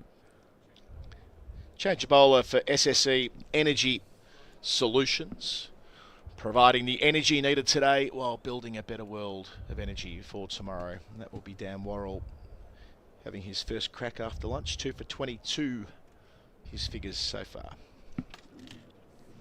What's the last time a player reached 2,000 in a season, Samo, while we're on this topic? Might have been Jimmy Cook. I'll tell you now. I was pondering whether it's Ramps, who was with us yesterday, whether he got close to 2,000 in a couple of those monster seasons he had. So Preston 25, partnership building, up to 26. They need this. Plays that right under his eyes. Like you go back through first-class numbers when there were far more fixtures played, and 2,000 runs or 100 wickets was fairly common. It was just a good season's work, wasn't it? Well, you could do both of them in one season if you were really good. Not many, that didn't happen. 2,000 runs, but at a minimum, 1,000 runs, but somewhere between the two. Now it's so infrequent. Even last year with Dawson, as good as he was, finished with 950 odd. Vince as well. Well, I did look at Dawson. If you combine the last 2 seasons, which was at 28 games, which would have been what the county season was for quite a while, 1.28 games. He was 1,700 runs, just over 1,700 runs at 48 and 103 wickets at 22, which would have been a great 28-game season back in the day. There we go. 100-wicket season is something that's sadly vanished from first-class cricket. I reckon we've had one of those in the last 15 or so years in the 16-game season.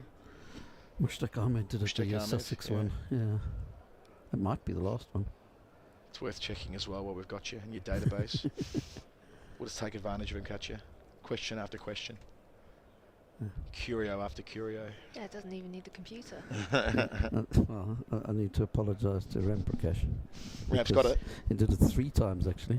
2007, the last one. So he's the last to get to 2,000. And he's the last to reach 100 hundreds in first-class cricket. Yep. 25 and done, that won't happen again. Yep. Although in saying that, if James Root just plays for Somerset and doesn't play for England and enjoys a 25-year career, you know. He might get to 60. Now maybe we're talking... Well, I don't know. If you game it out, he would need to play for 20 to 25 years, but he debuted at, what, 17 or 18? Yeah, you feel that England call-up will come pretty soon. It's probably behind a couple at the minute. Banton, one of them. Potentially Jordan Cox, although maybe that could change. Do you think if Banson's going to do it, they need to find a way to... This was, again, I've cited that Rob Key interview on Sky a couple of times today, but whether he would need to be sort of a top 4 player for Somerset to realistically break his way in? I think if you're scoring 300 in the top 5, there's little benefit that comes from batting a position higher, or little to push that over the selection edge. Yeah, and listened to that Rob Key interview a bit as well, not completely, but didn't rule it out at all. And also selected Banton off the form of him in Winters Leagues over the winter for the white ball side. And when he came in for that one ODI in India, he looked, in a struggling side, he looked pretty good for the 30-odd he made, 30-odd, 40-odd. And he just looks so much more assured of himself now than he ever has. He's got that maturity and also overcoming adversity that's so important in making a successful international cricketer. He was pretty open, wasn't he, about how he'd fallen out of love with the game, I think was the phrase at the time, or some version of that, the over-complete 146 for 6. He'd been a prodigy, right? When he made that 100 for Somerset against Middlesex in a Blasts game, he was all the comparisons to Kevin Peterson, elevated into the England ranks at age 20. There was so much hype around him for a couple of years there before really drifting away. Yeah, well, I spoke to him in February, I think it was, and he used the phrase, "I hated cricket," and he only did it because it was a job. And he referenced those Kevin Peterson claims, and he said, look, it's great when you're doing well and you're being made aware of those kinds of things on social media, but as soon as you stop doing well and you're not being compared to them anymore, that's when it goes wrong. And it's hard on a young player. He's, 19?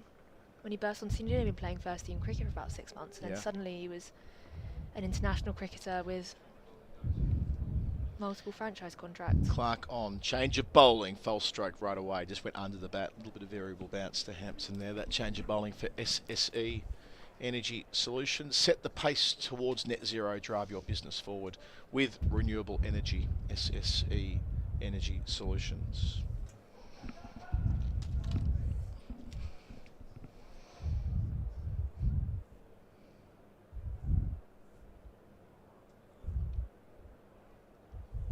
Excellent Clark's spell before lunch, picking up Toby Albert, caught in a cordon. All thick edge here. No one at fourth slip. You wouldn't expect there to be at this stage of the innings. Hampton, another boundary. He's batting quickly, 24 from 15, 150 up for 6 for Hampshire. Yeah, that felt almost intentional. Have a wide flash, get a thick edge. Probably didn't mean to get it that fine, or if you're gonna go.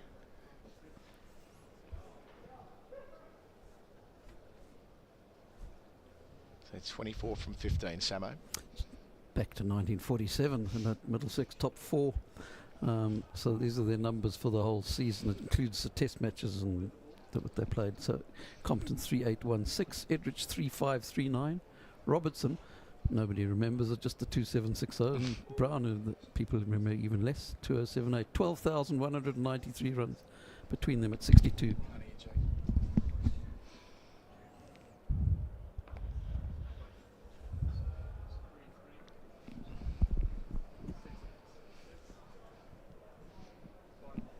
Got some friends joining us on a tour of the ground today up in the commentary box at the moment. Always nice on a Saturday here at the Kia Oval. Lovely thing to do, getting a tour around. Exactly what I would have done when I was a kid. New ground, let's get a tour.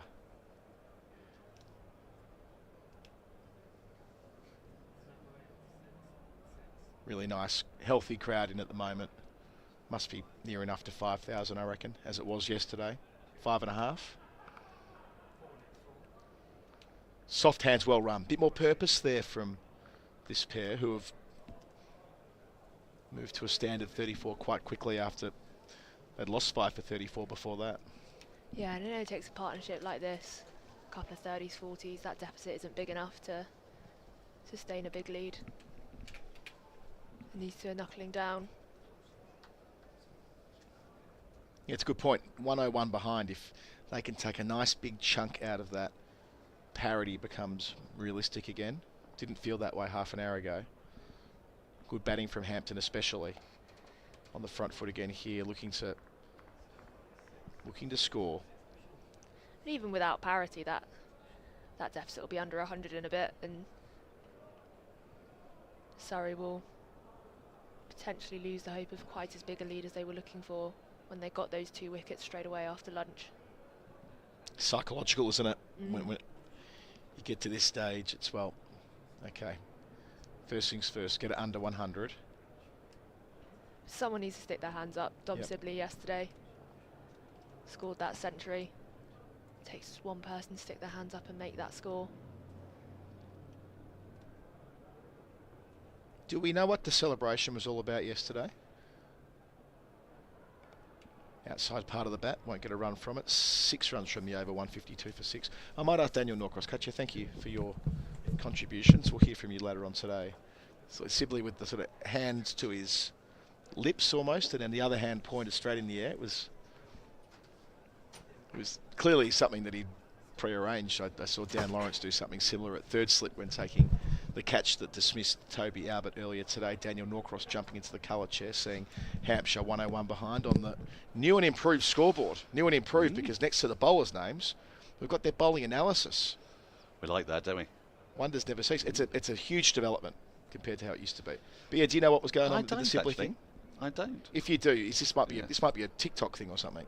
Shows how yes, it might be a I sound like an old man saying that. I think it's Andrew Sampson's realm. TikTok. Surreybroadcast@gmail.com. What was Dom Sibley doing yesterday? Is it a thing? Is it an online thing that we maybe wouldn't pick up on straight away? May I just make an observation? Please. That Hampshire scored 34 runs from the loss of Nick Gubbins, the second wicket, to the 6th wicket. In 19 overs, yep. In 19 overs. Since which time 34 runs have been scored in double quick time. 6 overs. In 6 overs. So this is a good counter-attack, primarily from Hampton at the moment, who looks like the kind of man who likes to put bat to ball.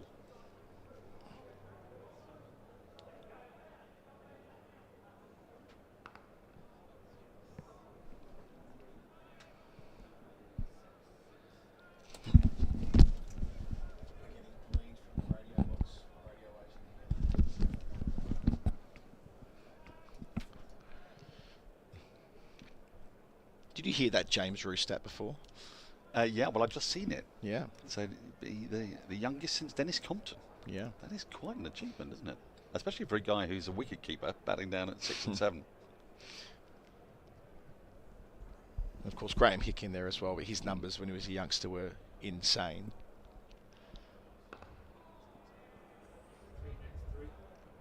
Through mid-wicket for a couple. Of course, what Hick would do was he'd play cricket in Zimbabwe, England and New Zealand. He was playing across 3 separate first-class seasons when he was making his way through before he qualified for England. Or as he was qualifying, I suppose. Was he the penultimate man to get 100 hundreds? He was. The 24th was Graham Hick. 24th. So Mark Ramprakash is the 25th. Yep. And last, we were speculating before you came on. If James Rue played 20 to 25 years and never played for England, crucially never played for England, and provided the county season remains about 14 games, which is a massive if at the moment. 2 more for Prest, who advances to the 30s from his 64th delivery. Well, he's not been picked up in franchise cricket, so you never know. Maybe he might consider a season in New Zealand. Well, there you go. It's a thought, isn't it? James Rue for a season with Northern Districts or with maybe with South Australia. They like taking players in from all types of places. A decent pitch there as well. The team that won the Sheffield Shield, 9 of them started their career somewhere else. Is that right? Yeah, they're very good at being a bit of a life raft for players who have found themselves out of sorts elsewhere. Leg stump line again, 3rd time in the over. Good batting from Prest. Samo? Yeah, I mean, we often talk about the old second season syndrome, and Rue was pretty much like that last year. His first full season was 23, where he got 1,086 runs at 57 with 500s. Last season, averaging just 36 with just 200s for 770 runs. But I suspect it's the 3rd season that really counts, isn't it? 3rd album. And he started it all right. David Bowie's 3rd album, was that Ziggy Stardust?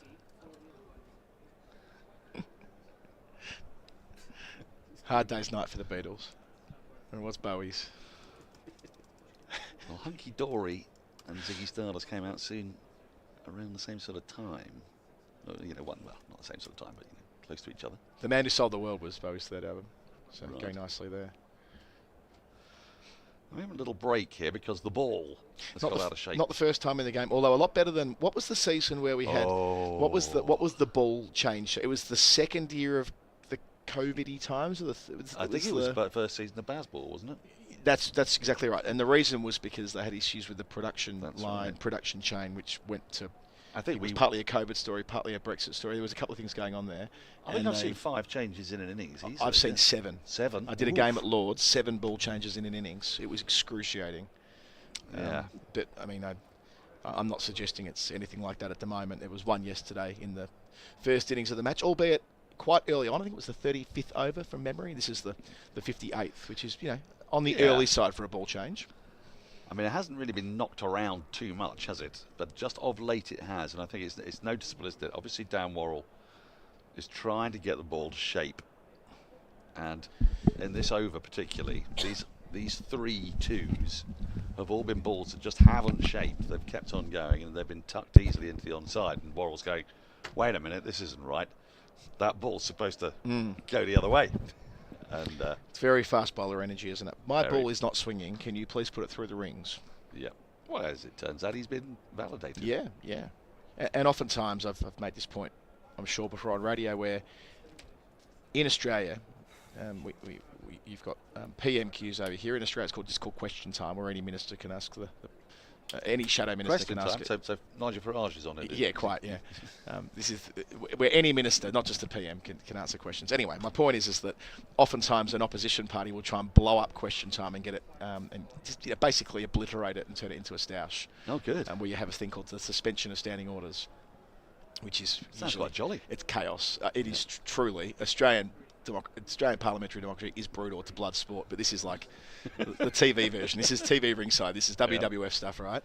And usually the Speaker of the House resists the first couple of attempts from the opposition to blow up question time. You need to, what they say, build momentum towards the point where they'll afford it. I think it's similar with changing the ball. Usually umps are like, first time, go away. Second time, go away. Third time, get the rings out. A bit like the Speaker of the House. Gotcha. Then, yeah, to continue the analogy, they can suspend standing orders and get a new ball. And it's exactly what Dan Worrell's got here. Well, we've seen a change of ball make a lot of difference in the past. I'm always reminded of James Pattinson getting a ball change at Edgbaston. Wow. Poor old Joss. That was quite the thing. Poor old Joss was facing at the time, wasn't he? And Pato had it hooping deluxe. Can Worrell do the same? Go short. Down to that short boundary in front of the SSE Energy Solutions stand, where plenty of people are in today as an emergency vehicle speeds down the Harleyford Road. I've been outside, and it is glorious and lovely. There is a gentle hubbub.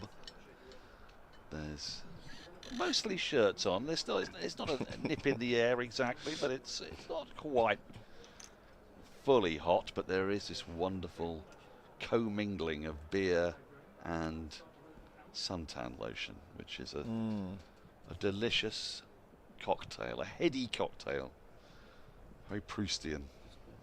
It means cricket.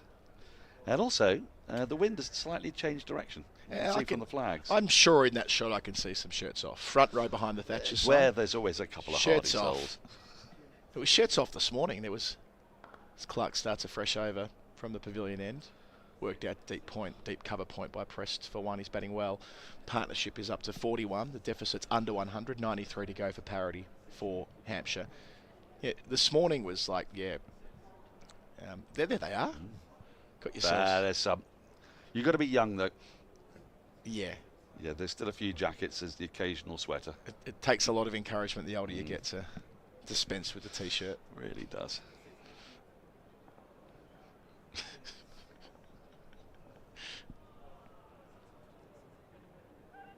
Down the leg side. And also we're starting to get a little bit of cloud cover. It's not rain bearing in any way, but just the sort of unbroken sun is starting to dissipate. We're getting this slightly hazy. I don't know whether it'll make a great deal of difference to how the ball behaves. It's still pretty dry out there.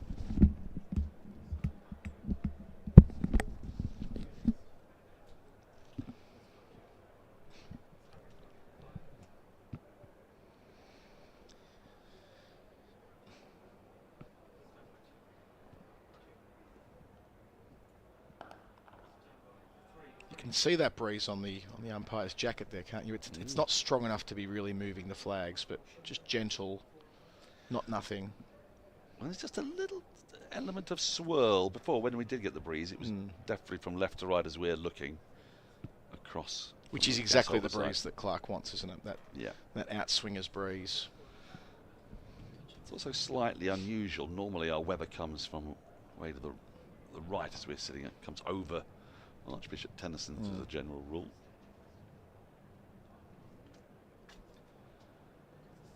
But it's the easterlies that have been giving us this excellent weather.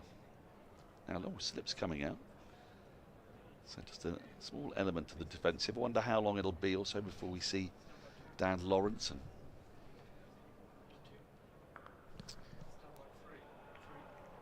Didn't quite middle that. Had he done so, it would have raced away to the short rope. Positive signs, looking to take on anything that's not bang on here. Partnership of 43.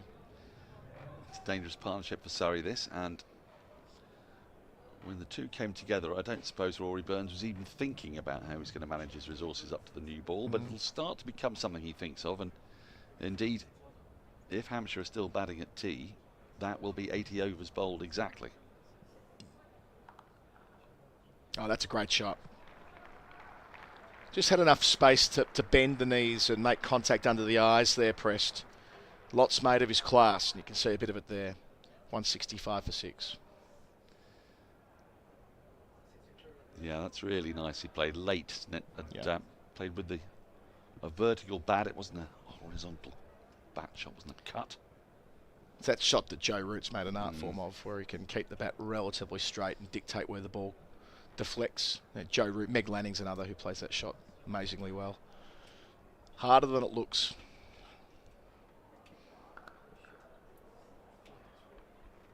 More conventional square drive there. So seeing them well. 7 runs from that over. 166 for 6. Partnership has raced to 48. It's a good counter-attack, this, from Hampshire. Because they won't really have understood how they found themselves 118 for 6 at one point. Well, it's roughly the same part of the session where Surrey got busy before lunch.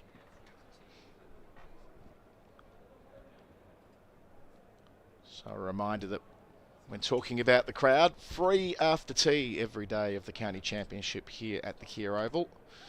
Get down, tell your mates, get on the field as well. Get here before tea. You can spend a quarter of an hour walking across the hallowed turf of the Oval. And possibly be part of a new 21st century record. Yeah. Who doesn't want to be part of a 21st century record? Well, yeah. Have you been part of a world record before, Norkie? No. Well, I mean, actually, possibly yes, but we never got it ratified. On a previous programme, I managed to do 56 hours of straight cricket commentary for matches that were overlapping. 56 hours was quite a test of our skills and abilities.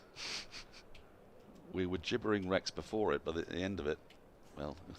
How did you manage the sleep arrangements? Did you have a hostel camp bed? Right? We had a camp bed in the studio. Took it in turns. Nice and hygienic, that. Leg slip for Worrell, now bowling to Prest on 40. Well, it was winter, so you were mostly just lying in your clothes with the coat over the top of you. Right. And you'd only be getting about 2 hours at most. I think the toughest part of it was that the England-New Zealand test match started at 9:30, so we were on air at 9:15 at night. And the moment the last ball was bowled, we went straight to the first ball of India versus Australia. 2 back-to-back test match days is quite a thing. You would have enjoyed seeing Australia get pulverised 4-0 in that series, though. Well, there was a certain... Yes, I mean, bittersweet now, in some ways. It's not quite sure where my allegiances would lie when India play Australia. But, yes, it was easier. it was easier, yes. Yeah. Back in the day, it was easier. My enemy's enemy is my friend. Bit of energy there. Bit of that. Yeah. But Michael Clarke declared in the end of the first day, 9 down, to put India in. A little bit like Stokes' declaration at Edgbaston. The difference being that, by the way, that's Worrell's second bouncer of the over, and clearly bowling to a different approach here with a fine leg, a deep square, catching mid-wicket, a leg gully. No slips as such, although you could count Ollie Pope at fourth slip or gully as one. Then a deep backward point and a deep point. So we're looking for loads of short stuff to Prest. Although he's bowled 2 bounces in the over, so that rather limits him for the remainder of this one. Was that one signalled as a bounce? It felt kind of chesty. They get away with a lot, don't they? Yeah, the quicks. We've seen that when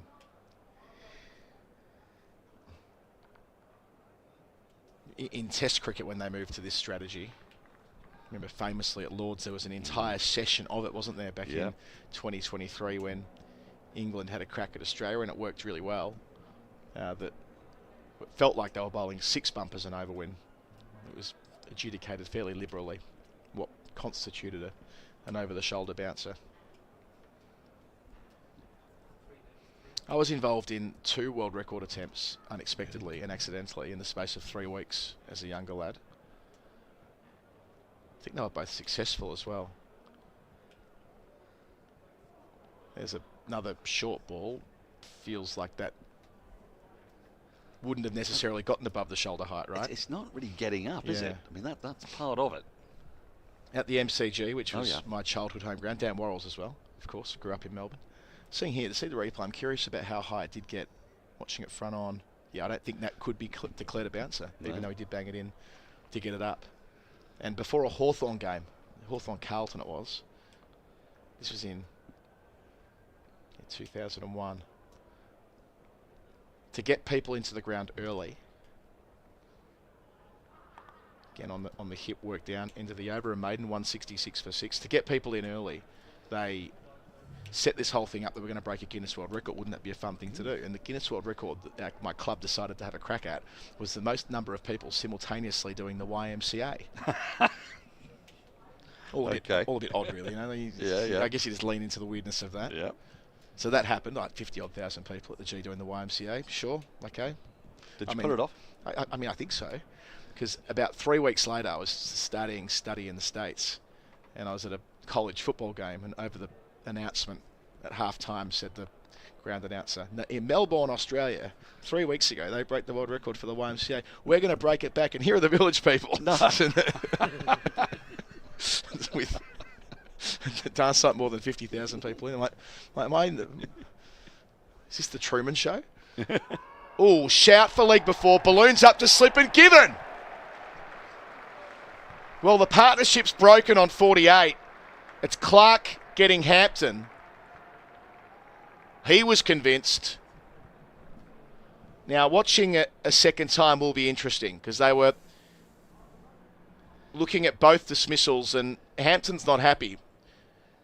C&C Insurance Brokers, Surrey wickets throughout the course of this match. 166 for 7, it will read in a moment on the board. But this, from our angle, we're behind the action at this end. So watching front on here on the replay, Daniel. Because Clark turned around before the ball reached Ollie Pope. So it must be a leg before. Yep, so it is. And given, but yeah.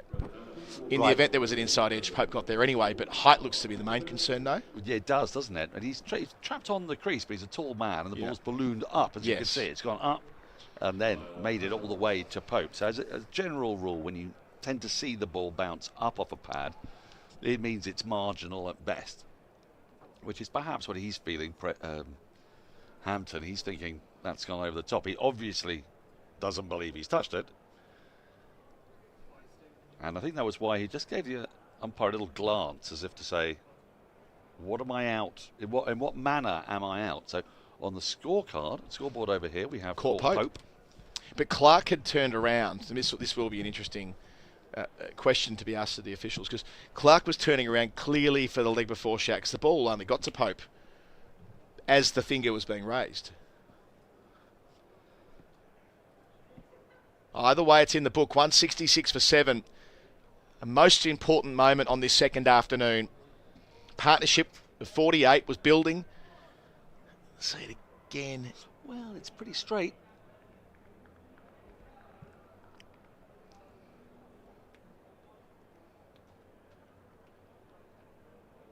It is straight. He hasn't got a stride in, so like it could be LBW. The scoreboard believes it's. I just can't imagine that the umpire has raised the finger for the catch when Clark is clearly vociferously appealing for the leg before. Because there's no way that Clark could have anticipated that Ollie Pope would dive forward and pull out off the ground. It was a great bit of fielding from Pope. It wasn't like it was edged to the wicketkeeper conventionally. So he's asking the leg before question, and the finger follows that appeal. As generally, not exactly on, but roughly as Pope's coming up with the ball. So unless the umpire was absolutely certain it was an inside edge and had no concerns at all with the clean catch. Well, that's the other issue, isn't it? The concern with the clean catch, because he doesn't seem even to have checked. No, he didn't look at the square leg. Pope. Yeah. So now with Press, the responsibility with him and stepping up here with a boundary, turning Clark out to the short right. Well played, up to 44. Needs to find a way to that number in the right-hand corner of the screen, 82 behind. Can they get it to 32 behind before they're bowled out? Something like that. Can't afford to lose 2 in a hurry here, as they did in that middle session, when at one stage they lost 3 for 6 at roughly this stage of the session.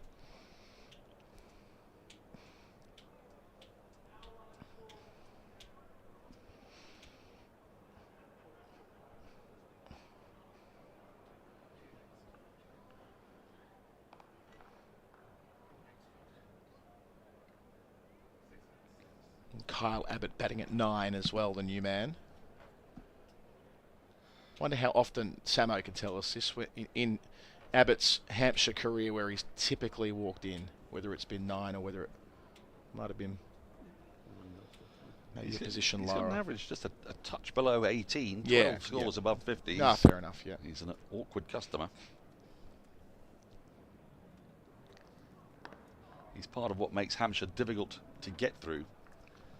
I mean, for Surrey today, the wicket of Ben Brown was a big bonus, wasn't it? Because he is a very dangerous customer at that point in the order. It's batted 81 times. It was 82 now at number 9 in first-class cricket, 76 at number 10. So he's slightly more of a number 9 than a number 10. A 9.5. Yep.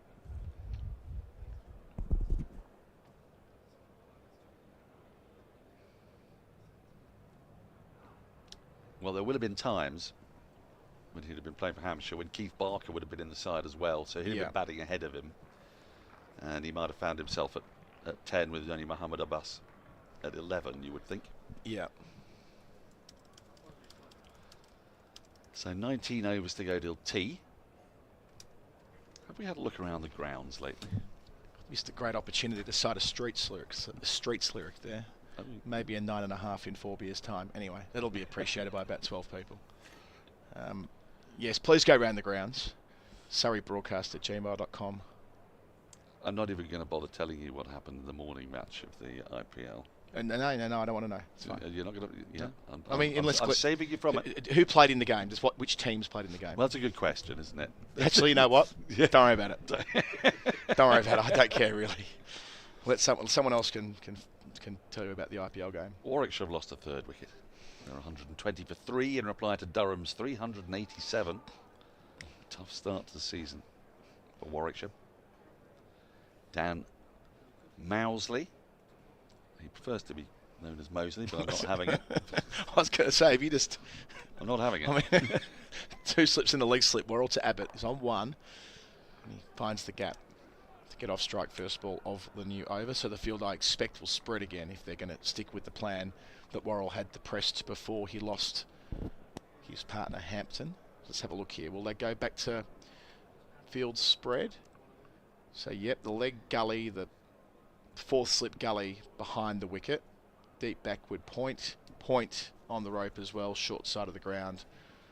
And out go the 2 leg side sweepers as well. So we've made an editorial decision that Mosley is no longer Mosley. Well, his name's spelled M-O-U-S, and if your name was spelled H-I-D-D-L-E-R and you asked to be called Hitler, it wouldn't make any sense, would it? So, anyone from Private Eye listening? Okay. Godwin's Law already. Oh, wide and short and 4. Will it be wides or will it be buys? Poor old Ben Foakes, it's the latter. That's brutal, isn't it? Helpful for Hampshire. Takes them to within 80. That'll be 77, the deficit now at 176 for 7. It just feels like Worrell's more at ease when trying to hit stumps and nick blokes off rather than bumping them out. Yes, it just doesn't feel like a Dan Worrell thing to be doing, does it? You know.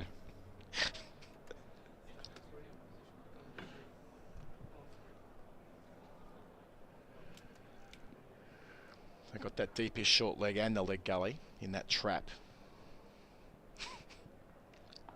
Oh, there he is at short leg, and it works. Patel under the lid.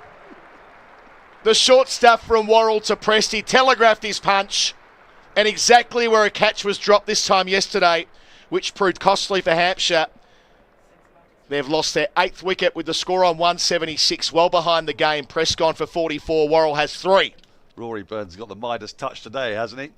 When he makes a field adjustment, as he did with the first wicket to fall today. Nick Gubbins caught round the corner by Ollie Pope, and then he brings in the short leg and the leg gully, and almost immediately Worrell gets his man, his 3rd wicket. A really good, sharp catch.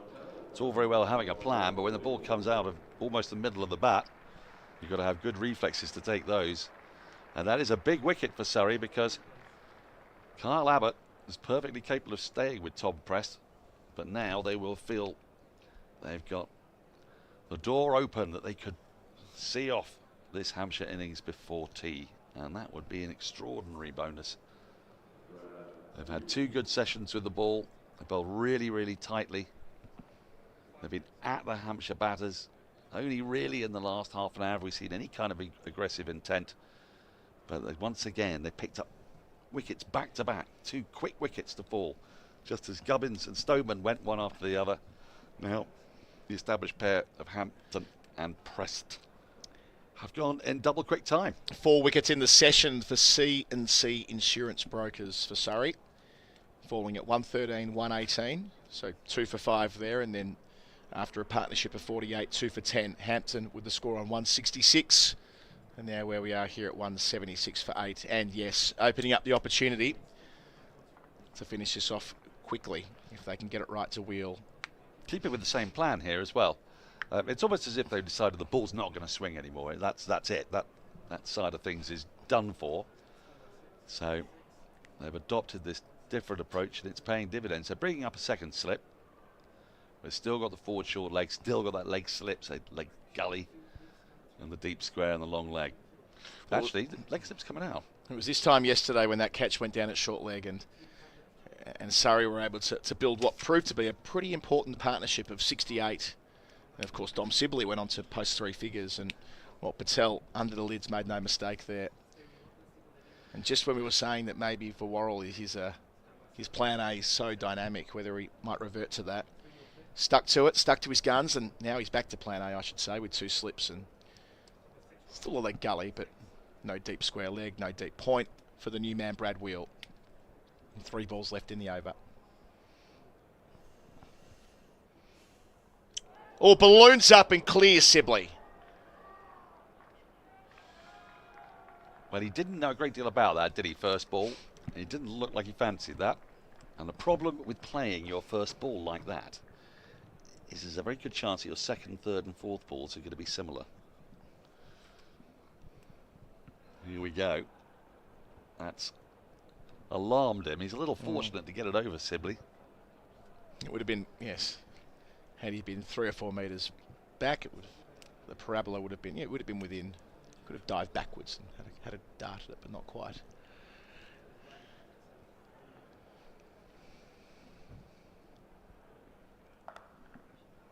Well worked there from Abbott. Short rope and finds it, racing across the square, as it does here at the Oval. Abbott 6, trailed by 72. For the most part, both skippers have done very well in this match to protect what is a very short boundary. You can see that was nothing much more really than laying bat on ball. But Rory Burns is going to wrap this innings up quickly, so he's attacking Abbott,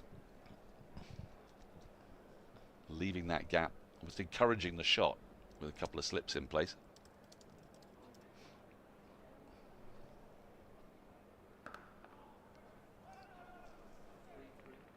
They won't get one there. The captain's sliding away. Brad Wheel has a high score in first-class cricket of 61. The new man to the crease. He'll be facing up at the start of the next over. 181 for 8. You fancy there'll be a similar kind of tactic employed here by Jordan Clark with his soft older ball. After this is Sonny Baker. Of course, only played 2 first-class matches. This game is moving along at quite some pace, isn't it? Yes, and it wasn't at times. That first session today, just 8 boundaries across the 29 overs, 3 for 42. It has, continued to move quickly after lunch.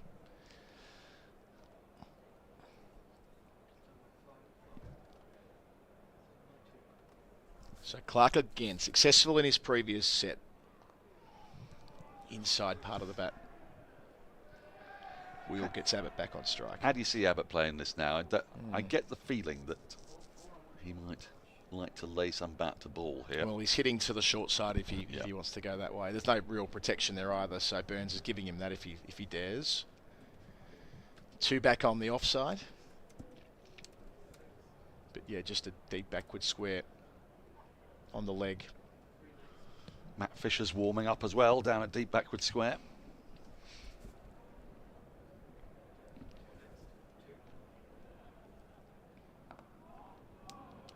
Again, the inside part of the bat, so movement back to the right-handers. Yeah, it won't stand out, Fisher's contribution today quite so much as the others on account of the fact that he's only got the 1 wicket, but it was the crucial man Dawson straight after lunch.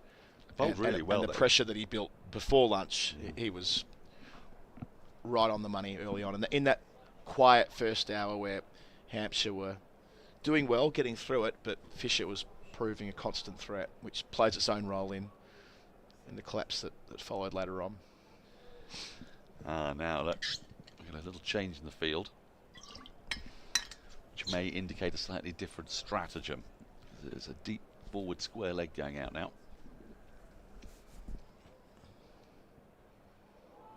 Beaten with a beauty.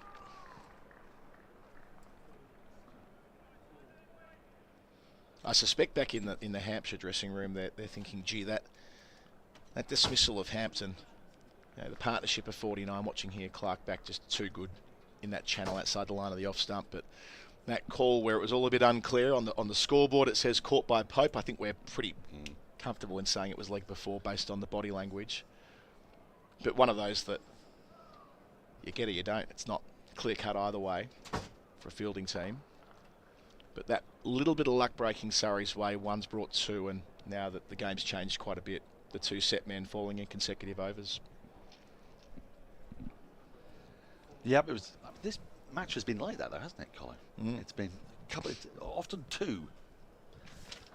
Surrey had that yesterday when they had that fight back, and then Smith was out, and Foakes was out. They had wickets have fallen in clusters, often clusters of 2. Yep, Smith, Foakes and Lawrence in quick succession. Oh, Cavalier. Doesn't go anywhere near where he wanted it to go, but that's okay. I would say that's a signal of intent. Indeed. Intent. As they say in New Zealand, intent. Just setting you up there, Daniel. We've worked together for a long time. Have you done much with Katie Martin? A little bit of radio, Katie. Yeah, not Katie, much. Marvellous. She's an absolutely marvellous woman. Fantastic commentator, and she's so Kiwi that all vowel sounds have been replaced with I's. Every single one.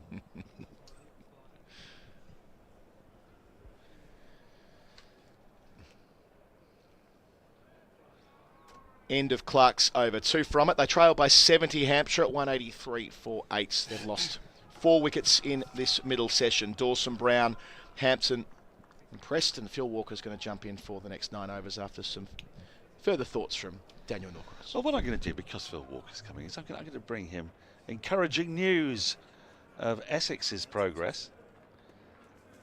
They are now 151 for 2 in reply to Nottinghamshire's 347. Jordan Cox, 57 from 68. Paul Walter, it's having a very good season. On the top of the order now, 60 not out from 117. So they're going nicely, still 195 runs behind, but only 2 wickets down. Yeah, they both made good runs last week, Jordan Cox and Paul Walter. Paul Walter's got a really good technique. As Mark Church was commentating on that one for the BBC and pointing out just what a solid technique. He looks like an opener, albeit he's a giant, sure, but he sets up like an opener. Peter Fulton, tall. Yeah. Jefferson, tall. Yeah, true. Plenty of tall opener. Sussex and their return to the First Division. They're going really well. 96 without loss. They had a first innings lead of 93 against Somerset, who could not garner a single batting point. So a lead now of 189 with all 10 wickets in hand.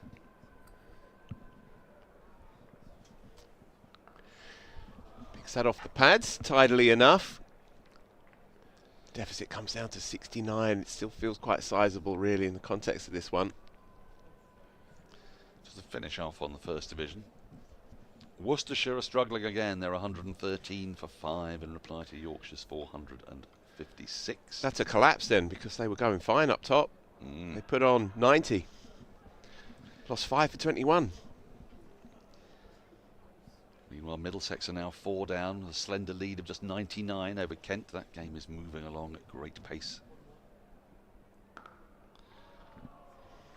It's a very solid forward defence, that, from Bradley. I'm not sure you're going to see a better forward defence than that. I'm always turning to Dan Maskell. You're going to see a bit of forward defence all Wimbledon.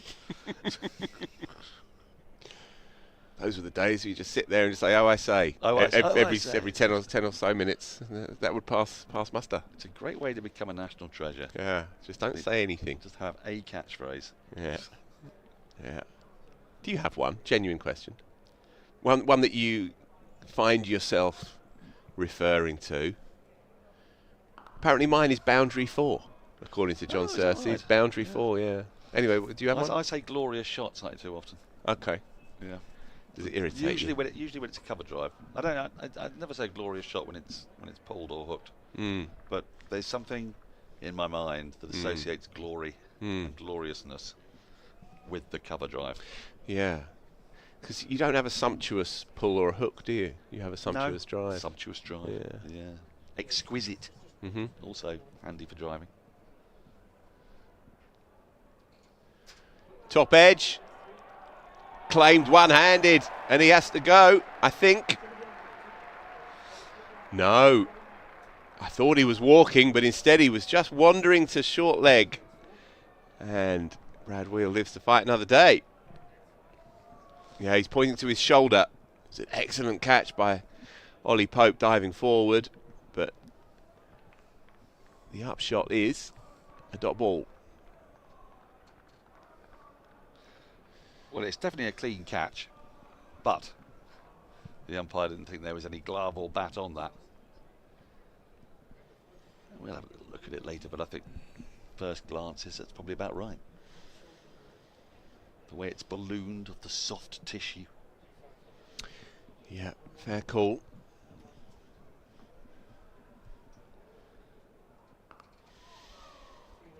Solidly in behind it again. Every run counts here. If they can just chip away and get under 50, then they'll feel like they're still in the game here. Well, you'd definitely say that. I mean, actually, from where they are, some early wickets would bring them right back into the game. But I've been quite surprised at how the pitch has still had something in it. Yeah, I thought it would flatten out really nicely today. Airborne, man out there, making the ground, just evades him and will go one bounce over the rope for 4 and useful runs. It was Dan Worrell under the steepler. And at one point I think he fancied it, but it just kept on going. It was a top edge, but with a bit of Humpty behind it. When he started, did Dan Worrell, about 10 yards inside the boundary rope. And you may think to yourself that's a cardinal error, but actually the boundary size is enormous away to our right towards the Archbishop Tennyson School side. So it's perfectly legitimate for Worrell to be there. They might take a slightly different view if Kyle Abbott's going to go this hard, because Abbott is quite a unit. And he's got a lot of power, and he is indeed a hitter. So they may just think, again about that, but it would have sailed. It probably sailed out of the ground if it had been hit on the other side. Probably gone over the Peter May. Just briefly, Daniel, what was your impression of the Hampton wicket? Well, it was very difficult to tell. I mean, I still think it's probably LBW not caught. Right, because I wondered that. Yeah. So is that where you and Adam had landed in the end? Foolish and punched, into the onside and pick up another couple. Kemar Roach doing his work. Yes, I think largely because partly Jordan Clark was very, very keen and a turn round, and I think he was appealing for LBW. And I think they might have had a little bit more of a conversation about the catch because it was very low to the ground. It was clean, but umpires would tend to have just had a little kind of ask Ollie Pope, and Pope would say yes, and that kind of gubbins would take place. And he was trapped on the crease, and it did hit him on the knee roll, but it did bounce up. So I think it was a tight call. You could understand why Hampton was aggrieved, because batters tend to be aggrieved when they're given out LBW. Yeah. I think it's a good we read saw of it. We saw Liam Dawson being aggrieved, one that looked absolutely plumb. Yeah, it did to us. But then maybe he thinks he got an inside edge. You don't know. And Tom Prest as well was good for 44, but a slightly limp dismissal. Well, I know what you mean. I said something similar about Nick Gubbins, but I've got to give credit to Rory Burns, because it's got to be a bit more than luck, hasn't it, that this keeps happening to him. He changed the field for Dan Lawrence to the two left-handers, specifically to Gubbins, took out the slip, and instantly... Yeah. No, it's really, really good. Catch. And again... It's very, very good strategies, no doubt about it. But it wasn't a snorter, that's all I'm saying. Playing a miss. It wasn't one up around the throat that he couldn't do much about it. He seemed like he'd ridden it okay, but... Sort of chest-ish. Yeah, it was just... slightly below. It was a bit timid, I thought, and he'd been so clear in his plans up until that point. It was frustrating, really, because he played nicely for 44. Jordan Clark would be frustrated there as well, because Brad Wheel was no distance away from getting a little tickle through to the keeper. Slip's gone wide.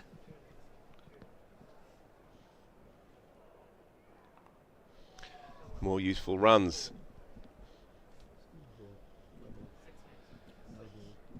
No ball as well. Every little bit helps at this point. They can't escape the Surrey stranglehold here at the Kia Oval. Echoes of what happened here last year. Again, they fought hard up top. Gubbins made a 40-odd, but then it was just a procession, really. Nobody made 50 for Hampshire in that match. No one's made one here either. Well, only one player has in the whole match, haven't they? Yeah. You'd say J.B. Smith, when you think about the whole context of the game, notwithstanding Dominic Sibley's excellent unbeaten 100, J.B. Smith has been the one man who has looked completely at home. Yep. But you're right, that 100 looks better and better as this day rolls on. We're only just over halfway through it as well, Phil.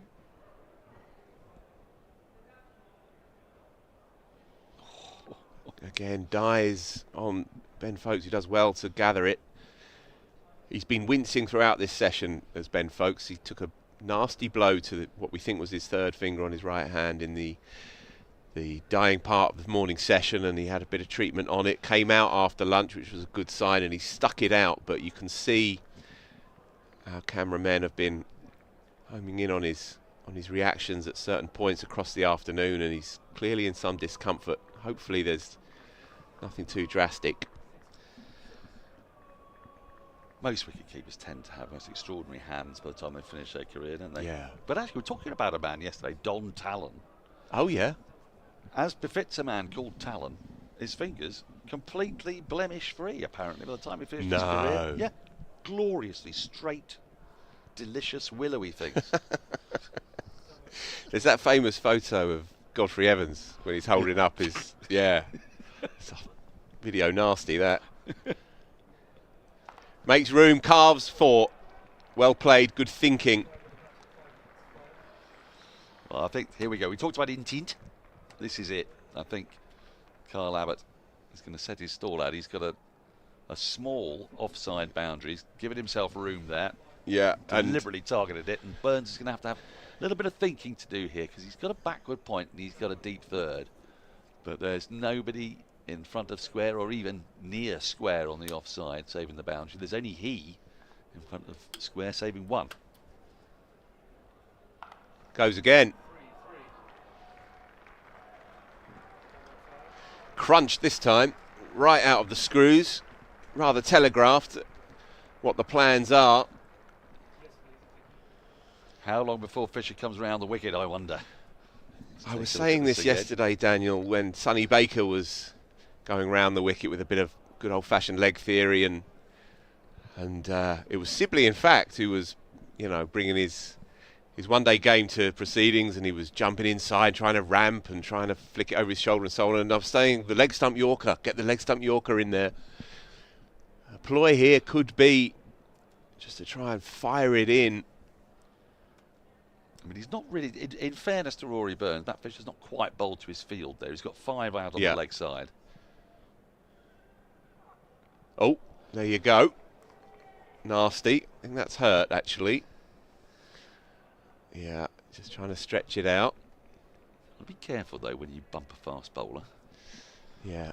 Because there's a very strong likelihood that Matt Fisher's going to be facing Kyle Abbott at some point later in this game.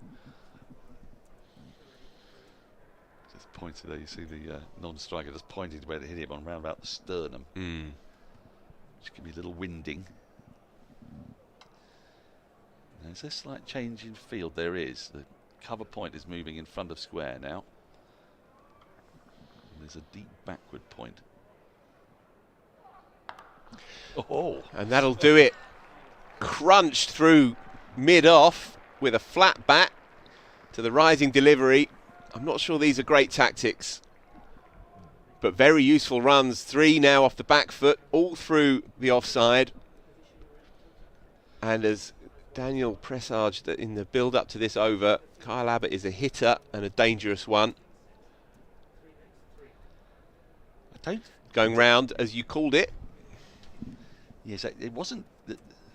Matt Fisher's bowled really well in this match. He's bowled really well today, but he hasn't quite got it right in this over, because with the field out to the leg side, he's allowing Abbott to hit the short ball through a mostly vacant offside.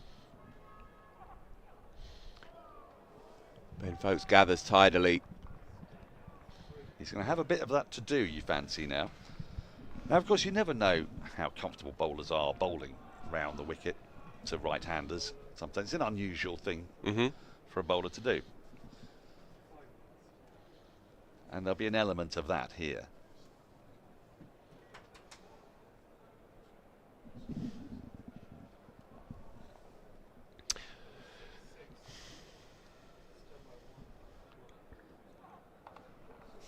He'll pick up a single agriculturally, and we'll retain strike. So good result for Hampshire there. 13 from the 66th over of their innings, 208 for 8, and they are getting up to within spitting distance. Just seen Phil Brown, the great photographer, cricket photographer Phil Brown's just popped his head into the box. He's going to be chatting with me at tea time.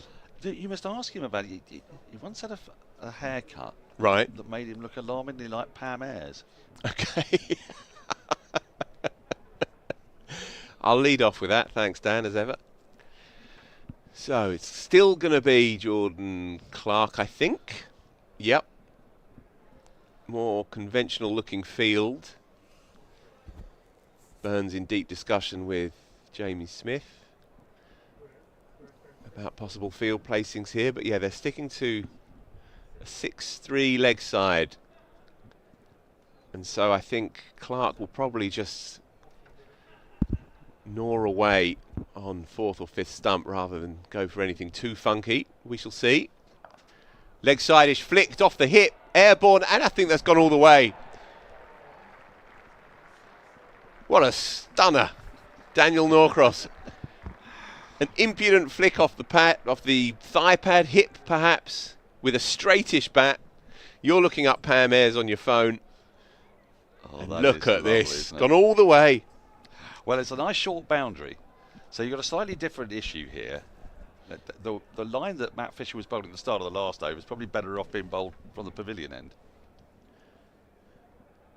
Yeah, you see, that's more like it really for me. Just keep chipping away outside his off stump. Much more risk associated with that kind of line, really. Anyway, these are very, very valuable runs. 32 from 19, Kyle Abbott. 214 for 8 now, and that deficit down to 39. First thing I'm going to do is show you.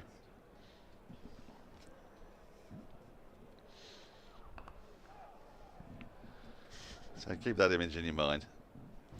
Yep. Now I'm going to try and find. It's Pam Ayres hour on the Surrey stream. Well, poor old Phil Browning. He might tell you the story of this haircut. It was a very unfortunate haircut. Where did this haircut happen? Well, it was given to him by someone who was masquerading as a barber in a barber shop. So Phil could be completely forgiven for thinking the man was a barber, but it turned out that he wasn't. Kept his cover. Airborne again. Rory Burns just evades him, and that will inch away over the boundary. In fact, no, he does just bring it back, but 3 more useful runs. It was towed from the bottom of Kyle Abbott's bat, but again, riding his luck, and then some, onto 35. This is good. A 1 innings game beckons here.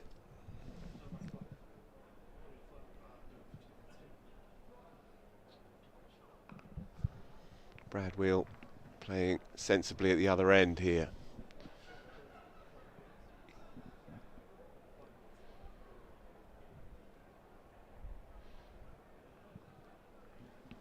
It's always fun when a tail wags like this, because it wags entertainingly, doesn't it?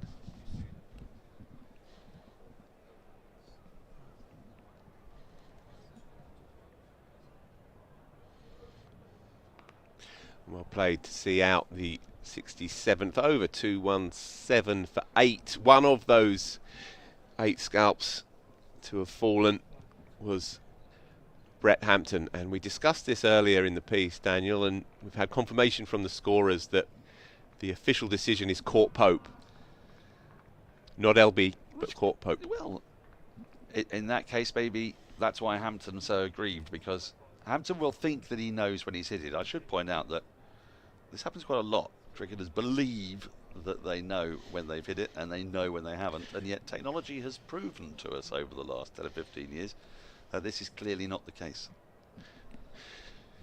Change of bowler then. Dan Lawrence into the attack, powered by SSE Energy Solutions, powering local businesses with the world's largest offshore wind farm. Yeah, so going to have a bit of Lawrence. Just 3 overs this morning, but useful and fruitful they were. He got things going for Surrey today with, I think, a canny pit bit of bowling and some brilliant tactics by Rory Burns to bring in the leg slip. And it saw Nick Gubbins feed Ollie Pope in that position. He went for 43. Yeah, it's one of the great revelations that technology has thrown up, and it's affected people's every single batter in the world game, from your Sunday thirds all the way to the top. That line, well, I know when I've hit it, turned out to be bunkum.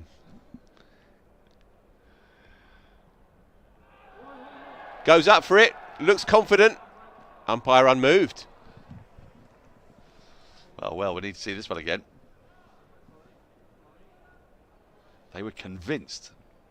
Dan Lawrence, Ben Foakes, completely convinced. Yeah, and Foakes' reaction was immediate.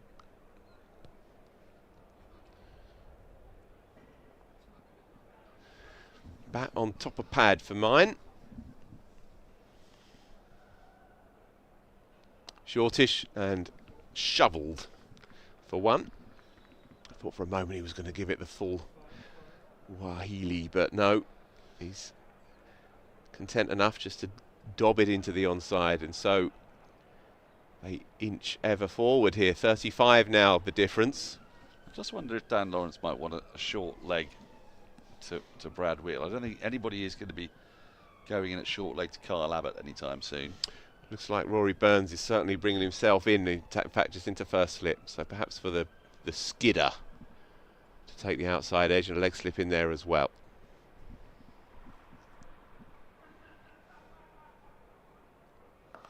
That magnificent action of Daniel Lawrence. It is truly marvellous, isn't it? It is. Is it unique? I can't think of anyone quite like it. Right arm Essex. It's the way the arms fling to the skies.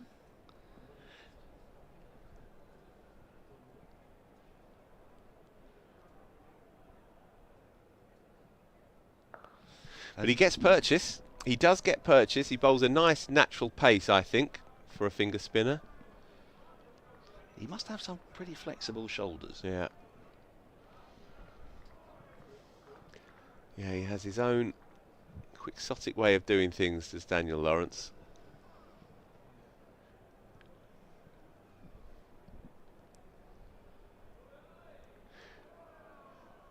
He has his own style carved out on the outfield of Chingford CC in northeast London, where his old man was the groundsman, may well still be the groundsman, Mark Lawrence.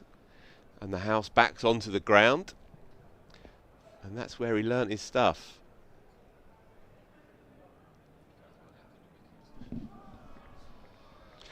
Well, he started it all, didn't he?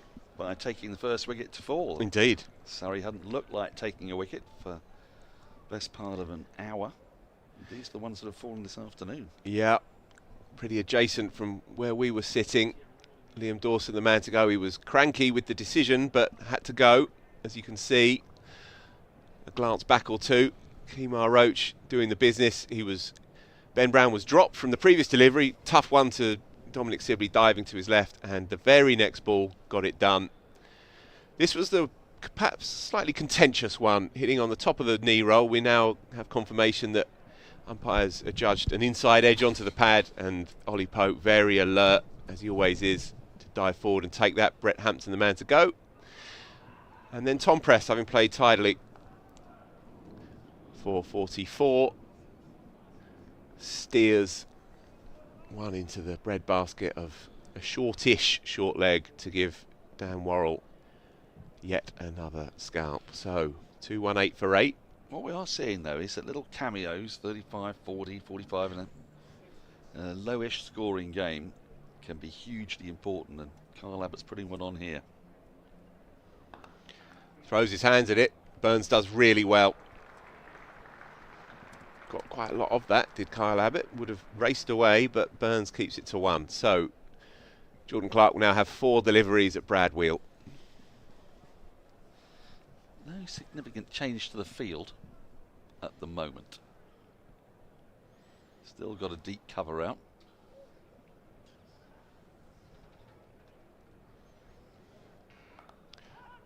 Steered straight to backward point.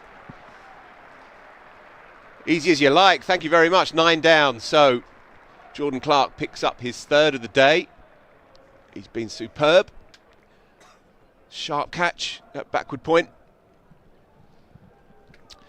And so that little flurry, a very useful partnership, but it has to come to an end with Brad Wheel.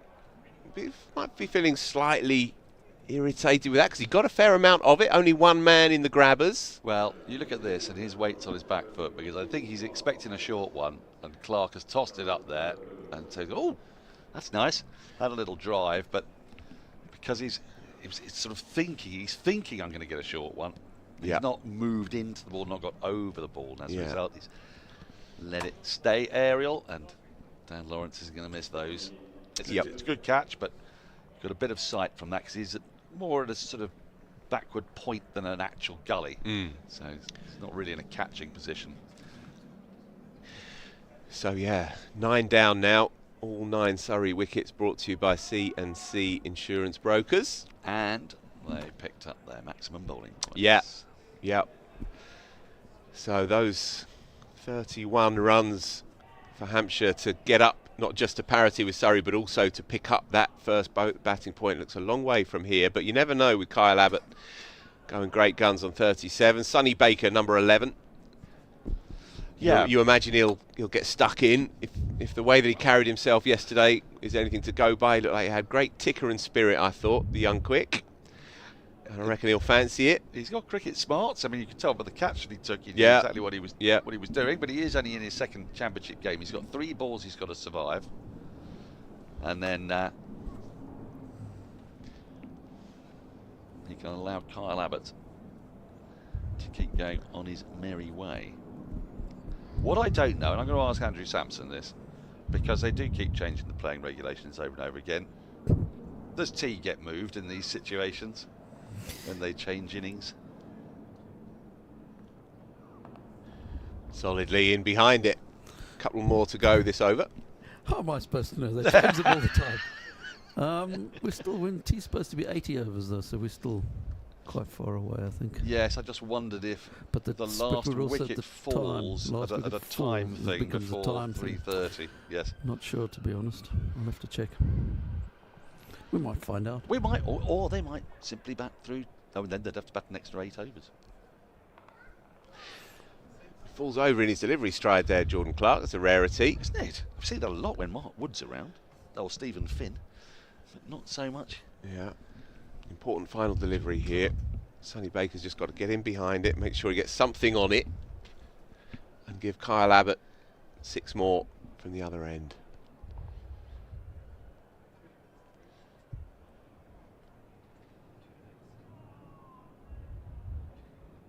Well played. We move on, as does Daniel. 69 gone then, 43 overs still left in the day. And we're going to say it again, 3 after tea, folks. We have, by my reckoning, 11 overs up to the tea break. And then a 20-minute break. And then we're going to have a good 2.5-hour session in the evening sunshine. Yeah, get yourself down here.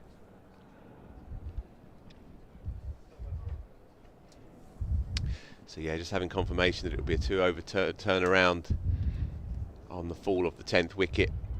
So if it were to fall this over, we'll certainly see a continuation of the afternoon session. Yas Rana replaces Daniel Norcross.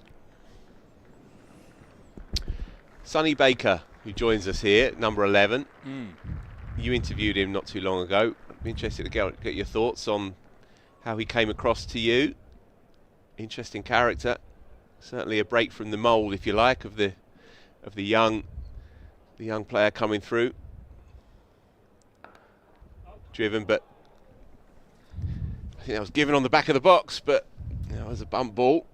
Got a crowd catching our own commentary box. And the first thing that came across was his boundless energy. Yeah, exactly that. Beautifully bowled, tossed up, did him in the flight, creeps through the gate and takes the top of his leg bail off. So there you go. Dan Lawrence has started and finished this Hampshire innings today. He got rid of Nick Gubbins to set the show in motion and has bookended it with a beauty. He'll be more than happy with that. 4.2 overs, 2 for 7.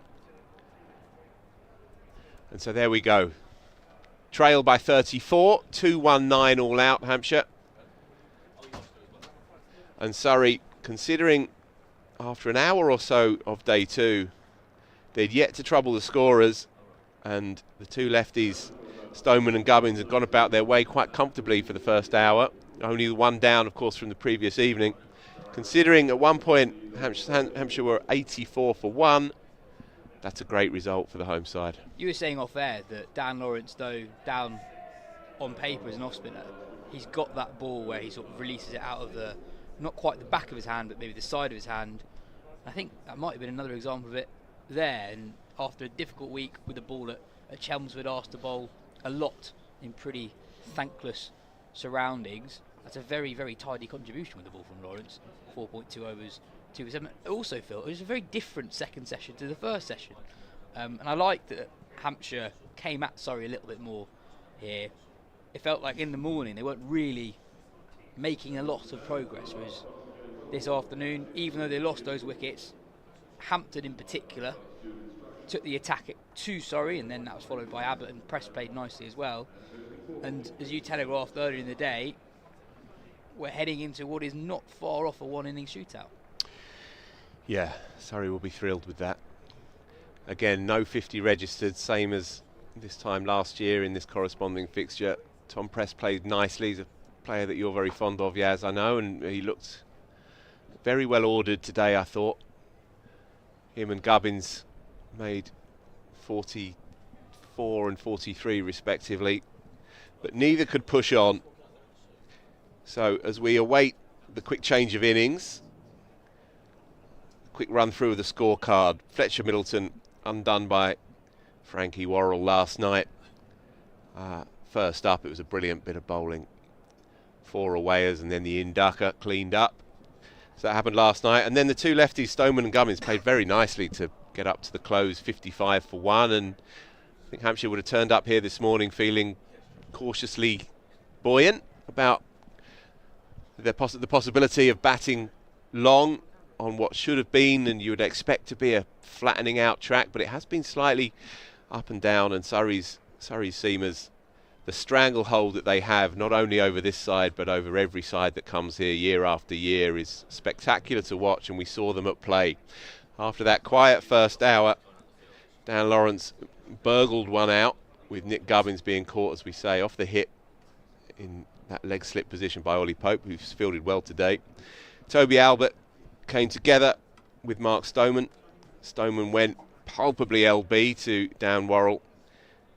That was 86 for 3, and Toby Albert came and went soon after that. It was a painstaking 36-minute 1 that he endured.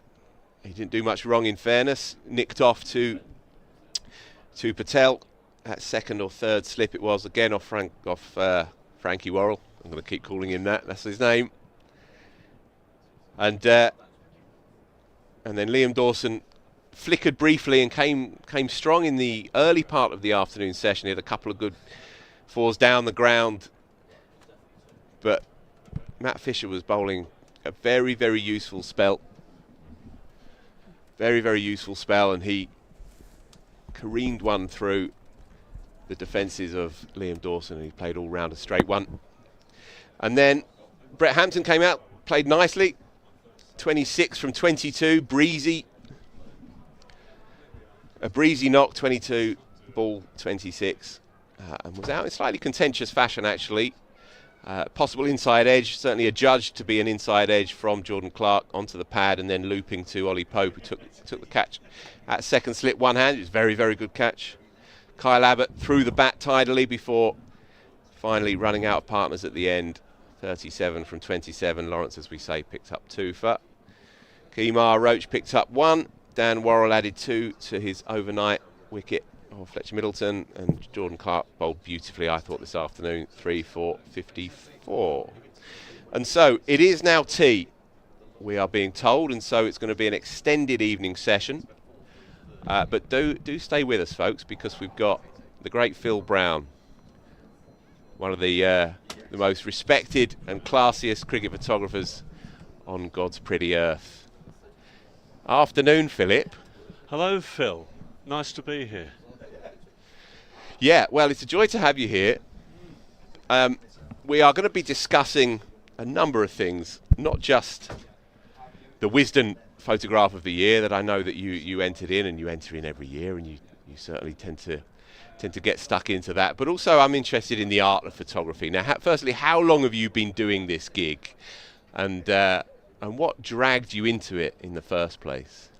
It's a good question. I remember the first time I was ever sent to a cricket match was I was working in Sydney for newspapers, and I did get on with this one picture editor, and all of a sudden he said, you can go to Newcastle and cover this big Sheffield Shield match between New South Wales and Queensland. So I think I had at least 3 or 4 days in Newcastle watching people like Alan Border and Mick Whitney do their stuff, and that was probably the first thing. And then by 1988 I was at Sydney Cricket Ground covering 1 day of the test match there.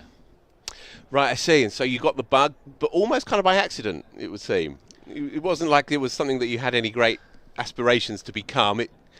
I didn't have a plan, but I did enjoy sitting behind a camera and photographing sport. So I think early on I didn't realise that you could make money doing it.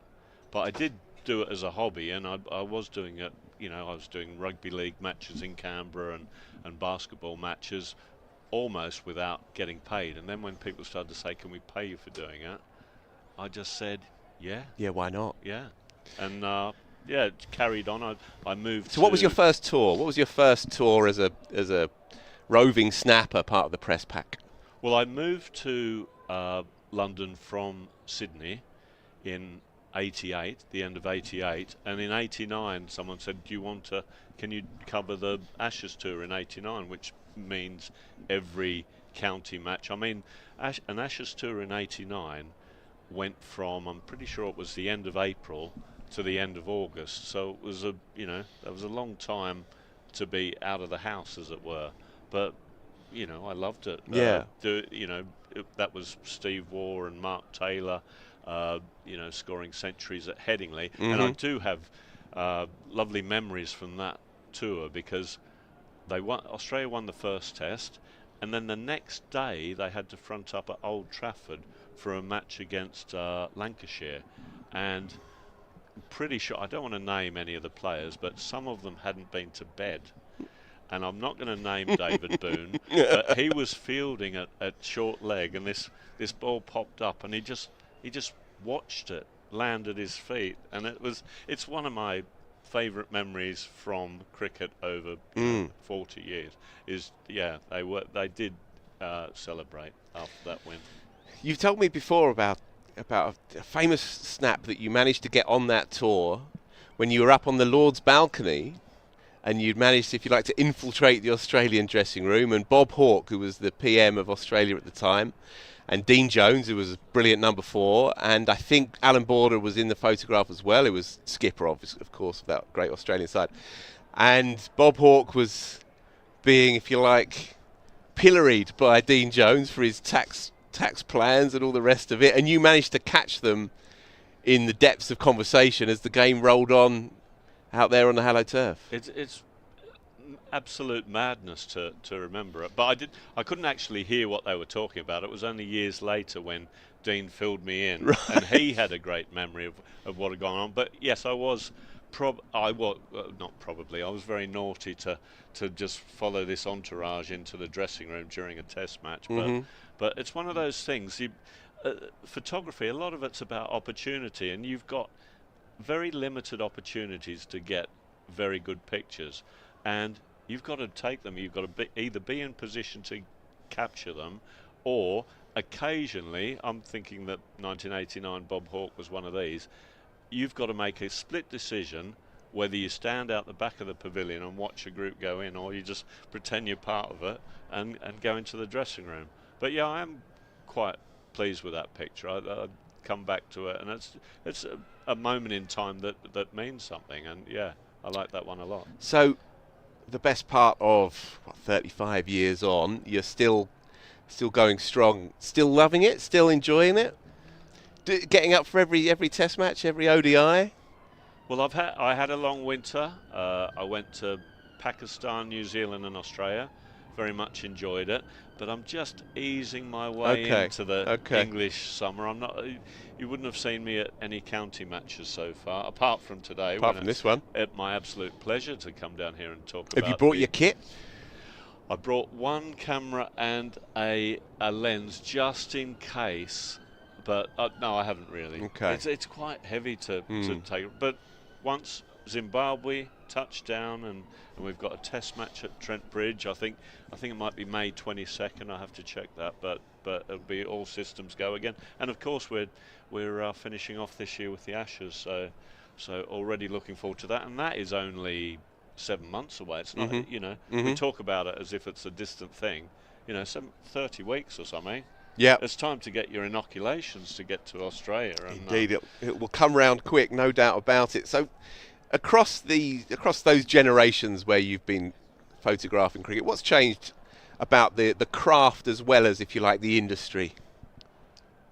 absolutely massive changes to lots of things. First of all, the equipment and it's just so many things have changed. Like I say, the equipment, we've gone to digital cameras now from analog, and cameras now can take 100 frames a second, some of them, and compared to what it was like in the 1990s when you had a film camera, you had 36 frames on your film, and you looked at it like I had a moment at Hove where I went, 34 frames I've already taken. I better take my film out, and I'll miss one ball. What can happen? What was his name? Tony Pygott. Yep. Hit Dean Jones in the mouth and broke his jaw. That's what can happen. So I think the if you're a photographer starting out now, you've got no excuse for missing anything. There's cameras that apparently I haven't got. I'm a traditionalist, but apparently you can touch the button to take a picture, and it's taking pictures 5 seconds before you touch the button. No. So you don't have to be very good. That's wild. To do it. But what I am excited about is coming down here, and I'll be able to do that in the next week or so, and seeing all the pictures from this year's Wisden Photo of the Year competition that will be on display, and they're absolutely pearlers this year. I was at the same game. I was at the Melbourne Cricket Ground just before the end of the year, end of 2024, when Nathan Lyon appealed. It seemed like the whole Australian team appealed with their arms up and got the last Indian wicket, and it's a beautiful photo with just about 7 or 8 people with their arms in the air. So that's the worthy winner. That's the worthy winner. This was your entry for this year, I believe. It was. Photographers are allowed to enter 3 images. So there's 2 separate parts of the award, I believe, right? There's an amateur award and a professional award, is that right? Yep, that's right. There's an amateur winner and there's a professional winner. Talk me through this one. Well, that's from... my picture was a remote picture I got of Ollie Pope diving. So the remote camera that I set up in the mornings should go off every time I take a picture downstairs as we... And it's just one of those things, the remote fills up with thousands of pictures. My life's too busy to look through them all.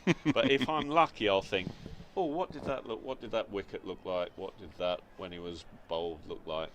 And I must have thought that day, what was that like when Ollie Pope dived? And yeah, pretty pleased with that, because he did drop the ball, obviously, but it's a nice picture with the ball in it. Yeah. But so Pope dropping the ball. One of my other 2 entries last year was Pope being bowled in India when his stumps got absolutely splattered. Yep, I remember that.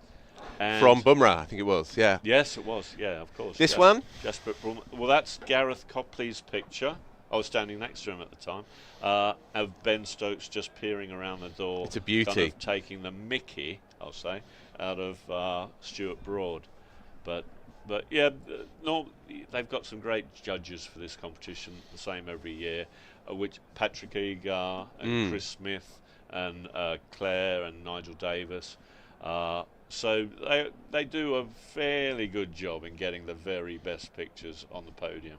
This one, by my friend Stu Forster, was taken in Pakistan, and that's Harry Brook getting some sweat on the ball. So some of these images capture the joy of the game. Some of the images capture the spectacular athleticism of the game, and some of the images capture the fundamental silliness of the game, right? And that Jack Leach image is eccentric and quirky, and if you don't understand cricket, you're going to be baffled beyond words. But they're all telling a story of sorts, right? And the narrative behind a good photograph is so key to it. Yeah, well, what you want from just a point of interest. So it's either aesthetically beautiful, or there's something unusual going on in it. If there's nothing to kind of grab you, you shouldn't be seeing it in a competition, really. Do we have the winning shot? Do we have the winning shot for us? Here we go. Yep. So this is the winner. As Phil says, this will be up in the pavilion, along with all the other entries as well, soon enough, in time for the next home game. Talk me through that one, Phil. Yeah, well, as I said, I was present, and my remote camera was at the other end. So I've got, you can imagine, a lot of backs appealing, and that's a no-no in my book. If you can't see someone's face, okay, like it's not a valid picture. But yeah, Quinn Rooney, working for Getty Images, he got this picture, and yeah, lovely picture. There's some other one. Darian Traynor got a beautiful picture of I can't remember which West Indian player it was, but flying through the air, stopping the ball. It's worth having a look. So definitely, if you're at the Oval, you should make sure that you go to the appropriate part of the ground, which I'm going to say is the Galladari stand. Well, I gather that they are available to buy. These prints are available to buy soon enough from the shop itself. I Is don't that, no, know what's to look at in the shop and not to buy. Yeah, you can look at them. You can hope to buy them, but you won't be allowed to buy Yeah, them. okay. They're precious things that, yeah. So they will all be up in the shop soon enough, so you can see them in all their glory and splendour. Okay, Phil, as ever, mate, thanks ever so much. Just a little message for the colours of cricket, which sits on my shelf at home. That's your work. I think it's still available to buy. I would imagine so. It should be. Yeah, that's probably my best of 30-year career. So yeah, it's a real beauty. And if you're interested in the craft and the artistry of cricket photography, then I can recommend that. Phil Brown, as ever, you're a star. Thanks ever so much. Thanks for having me. So we are approaching the evening session here in this one, and the game is immaculately poised, really. Surrey noses, but not much more than that in front. A lead of just 34. I've been doing a monster stint here, so I think Adam Collins might be taking over. Yas Rana is in the chair. A few thoughts from Yas, and I'll pass over to Adam. Yeah, fascinatingly poised. Surrey set to start their second innings. They lead by 34 runs. Strange day, really. Hampshire probably started day one slightly ahead of the game, finishing the first day 55 for 1, having bowled Surrey out for 253. They started slowly, but without too much alarm. But when the first wicket fell, Dan Lawrence claiming Nick Gubbins, with Ollie Pope taking a smart catch at leg slip, the wheels came off a bit for Hampshire. Had a strange first session where they only scored 42 runs from 29 overs. Surrey fought back into the game, got ahead, and actually, in the end, Hampshire did well to get as close to the Surrey first innings total as they did. Carl Abbott 26 off 22. Carl Abbott 37 off 27. Brett Hampton 26 off 22, both supporting Tom Prest, who scored 44, top scoring for the visitors, supporting him well. And in the end, Colo, here we are, 3 off the tee, and the game is really well poised. An elongated 3 after tea as well. Play resuming at 3:58, and a 42-over marathon final stanza here at the Kia Oval. So get along and watch Surrey bat for a second time, looking to build their lead of 34. There was a collapse of 5 for 34, which defined the first 2 sessions. I mean, dare I say it, it's been a day of 4 hours. Hours 1 and 3 were won by Hampshire, but 2 and 4 far more decisively by Surrey, which is why they've taken it from 55 to 1 to all out for 219, as you explained before. And Brad Wheel is going to take the first over. He picked up 4 wickets yesterday, 4 for 65 to knock over Surrey for 253, but they'll have to dismiss them for, well, you'd expect cheaper than that again to give themselves a decent tilt in the 4th innings. So at the halfway mark of this round 2 match here at the Kia Oval, Rory Burns taking guard. 3 slips behind him, a deep backward point short side of the ground, fine leg beneath us. Mid-wicket, mid-on, wideish mid-off and cover to round out the field.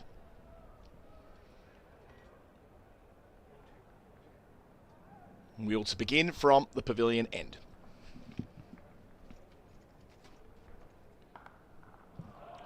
Shot. Could hear that right at the middle of the bat. No chance for a loosener there. Yeah, Rory Burns not missing out on that. Bit of a loosener from Brad Wheel. Impressive in the first innings, but bit of width, and Rory Burns is always going to punish the delivery on that sort of line. Yeah, that's his happy place, Rory Burns. He was out early yesterday to wheel in the second over of the match. Caught that second slip from this bowler, Brad Wheel. First ball boundary here. Lead of 38. Oh, beats him, the much better length. Yeah, good response from Wheel, and I'd argue he's one of Hampshire's most important players this season. They've gone about a bit of a reconfiguration, trying to manage the red ball departure of James Vince. Mohammed Abbas, who's for so long been Kyle Abbott's new ball partner for Hampshire. The way they tried to replace Vince was by using the second overseas slot on a bowling all round, and they've done that with Brett Hampton. It means that Wheel will get Burns knocks it into the offside and they scamper through for a quick single. It means that Wheel will likely have far more first team opportunities than he's had in recent years, and it's a massive hole to fill. As big a gap as Vince is, Abbas is huge, and Wheel started the season well, 2 fourthers in the first 3 innings of the season for him. Yeah, I underplayed that achievement yesterday. I thought it was a couple of years since a fourfer. It had been 2016 his last fourfer, and I think that's relevant because it indicates where he sits or has sat in the Hampshire fast bowling group. Oftentimes the first or second change. Well played. Dom Sibley picking up from where he left off. Both Surrey openers off the mark first ball with boundaries. Leg stump, half volley, that's where Sibley loves it. Yeah, twice this over. Wheel has just erred a little bit with his line, bit of width. First to Burns, this time straying on Sibley's pad, and we know he is so strong through that area, and something that we can't quite get across all the time on the stream is just how lopsided the boundaries are for this fixture, and the gas holder side of the ground, Sibley's leg side, particularly short at the moment. Yeah, and that point with Wheel, he missed most of 2023 with injury. And a lot of the time, he's been competing with James Fuller for a spot in the team as well, who's in the squad this week, but not selected the veteran. Well, Hampshire, as a side, have in the recent years placed a lot of emphasis on all-round qualities of players like Fuller, Barker, Felix Organ, obviously Liam Dawson. Ian Holland as well, has moved clubs in the winter.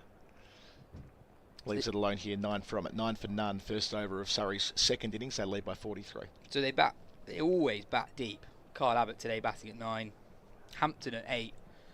Really interested to see how he goes with both bat and ball this season, but he averages over 30 in first class cricket, scores quickly. That's a very, very handy option to have coming at number 8, and that's something they've really valued over the last few years, and it's another reason why they're always there and thereabouts come the end of the season. I think your point before, it's not about Hampshire making one tweak. It's a few things going on at the same time at the moment. The mainstay, of course, being Kyle Abbott. Interesting that Abbott didn't get the first over here.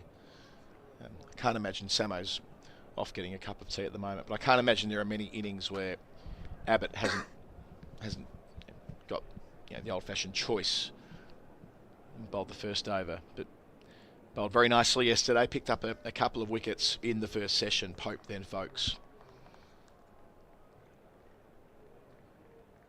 He'll start round the wicket away from us to Burns, just taking guard.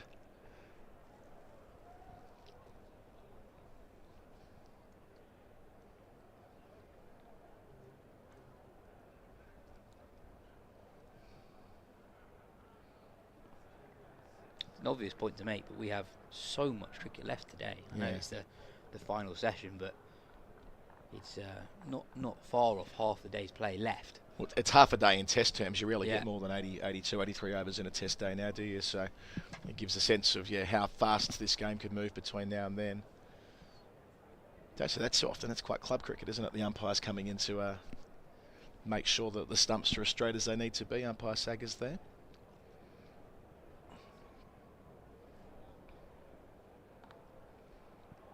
Another ball that's there to be hit. Doesn't quite get the angle and cut off on the rope. Down at long leg in front of the SSE Energy Solutions stand. I think something that might not come across on the scorecard at the end of the Hampshire innings, given how Hampton and Abbott accelerated towards the end, is just how disciplined Surrey were with the ball this morning, giving Hampshire so few run-scoring opportunities. And I think that was a really big feature of how Surrey fought back into the game, even though they weren't creating particularly regular wicket-taking opportunities.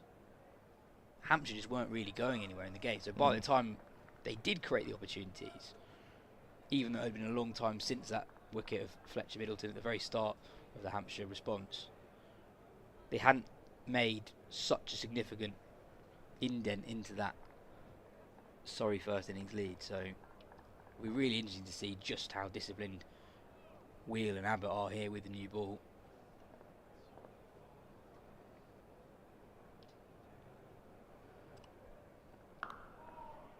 That's more Abbott's length right there.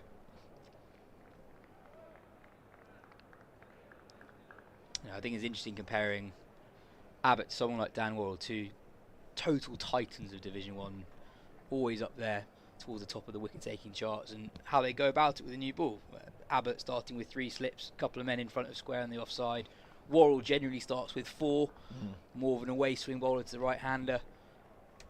Abbott more of a seam bowler, targets off stump, looks to get a bit of nibble, challenge both edges.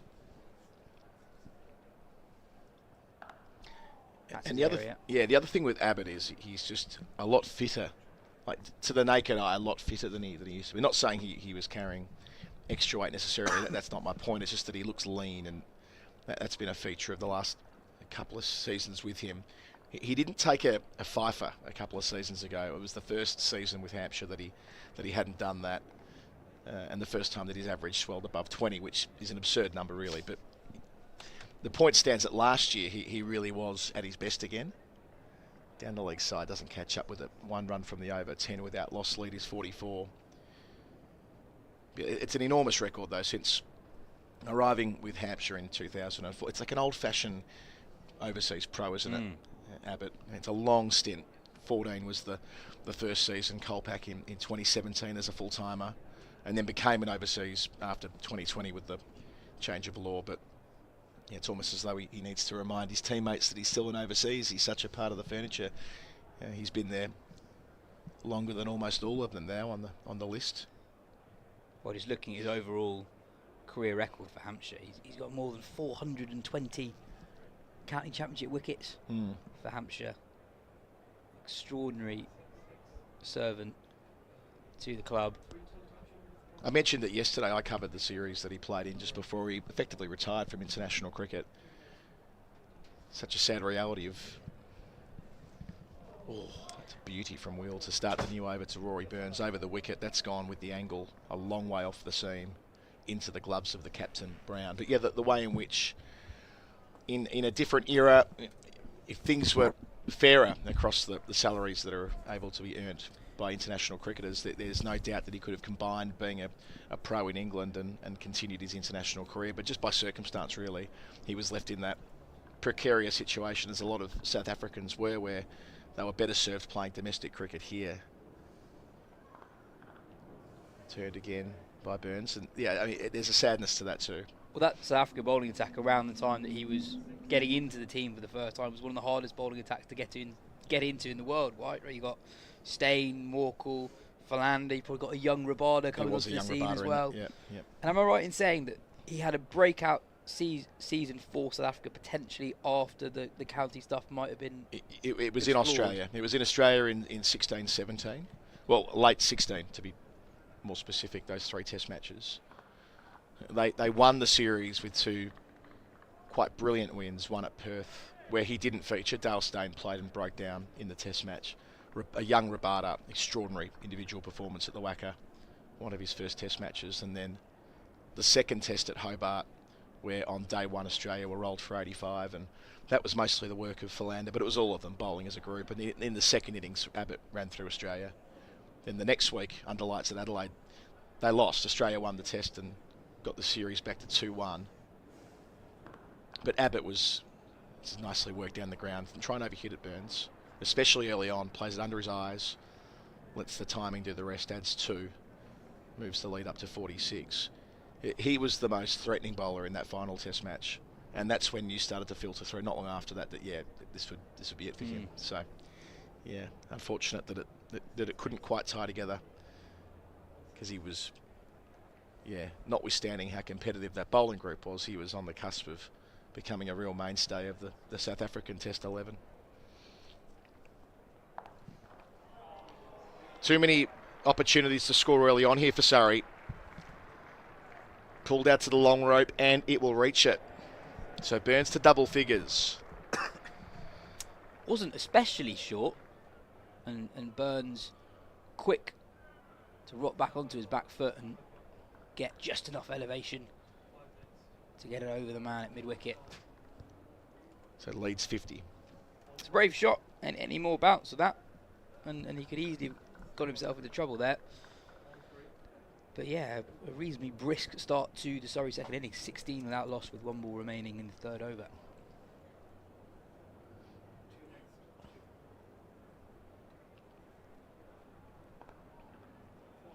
Ends the over. Good start for Surrey, going at nearly a run a ball, 16 for none. The other point with overall Hampshire record, so Abbott's average with Hampshire's got a 1 in front of it, which is ridiculous for the number of wickets that he's taken.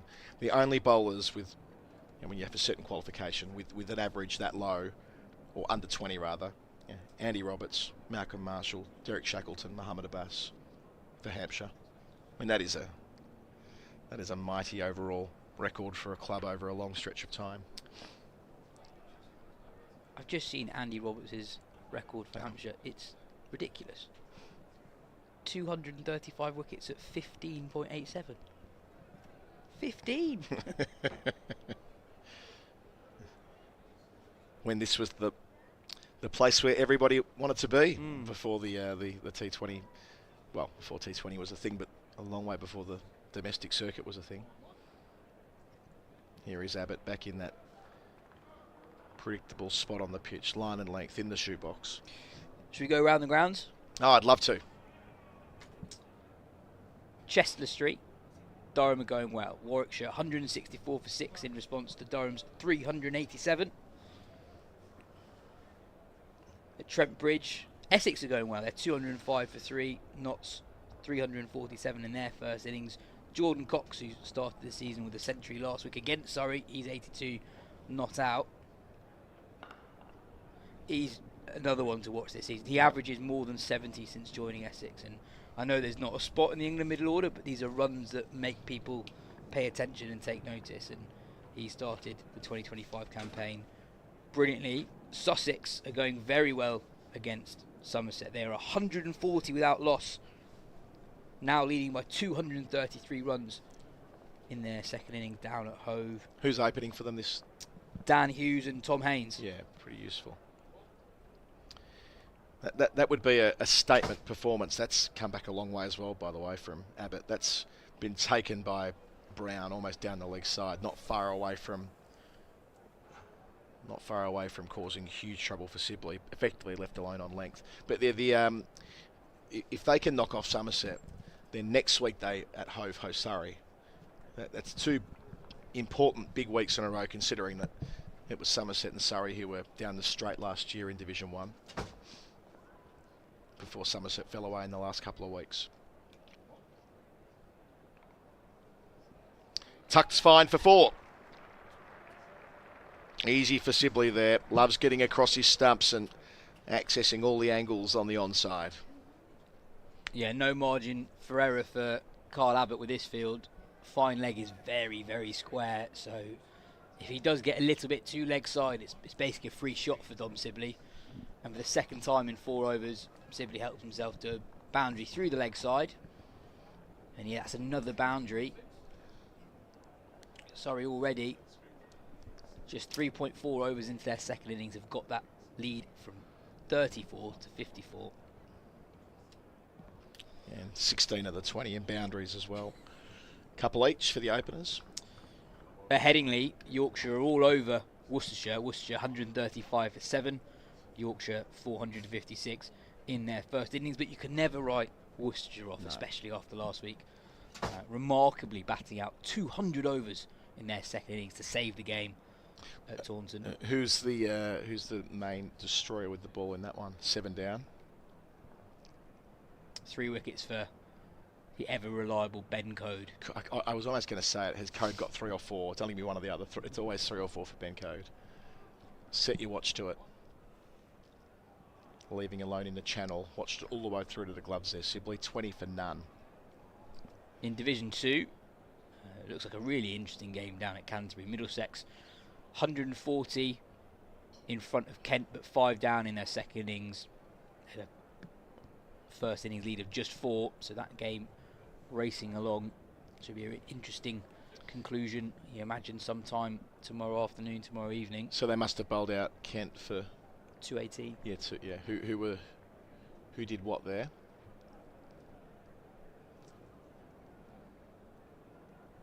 And continue to quiz you as you open and close scorecards. Sorry about this. I should get ahead of the curve and ask you before you move on. No worries at all. Harry Finch and Grant Stewart with 50s. Yep.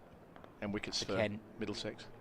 4 for your man Blake Cullen. Ah, good. Glad to see that. 3 wickets for Ryan Higgins as well. Yeah. And a half century for Stevie Eskenazi, opening the batting for Middlesex. Many overs into Zafar Gohar? No, just 2 overs. Okay. Looks like a seam-dominated game yep. down at Canterbury so far. Lancs have had to work hard at Old Trafford. Northant scored 496 in the first innings.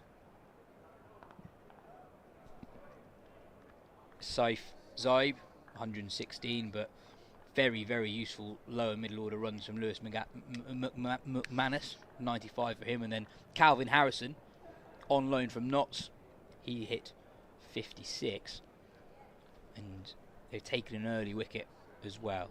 Justin Broad getting Michael Jones LBW for 14, so Lancs are 41 for 1 after 20 overs in their response.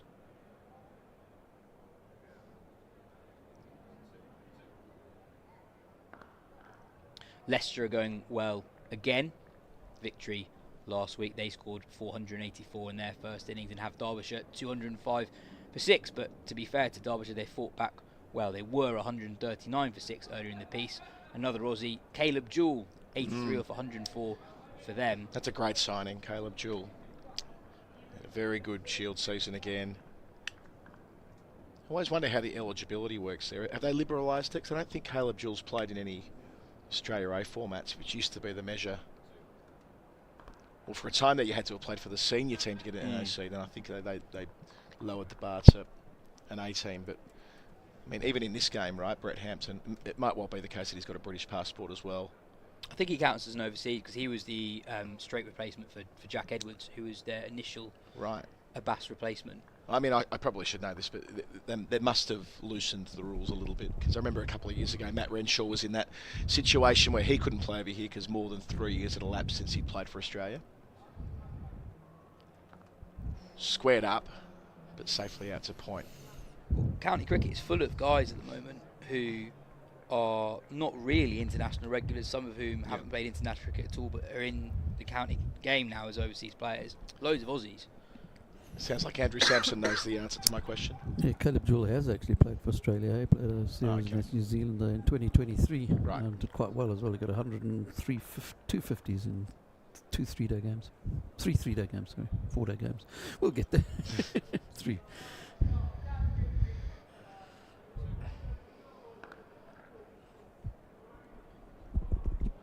Ends the over.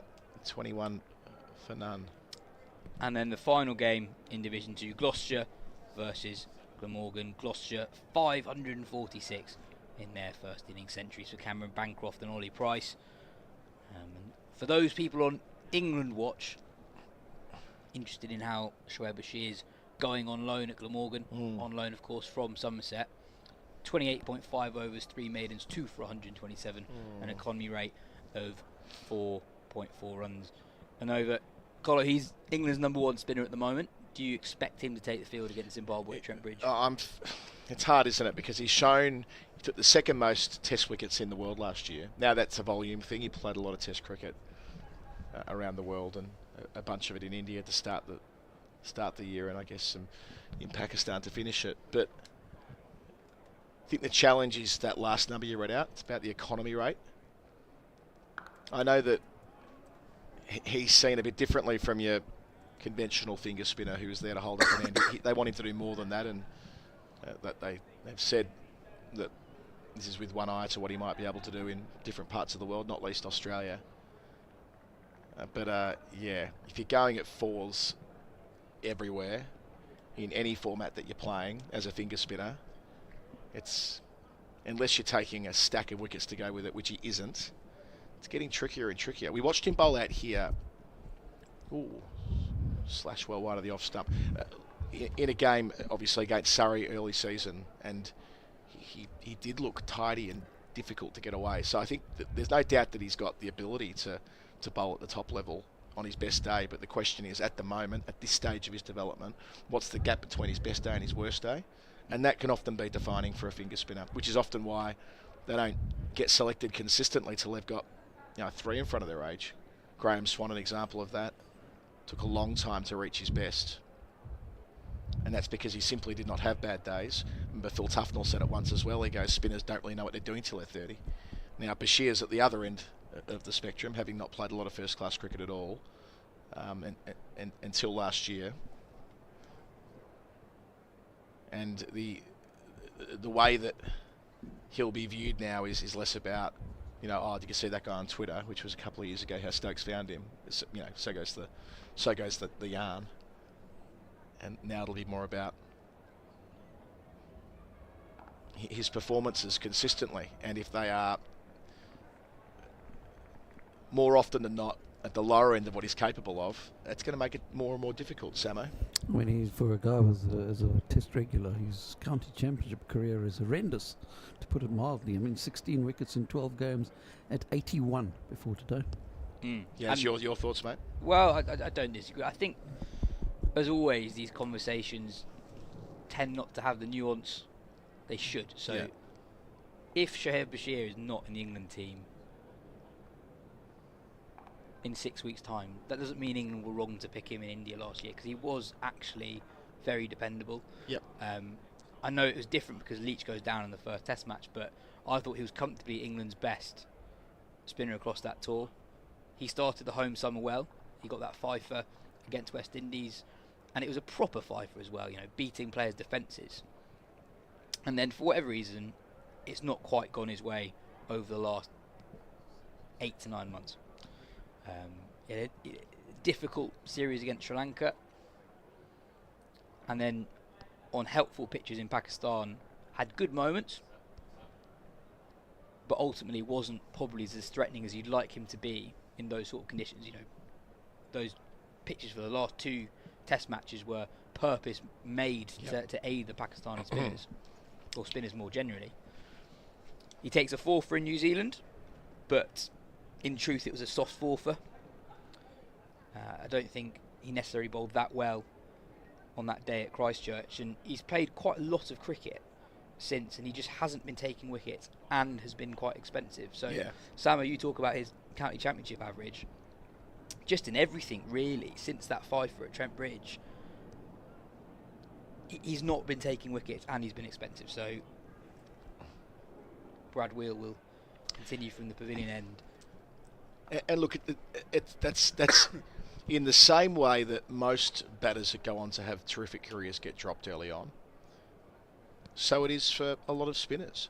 I'm not for a moment saying he'll go on to have Nathan Lyon's career, but it took a while for Lyon to establish himself, and went through similar ruts, and ultimately they persisted with him and kept him in the system, and he came out the other end of it. And now he is exactly what I described before, that extremely dependable. You look at his beehives on television when they're able to map it on the pitch. His ability to apply pressure hour after hour, that's clearly what Bashir isn't doing right now. He's not able to bowl the volume of maidens you need to, or string together dot balls in a way that increases the pressure so that there will be the opportunity to force a wicket. So I think the two things are working against him at the same time, the concession of runs, thus providing fewer wicket-taking opportunities for him. Compare him to someone like Liam Dawson in this fixture, right? So Liam Dawson is not as if he's creating wicket-taking moments all the time. He's just not going for runs. Yeah. Well, soft hands there from Sibley, third man in position, so they'll get back for 2, but it won't be 4. So by the time that Dawson does take a wicket create a wicket-taking moment, the scoreboard hasn't really gone anywhere. And I think with Bashir, he's struggling for accuracy at the moment. And if you go back to the start of that New Zealand series, his figures, I'm just going to read out everything he's done since. It's 0 for 65, 2 for 110, 2 for 170, 1 for 37, 1 for 54, 1 for 62, 0 for 47, 1 for 74, 0 for 92, and then today 2 for 127. And I think you're exactly right. Spinners tend to peak well into their 30s, right? I think Nathan Lyon is basically bowling as best he's ever bowled as he approaches his 40th birthday. So if it doesn't work now, that doesn't mean that you're writing him off as a professional. But is he the best English spinner? There's a really interesting interview with Graham Swan on Talk Sport over the winter after that England Lions tour to Australia. And he was basically asked, what do you need?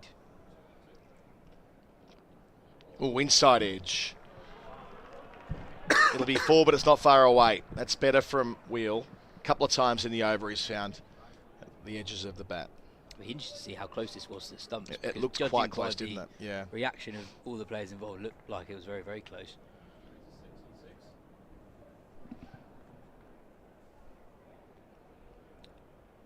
Not where Sibley was intending to hit it, but it's another boundary for Surrey. Up to 27 without loss. 1 ball remaining in the 7th over.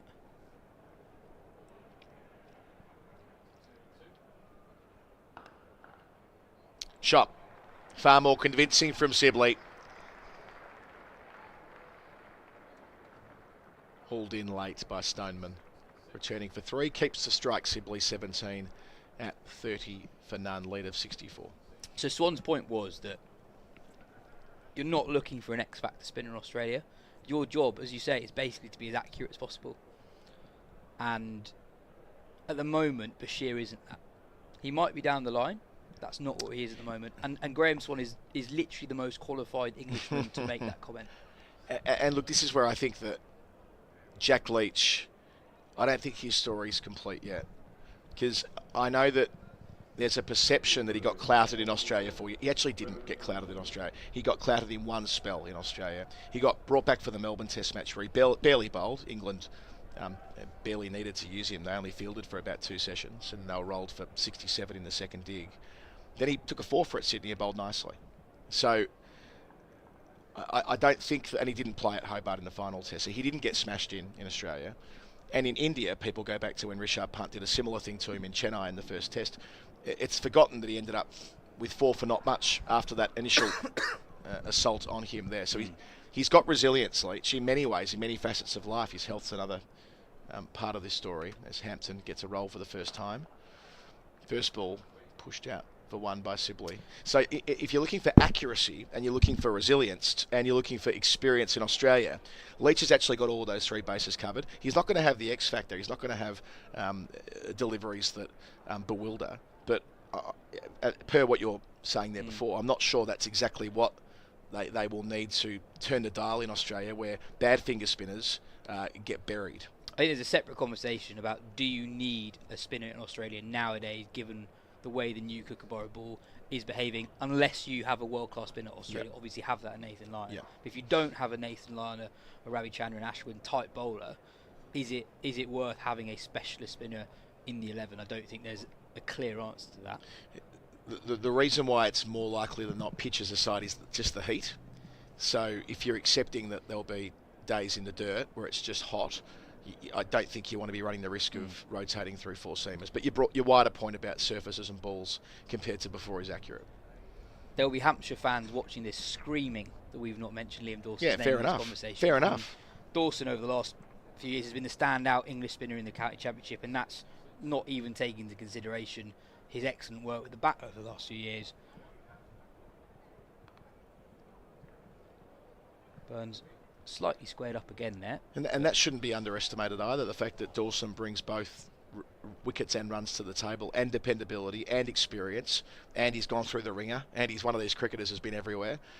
He knows what it's like to be bowling in a T20 where every ball's been, well, the attempt is to hit him for 6 every ball. He knows what that's like. And I think that's what he has over Leach as a pure finger spinner, I think if someone is really taking the attack to Dawson, I think he's got more tools in his toolbox to counteract a full-on assault against him. And I think England have got loads of things right that have been interesting, slightly out of the box over the last couple of years. I think one area where they've got wrong is the treatment of Liam Dawson. I think Liam Dawson should have gone to India. Liam Dawson should have gone to Pakistan. And now they're in a position ahead of 5 tests against India, 5 tests against Australia, and they've not found out anything about Liam Dawson as a test cricketer, and it looks like he's not.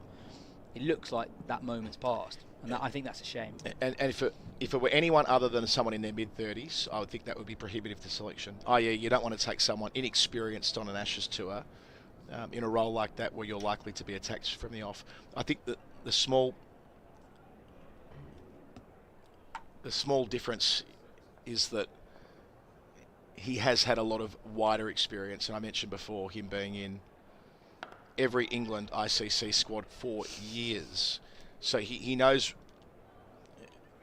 what it is like to be in that environment, in that England dressing room, in World Cup finals, like literally in World Cup finals. I know he didn't play in them, but he was there when England were playing in them, all the way back to, I think, 2015 possibly. 2016, sorry, the T20 World Cup. That was the first of the sequence, wasn't it? So I think he's a bit of an outlier compared to most who wouldn't have had that lived experience of being an England cricketer, however peripheral. That's a really nice shot. Check drive. Didn't need to overhit it from that length. Runs into the rope beneath our commentary position. Sibley into the 20s. This really encouraging start for Surrey continues. 36 for none, the lead 70. Question for Samo. What does Dom Sibley average since the start of last season? It feels like since the start of the 2024 season, he feels almost like a new player. I know Alex Stewart was bigging it up ahead of last season, saying that there was a new tempo to Sibley's game. He worked really hard on his game over the 2023-24 winter. And a really underrated component of their title win last year, I think, was just how well Burns and Sibley went, 300s each. Oh yeah, Sibley 840 odd runs last year, and I was really keen to interview him pre-season. My thinking was, what an interesting story to tell about the way his game's evolved and developed since he was an England international. For whatever reason, he isn't keen to do those types of interviews, and that's fine. That's his prerogative. But I mean, I find that it would be interesting to know, like, just how his mindset's changed from having been, for a lot of his Test career, held up as an example of everything that was wrong with modern English batting, right? Remember that, that couple of series in 2021 when it was like, well, this isn't the way it should be done. And now, as Mark Ramprakash was saying yesterday, it's very much a question of how, not how many, not how, isn't it? And he's got both things going on at the moment. He's looked excellent so far this season, and indeed last season too, Samo. Yes, so right now he's averaging 48.71 since the start of last season, 1023 runs with 400s and 450s.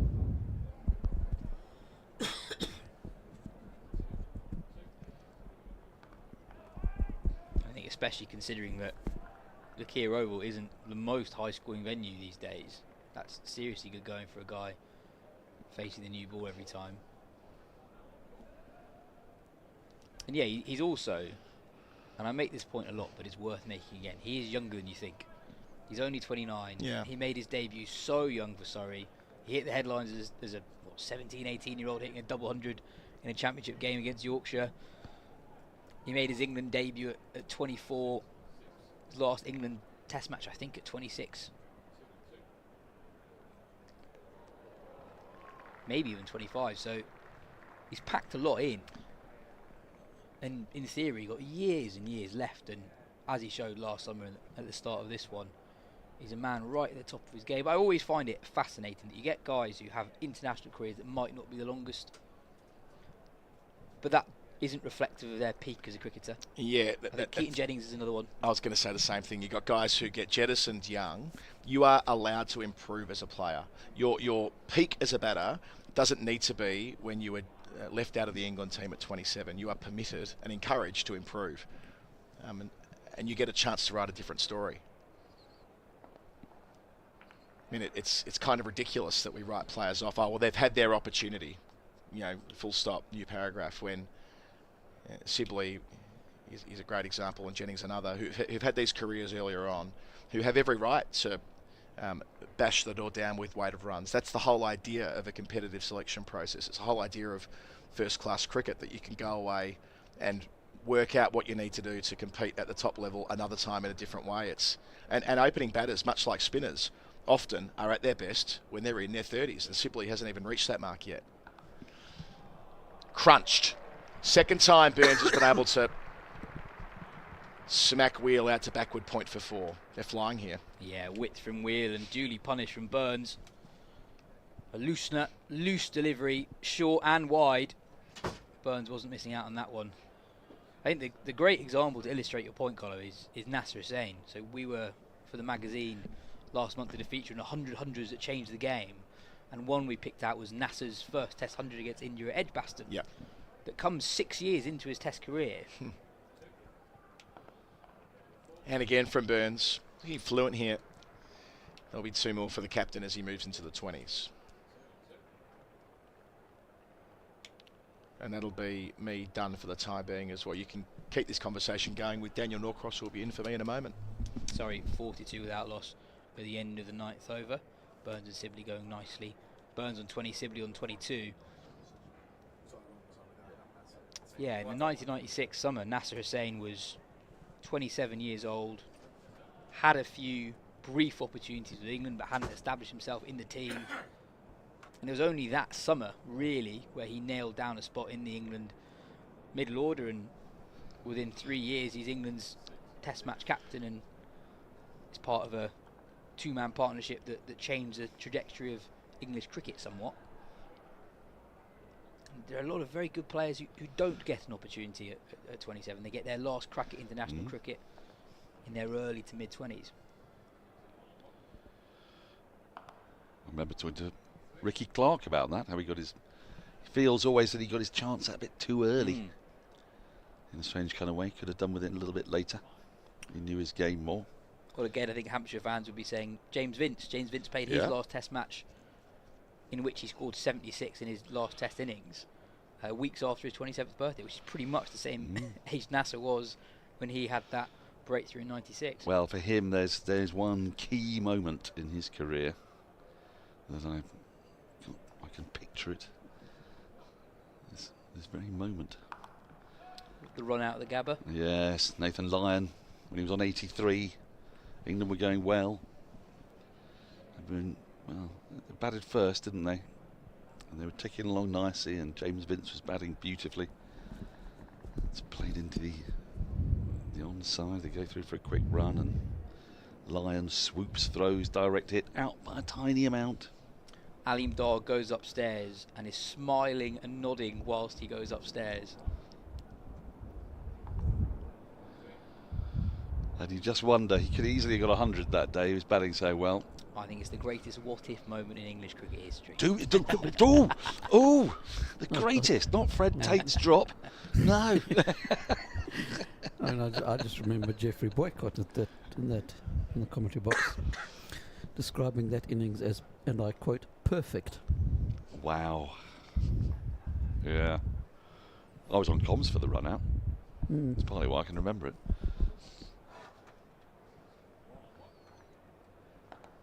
It was a curious thing, because I struggled with run-outs on radio. On TV, it's much easier. You just let the pictures do what they do, and then we'll find out. But on radio, you can find yourself getting distracted by too much going on. You know, you might have a mix-up. You might be looking at a fielder over there, and the batter's over there, and it can all get a bit too much. And I remember asking Jonathan Agnew about this. I've got this blind spot over run-outs. Whenever I call them, it's a mess. And he gave me one crucial piece of advice. He said, just stay with the ball. Everything else can come later. You just stick with the ball, and as the ball flies in, then you turn, you look, and if something doesn't look quite right, you react. Well, the other advantage you have on radio is that the people listening have no idea what actually is going on. Yes, but they have even less idea when I was doing them. Because it would be something along the lines of, it's gone out to mid-wicket, oh, there's a mix-up, oh! Those, my eyes were flitting to and fro. End of the over. 44 without loss. Surrey have made an impressive start. It's in stark contrast to the way Hampshire went about their business this morning, this is. And I've been trying to work out what's happening in this game. I've been trying to understand it. I think Surrey bowled really well this morning. They gave Hampshire very, very little. And I think actually Hampshire haven't started that well with the new ball here. There have been several instances where they've been proper hit-me balls. A couple of balls short and wide to Rory Burns, couple of balls very leg side to Dom Sibley, and Surrey have been able to score at 4.5 runs and over, I think, without really having to take much risk. I think an early sign of perhaps how much Hampshire are struggling is we're already into Kyle Abbott's second spell. Maybe that's partly because he wanted a change of ends, but Surrey going very well at the moment. I think the other point to make on the day is Hampshire have, perhaps surprisingly, we 45 minutes into the day, it looked like they'd probably bat for most of the day. I think they've given Surrey some really good batting conditions here that we didn't necessarily anticipate that happening. I agree, and that must be tough, slightly demoralising, because at 12 o'clock today, which is, let's face it, only 4.5 hours ago, I hadn't lost a wicket yet. The sun was shining, it was beautiful out there. And then there was a little flurry of wickets. 5 went for 38, was it? 4 for 38? 5 for 34. 5 for 34. We'll get there in the end. 5 for 34. And the problem was that they hadn't gone anywhere. And now Surrey did bowl very well, but there's bowling very well, and then there's going at 1.5 and over. There was no real sort of attempt to move it along a bit quicker.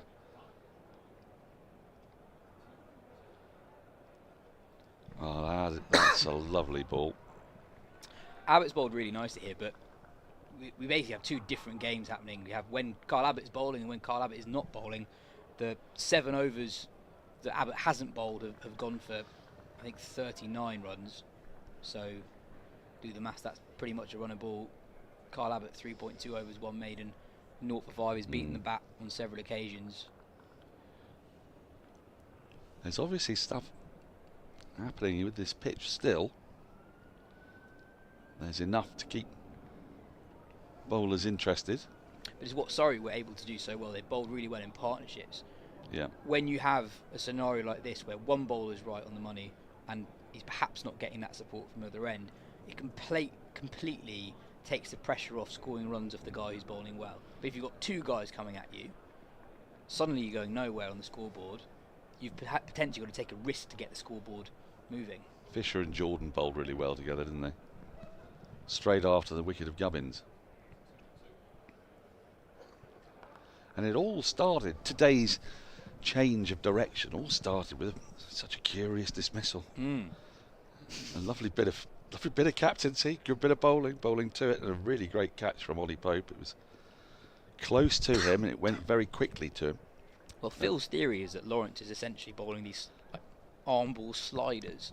Yes. Because it is extremely unusual for an off spinner to be bowling to a left-hander with a leg slip but not a slip, because off spinners tend to spin the ball away from a left-hander. Yes, we were both baffled by that as Burns picks up another couple going into the onside. There's a vast amount of space out there without fielders. And indeed, I think I said it on commentary at the time, I said, hang on, slip's gone. What's he done that for? And then the very next ball, there was a big appeal for a catch, but it came off the pad to leg slip. And then the ball after that, the wicket came. And from that point on, Lawrence was taken out of the attack. And initially, it was Jordan, Clark and Fisher in tandem, bowled really well. Yeah, Fisher only ended up with 1 wicket. And he was on the receiving end of a bit of tap At the towards very the end, end of the yeah. inning. But I thought he bowled really, really well today. And I like that he was able to be accurate, but he was also able to swing the ball in both directions.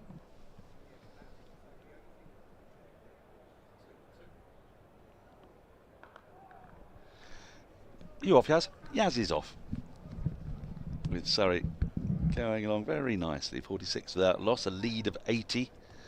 They don't need to make any play, particularly here with 31 overs remaining in the day. Even if they sort of puttered along at 3 and over, that would give them a lead of 170. The key for them is that they want to get through to the close with as few wickets down as possible. Then they can dictate the terms tomorrow. That's a long, long way away, though, as we've seen 20 wickets fall in the first 5 sessions of the match. Abbreviated sessions. I'm surprised Andrew Sampson's back in the box, to be honest with you. That's gloriously played on the pads. That is exactly where Sibley loves it. Great balance. Weight moving perfectly into the ball. And the 50 is up for Surrey. I'm not a fan of 42 over sessions. No. I don't think too many people are, actually. Well, I mean, one day internationals have got 50 over sessions. I'm not a fan of 50 over You're not a fan sessions either, I mean. Yes, Katya Witney's rejoined us. Was having tea with Andrew, and he was considering boycotting the session until there were only 32 overs remaining in the day. We need to turn your mic on. You can do nothing about it. We have no control anymore, Katya. Oh, you're back.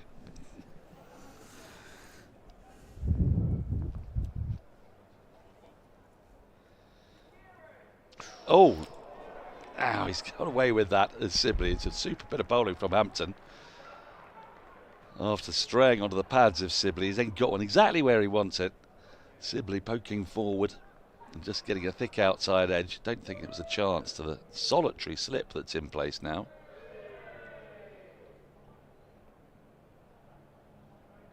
See, that is lovely. That has just held its line. Covered quite a lot of ground there. Maybe got a fingertip to it? I think he has, Katya. I think he has. It would have been a spectacular catch if he got it. Just out of his grasp.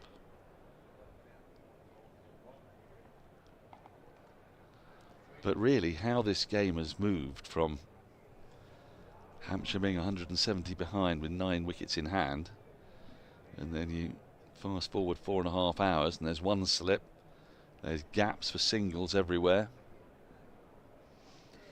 Yeah, I wouldn't necessarily have picked this morning either, but Surrey have had to really work hard in the field, and now they're capitalising with the bat. Brad Will didn't get it quite right when he came on to bowl after tea. Managed to score runs fairly easily. It's kind of one of the first times in the game we've seen runs scoring so easily, apart from that partnership on day one with Jamie Smith and Dom Sibley, but this is as fluent as we've seen run scoring over the last couple of days. To a degree, I suppose it's because it's difficult when you come out to bowl in these circumstances. The lead, when it started, wasn't particularly large, 33, but you're mindful in a game that's not particularly high scoring that you're hunting wickets, and so you can perhaps stray a little bit too full in the hope of swing.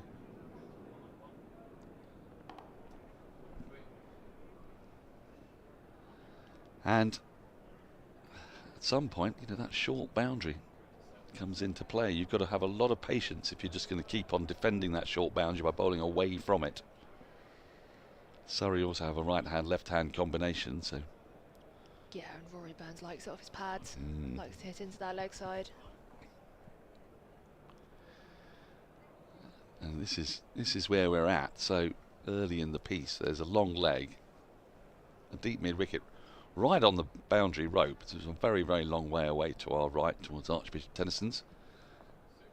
A wide, deep third and a deep cover. So 4 boundary riders, just 3 fielders saving 1, 2 slips. 56 for none after 12. The lead, 90. Not as large a lead as I saw Sussex had. Have you got the Sussex score there, easy to hand, or shall I get it out? Have the Sussex score to hand. They were 166 for naught when I checked a few minutes ago. They're now 173 for naught. I mean, that is a lead of 266 with Yeah. all 10 wickets. And that's Tom Haynes on 78 not out and Daniel Hughes on 86 not out. Well, they really can dictate the terms there. That'll be about, when do they declare? They can go sort of 3/4 of an hour after lunch tomorrow, setting over 500. Yeah, I've been impressed by Sussex. I think before the start of the season last week, they were the one that I looked at in Div 1 and feared for a little bit, I think you'd have to say. But Two really impressive batting performances last week on the back of 100 from John Simpson. Who do you fear for now? I feared for Worcestershire as well. I potentially still fear for Worcestershire, even with that draw against Somerset last week. But yeah, it's good to see Sussex doing well. We're all on the Surrey train, but I have a bit of a soft spot for Sussex. I do, and what a signing John Simpson has been. Very astute, that one.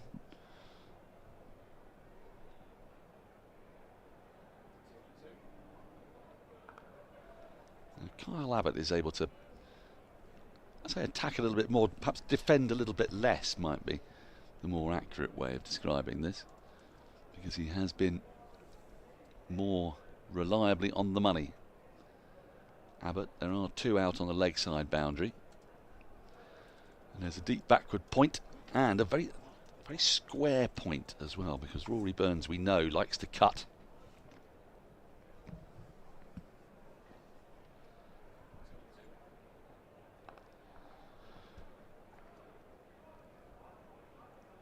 The wind has changed direction, presaging the change of weather. The flags are fluttering from right to left as we look now. Yeah, I'm disappointed it's not quite as warm as it was earlier. It's not, is it? Have you been out? Have you sampled it? I have, and I'm fairly worried because I know I've got a barbecue to get back to tonight. Oh, that'll be cold.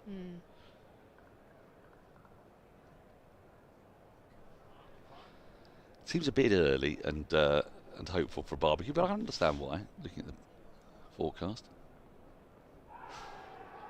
Oh, he's given him. Finger goes straight up. That's the breakthrough, and it's Abbott. Burns trapped on the crease, looking to work the ball to the onside. And the man who looked most likely to get that breakthrough, Kyle Abbott, has come up trumps. Surrey lose their first, 56 for 1. They lead by 90. Yeah, it really came out of nowhere, that one. Burns and Sibley looked pretty sound. But here, coming into him, he's tried to go into that leg side. Looks pretty adjacent. It does rather, doesn't it?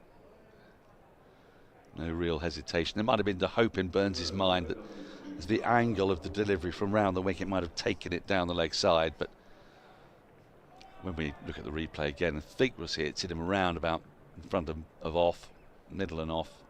Don't think it's going over the top. No stride in. Been some plum LBWs today. Have been, and not all of them appreciated by the batters.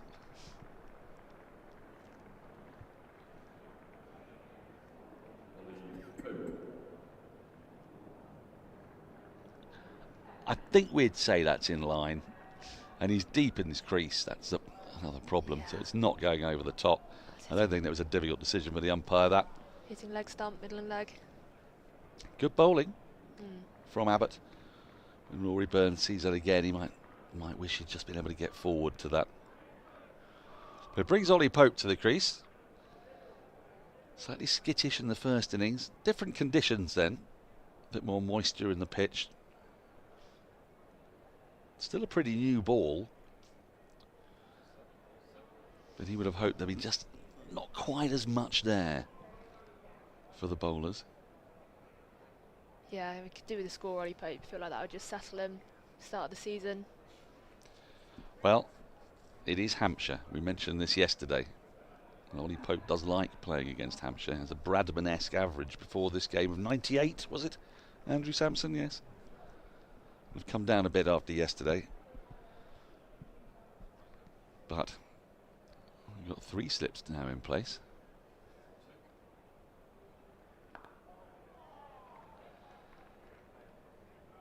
And Ollie Pope has not had a great run. The thing is, if he gets in, he can be just one of the most scintillating players to watch. He can sometimes be a bit eager to get bat on ball, sometimes bat out in front of the body. First innings we saw him trying to access deep backward point, deep third, and just feeling for the ball a little bit.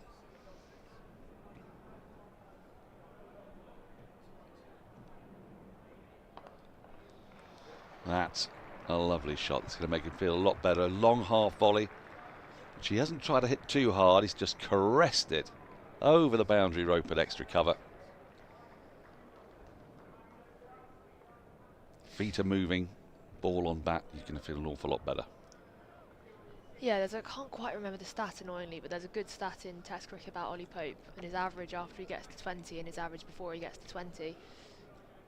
Yeah, was it also the number of balls as well? First 20 balls, maybe. It was something of that. Or maybe Andrew Sampson can give us an idea, a breakdown.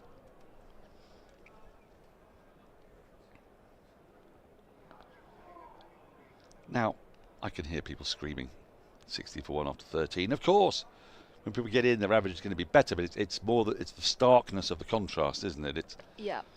It's how long it takes Ollie Pope to get in, and when he gets in, how difficult he is to get out. I think it's also the look at the physical change in the look of a player once he passes that first milestone of facing 20 balls or scoring 21s or whatever it is. I've never quite seen a player who looks quite so different when they're in as opposed to when they start. You used the word skittish earlier. That's the perfect way to encapsulate it, really.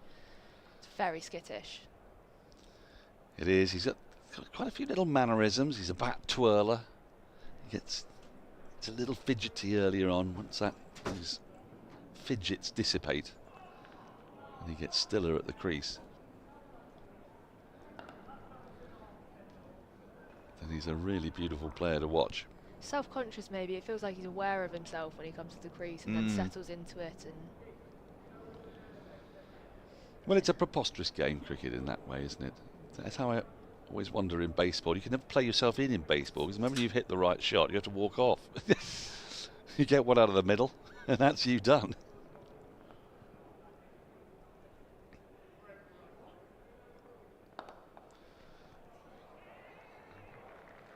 Full face of the bat from Sibley. It's always a good sign when you see Dom Sibley pushing and driving down the ground. These two involved in a run out last week as well. This pair. Was it this pair, or was it Jamie Smith, wasn't it? No, it was Dom Sibley and Ollie Pope, wasn't it? Am I misremembering? Have a little look. You might be right. I thought Jamie Smith was run out last week, but maybe it was Ollie Pope. You could be. It was Jamie Smith. You're right.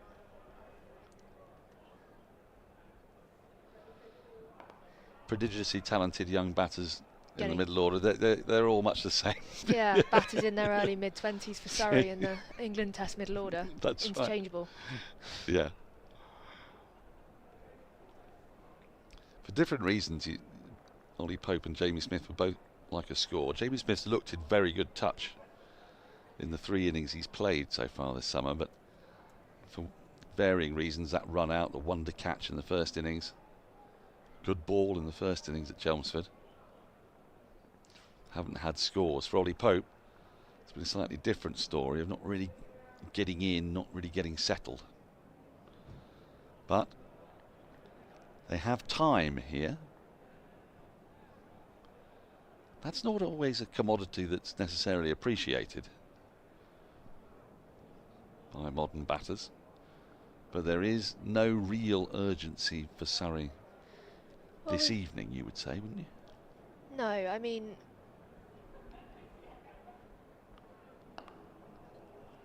that's nicely whipped away. Should be another couple. It's very Ollie Pope when you see his back leg go. It's like the Eros shot. Yeah. But I think, you know, the way to look at it is Pope, early championship season, very little on it. On a day like this, in a position like this at the Oval, his favourite place to bat against his favourite team to bat. For me, I don't know. That should be helpful, shouldn't it? Yeah. But who knows? Maybe that just piles the pressure on.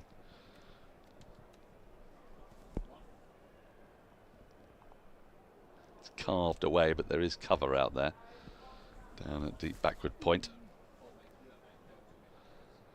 It's the end of another productive over for Surrey, 64 for 1. Dom Sibley yet to get out, 100 not out in the first innings, exactly 100, carrying his bat for the first time for Surrey for the 6th time in his career. And the reason why I say there is no real urgency today is we times 28 by 3. You get 84. If Surrey had a lead of 182, but they're only 2 or 3 down, they'd absolutely take that. Now, obviously, everybody gets greedy and wants more. But I don't think anybody is going to lambast Ollie Pope if he decides that he wants to have a bit of reconnaissance for 20 minutes and get his feet moving. No, the urgency will come in. If it does come in, it will come in at some point tomorrow. This game has moved on very quickly today. Forecast has improved a bit for tomorrow as well. I haven't seen an attendance figure because I know Yas is getting very excited about possible records, and there are a fair few people here today.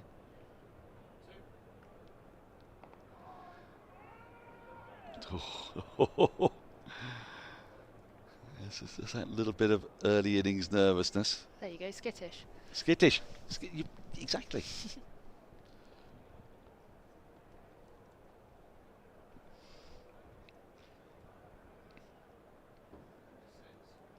Zach Crawley hasn't batted again yet today, has he? Not yet. I've been keeping an eye out. Oh yeah.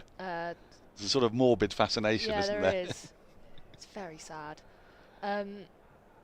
Middlesex are 5 wickets down currently. Would you like a Jordan Cox update? Oh yes, please. Jordan Cox was on 82 not out going into tea. Comes out first ball after tea and gloves it down the leg side to the keeper. Oh, annoying way to get out. How are Essex placed now? Haven't lost any more wickets, so 235 for 4, trail by 112 runs. Nottinghamshire's first. So that's a tight game, isn't it? That even if they bat out the day, then they'll only be at around about parity.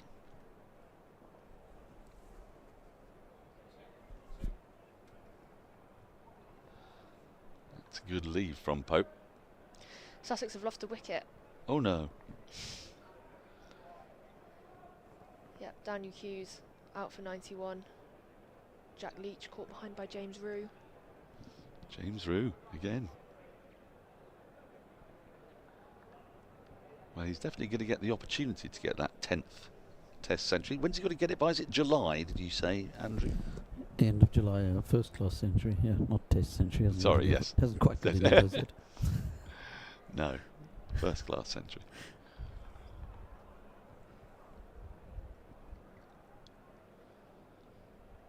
There's a kind of strange hubbub at the moment, like people are waiting for something to happen. And incidentally, if you want to get in touch with us, please do. surreybroadcast@gmail.com. I was thinking about how it's free here after tea. Well, today, that's nicely played by Pope. Waited for it and picks up the single. Is it really free here after tea? It's free after tea. Wow. It's free after tea. 65 for 1 after 15. But you get 42 overs. I mean, that's more than a whole T20. You get a 42 over session. 42 over session on a warm Saturday. Absolutely lovely. There you see, free after tea. Proof if proof be need be. Now then, spin for the first time in this innings. And it was notable actually that Surrey got into a bit of a tangle with Liam Dawson in the first innings. Didn't make any effort really to hit him off his length. There's, at the very end, Dom Sibley, almost out of nowhere, slog swept him to the short boundary. But before that, he wheeled away about 11 overs for 14 at one stage. Yeah, I think it's a good move to get Liam Dawson in here early against Ollie Pope. Should try and dry up the scoring a bit. Pope likes to score at the start of his innings.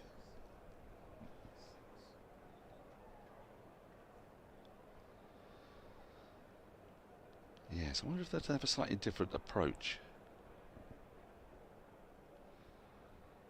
I mean, Pope's never going to just dig in against a spin, and he's got a fairly good memory from that first test against India when he faced a lot of spin in an extraordinary innings.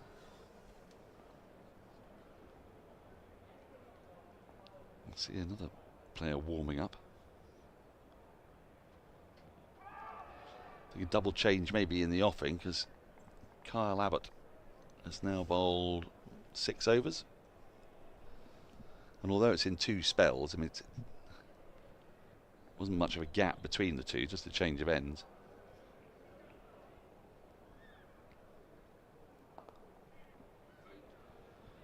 Have you detected anything in the way of spin, Katya, in these 2 days? I've not really seen the ball actually turn a great deal at any point.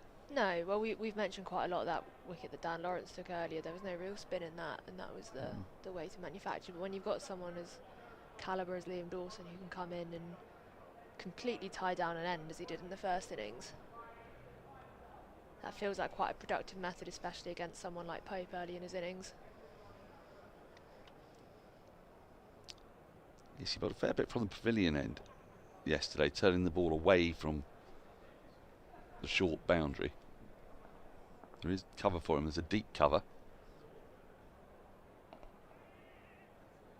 Almost really a deep extra cover. Running hard, these two. Yeah, there's already a kind of sense that they're looking to nudge and nurdle and get under Dawson's skin. Rotate the strike. Don't let him settle against one batter.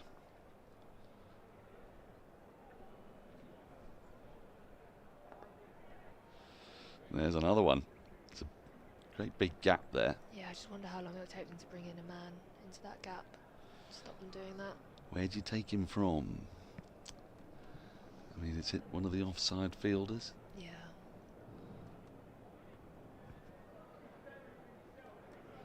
And part of the reason for it is that the ball turns away, then it's a slightly risky shot against the spin, but they're both getting big strides in and smothering the spin before it does any damage.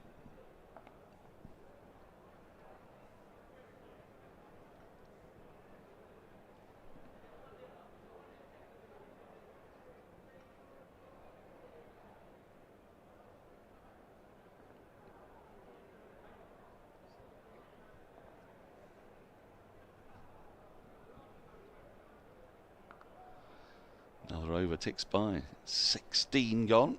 Surrey going at over 4 and over. The lead above 100 with 2 days left. There is the hint of a soupçon of a scintilla of rain tomorrow. I'm going to pretend I know what those words mean. Might be a little bit of it.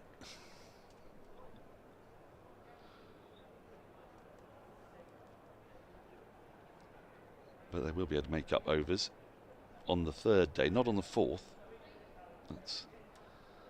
That's all very different. Were you caught in the hop by tea?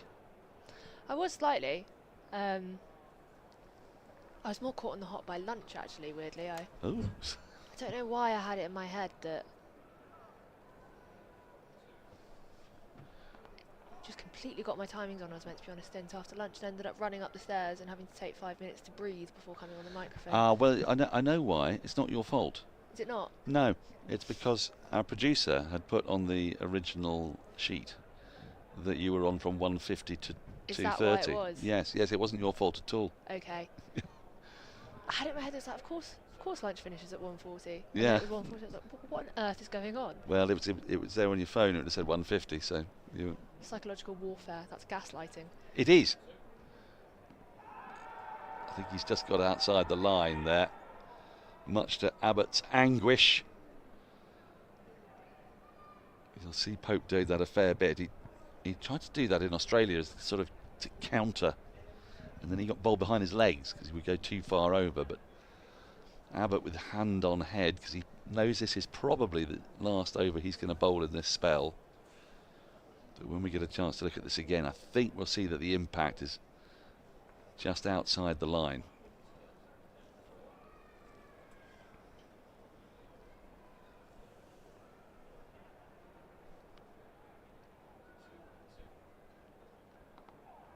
So you see where Pope is standing.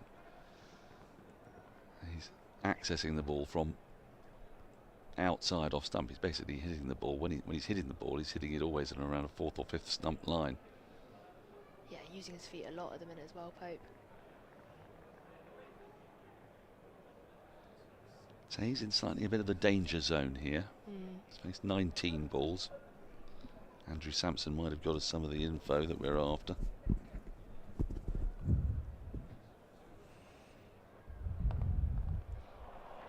That's nicely worked away.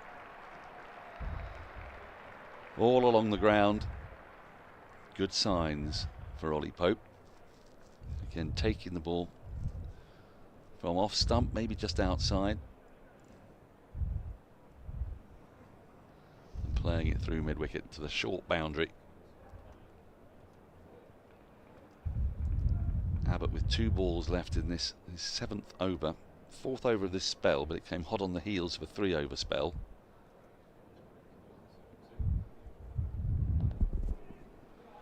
That's nicely driven square. There are fielders in pursuit. Oh, it's the most evil of shots. It's encouraged 2 fielders to chase after it, 1 to put in a hopeless dive. Yeah, a couple of classic Ollie Pope shots, those 2.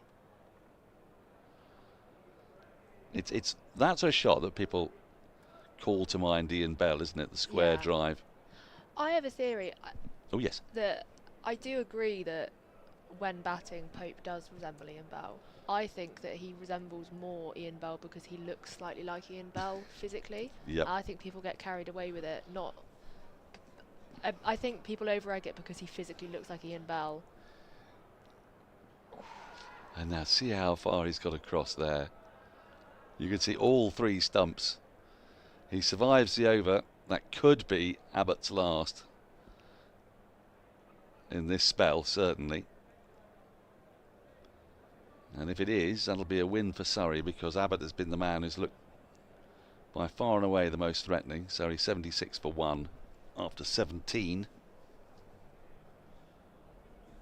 And Ollie Pope with 2 boundaries in that over. Do we have the breakdown? I have had a look, but there's nothing that stands out to me. There's nothing that stands out. Particularly whether it's 20 runs or 20 balls. Okay.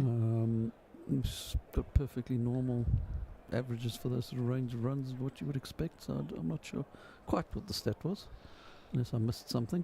How many times has he faced over 20 balls in test matches in the last year? In the last year, I suppose, yeah. Okay. Let's have a little look at that. Yep. Because obviously, if you get out the first 20 balls, then your average isn't going to be particularly high. Exactly, yep.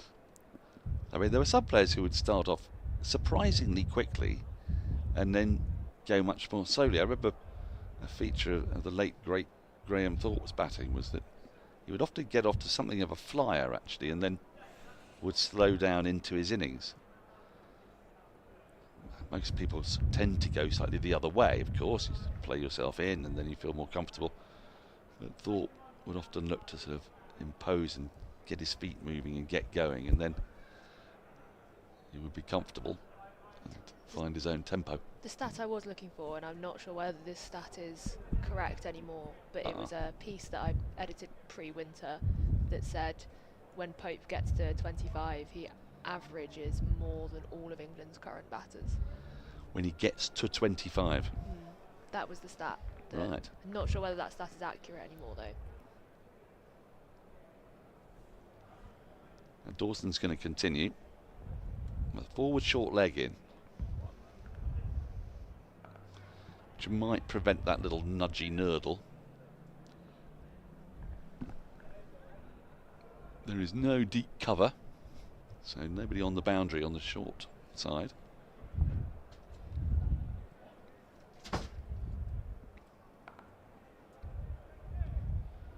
One wicket to fall in Surrey's innings.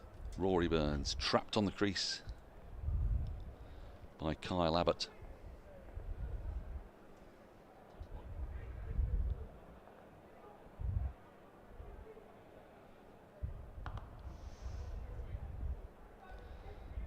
And this after Surrey were hugely impressive with the ball today. Bouncing back after being bowled up for 253 yesterday. Managed to restrict Hampshire to 219, no bonus points for Hampshire.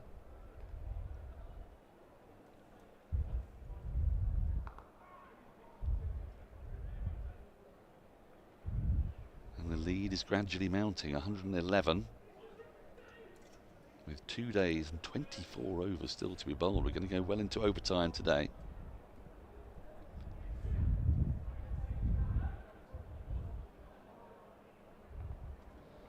And yet, if we look at the scoreboard, over rates say Surrey are 1 behind and Hampshire are 1 over. So seem to suggest the over rate's absolutely perfect.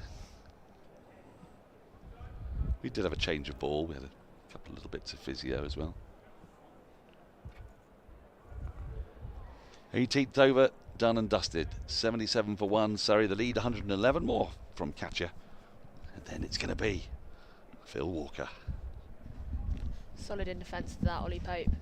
You can feel when Ollie Pope comes to the crease almost more of a weight of expectation from the crowd, so many of them in. But they know just how much Ollie Pope would want to make a score today in front of his home crowd. First match of the season here at the Oval. Hiya. Hello. Yeah, Surrey turning the screw. 77 for 1. Dom Sibley, 1 or 2 mini alarms, but he's just simply carried on overall. 135 for no loss is his personal tally in this game. Make that 136. Big innings for Ollie Pope. Feels like that, doesn't it? It does feel like that. Samo, was it 22 innings in the championship? Ollie Pope only the 150, did you say, going into the first innings? I think it was something like that, 20 something. It feels odd considering the run before us as well. Indeed, indeed. 1 or 2 scares in this innings. Very close LB that we were studying in the, if you like, the green room next to this commentary box and playing it back and forth, and I think probably a fair decision. Leg, front leg, and just outside the line probably. And they could have done with a third slip this time. Again, playing all hands outside the line, outside the eye line, and Ollie Pope gets away with one there. He's living on his wits. When you're a bit out of form and out of rhythm and you're just looking to click in again, you sometimes need that little bit of luck. Yeah, he needs to get away with that 1 or 2. He's playing so far outside his off stump. Yeah, the problem comes when he goes looking for it, and that wasn't really a ball to drive. Goodish length, wide enough for him to feel like it was a fair shout. But you are always dicing with death there. But 2 fieldsmen in the slips, no third. And not for the first time we've seen it fly past. It happened to Dom Sibley earlier in the piece when they had just the 1 slip against Brett Hampton. And it's happened again there. These little half chances, Hampshire, they have to start clawing their way back into this game, because at the moment it's getting away from them. 116 for 1 in effect.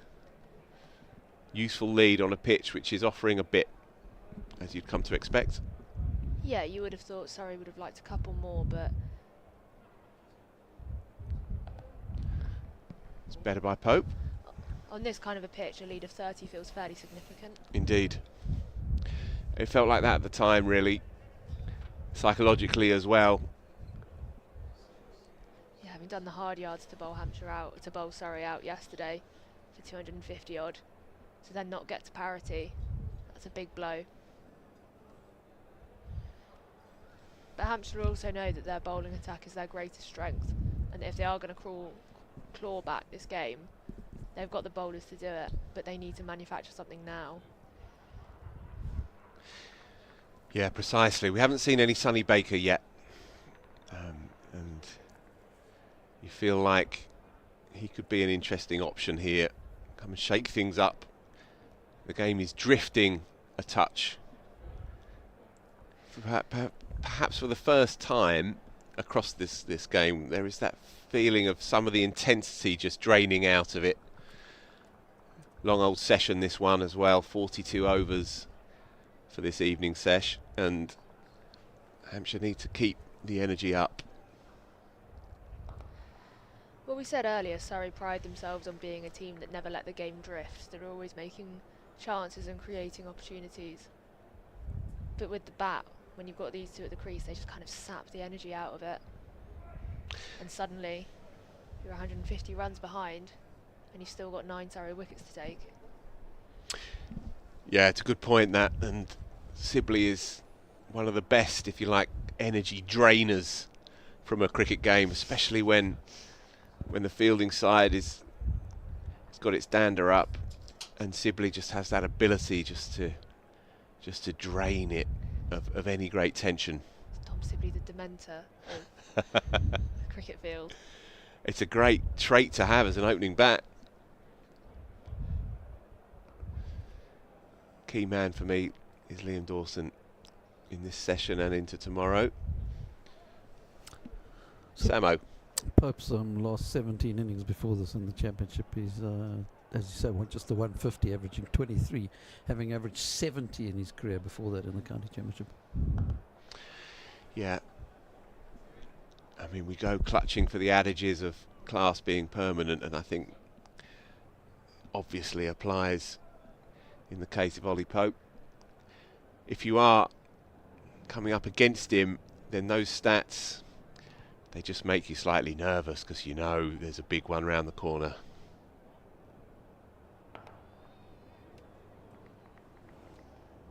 But I think that big one round the corner, he becomes more impatient for it than anyone, and you see that in the way he bats.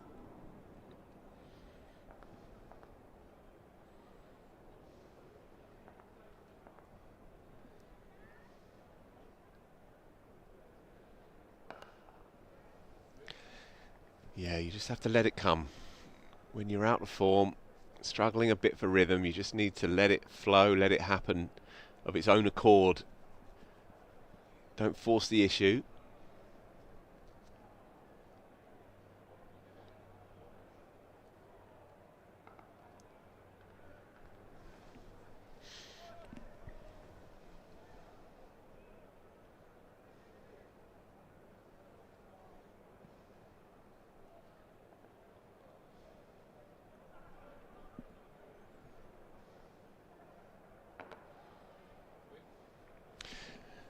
Jabs that one into the onside for another dot.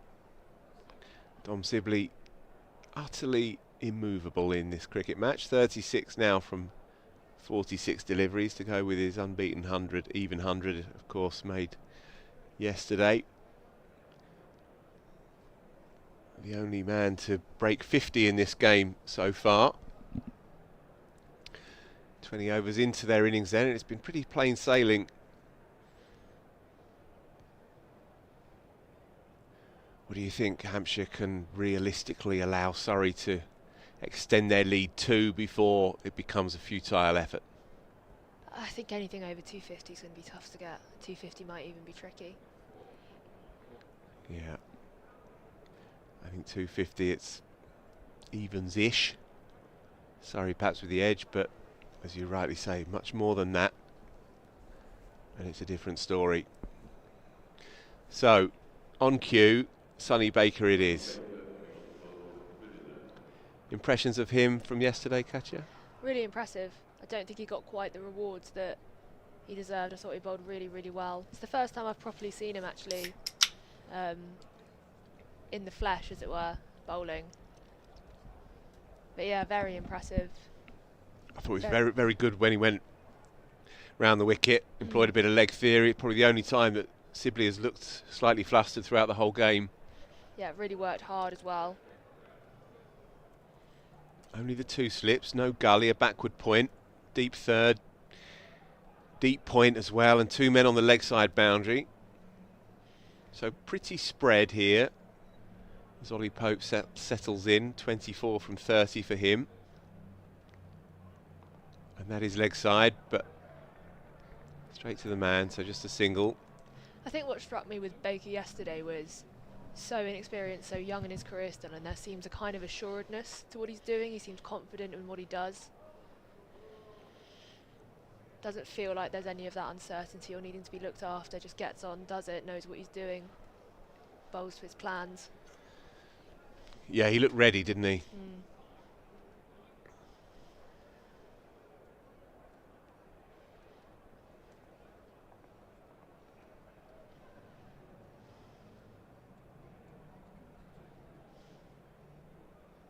Good pace.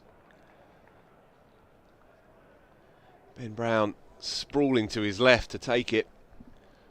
That's good carry. Good to see as well. Broad grin on his face. Yeah, the interview he gave to Yas Rana for the Wisden Podcast and to others as well in various other places. He's got a natural exuberance for the game. He clearly loves it. He's quite studious as well. Carries his notebook around with him to record any thoughts, observations. He's fully invested in it. And you need to be if you're going to bowl quick in England. Feels like a bit of a workhorse type as well. He's not quite as tall as I thought he was coming into this. Yeah, that's an interesting point really, because while England are quite excited about him, he does buck the trend up to a point, right? He's maybe 6 foot, not much more than that. Skiddier kind of style, doesn't do too much in the gather either, and so it does run through, skid through. But I thought he was accurate enough as well yesterday. I thought his opening spell was good. 5 overs for 8 it was initially, and inconvenienced Sibley at times. If you have pace but not much else, then you're not going to last too long, especially in England. Yeah, he looks like someone who could extract everything out of a surface that there is to possibly get and give him some time, a bit more experience. Be well on his way.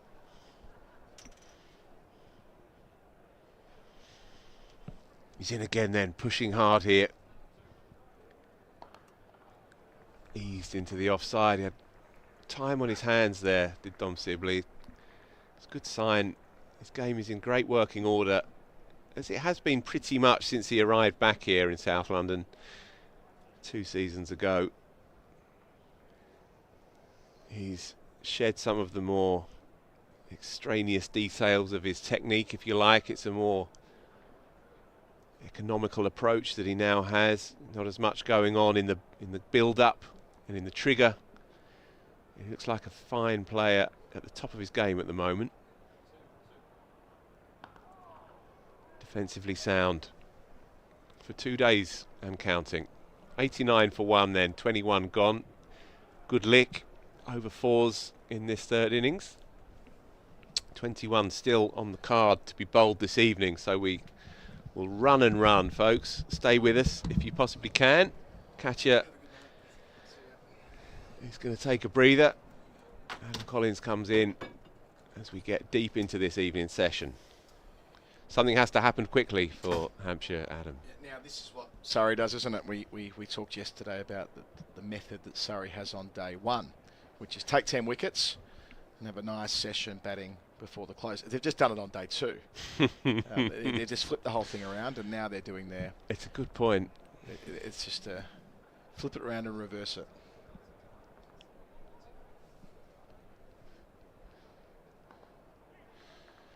Pope will be happy with that. Gets himself off strike. Ticks over. Floodlights are on, Adam. First time. Ooh, there they are. Since the new flash floodlights designed to replicate the feathers of Surrey County Cricket Club. That's what's going on there. Yeah. I did wonder that, because I'm a bit of a light tower badger. Won't surprise you to learn. Got my faves. Yeah, right. What are they? Canberra. Okay. Look, Google it. Lacrosse nets. Okay. They look absolutely sensational. Manuka Oval's lights. They were installed to allow international cricket to be played in Canberra some years ago now, about 2012, 2013, something like that. And they stand out across the capital, because Canberra isn't a city with big buildings. It's, apart from Parliament House on the hill, it's quite subtle. And they're stunning, aren't they? Oh my. These have got a bit of that vibe. You know, the angle from the... Looks like a champagne flute. Yeah, that's it. And the angle on these, how they point down a bit more. I'm into that. Thoughts on the E at Edgbaston? Yeah, well, you know. Quirky. You've got to have your own thing. My favourite were actually in cricket at the Chinnaswamy in Bangalore, but they've stuffed them up, to my chagrin. They were They were kind of an old school 80s design, which reminded me of my football ground growing up in Australia, in Melbourne, VFL Park, which had the same light tower itself. But you and I have been to the Wacker together years ago. The Wacker has... They stuck in my mind, yeah. Yeah, they're brutalist. Yeah. You know exactly as is the whole ground. You kind of know when that ground was built by Yeah. dint of looking at the floodlights. So the architecture of the time. It does look positively Soviet. But sadly, no test cricket at the Wacker anymore. Although I think they've scheduled a women's test there at the end of next summer. Have which they is pretty now? Cool. Yeah, it's nice. And then, of course, at the MCG, to stick with the Australian flavour here, which will probably be hated by people listening. They often criticise me for referencing Australia. That's the way it goes. It's fine. Okay. The MCG, the oldest part of the MCG that's left is the light towers. Everything else has been turned around since 1986. And they went up. So the Wacker lives on. Yeah. In my nightmares. So it is a funny one here, isn't it? Because day-night cricket's nowhere near as big a deal. So floodlights, Lords are retractable, aren't they? You whiz them up and whiz them down as required. If I could ask you on that, actually, the upcoming 150th anniversary Test match, which is scheduled, I think, for maybe February 2027. Yeah, March, but yeah, March. Yeah. Enough. Baker to Pope, good mini contest this. Day-night game. A lot of people pushing back against that. I was surprised. I think it's quite an interesting idea. I'm well off it. Are you? Yeah. Okay. Here's the reasons why. I'm sure you've watched the documentary about the 1977 Centenary Test. I think absolutely. It's a gorgeous piece of film, which includes both the game and the festivities around the game. Famously, the same victory margin as the very first Test match, 45 runs, and a brilliant Test quick match. Single. Quick single. For a moment, I thought Stoneman had a chance there, but not quite. A big feature of that, as it will be in the sesquicentenary Test match in 27. That's the word. Is the former cricketers being invited to attend, being flown over. I'm sure that'll be the case. I'm sure every England and Australian cricketer will be flown to Melbourne for the event. In 77, it's gorgeous. You're seeing these cricketers of not just another era, but I mean, it feels. I mean, Jack Ryder's there. He's the oldest bloke there at age 91 or something ridiculous.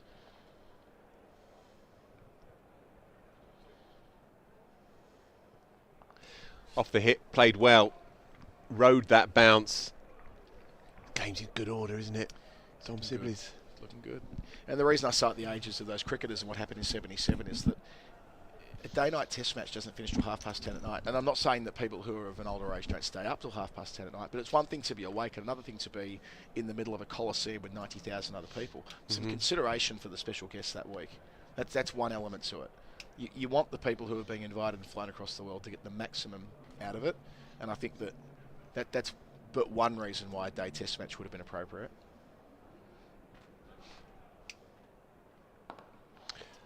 Another is the blatant, cynical cash grab to get every last dollar available from the TV rights for that one-off Test match. It's to make sure that more of it is able to be watched in real time in the UK. Presumably that'll inflate the price here, and so it applies in India as well, because a Test match that starts on a day-night schedule is more in line with the Indian day, and thus more people can watch it there, and presumably that'll mean that they can get even more for it for the Indian market too. So that's let's boil it down. Every decision in cricket comes down to money, doesn't it?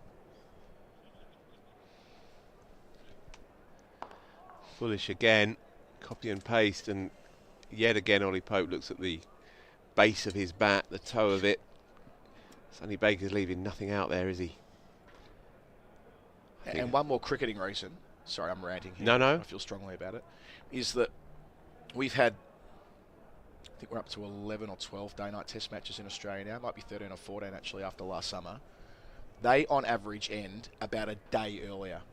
Taken as a whole. Some have gone to 5 days, but as a whole, around about a day less cricket, right?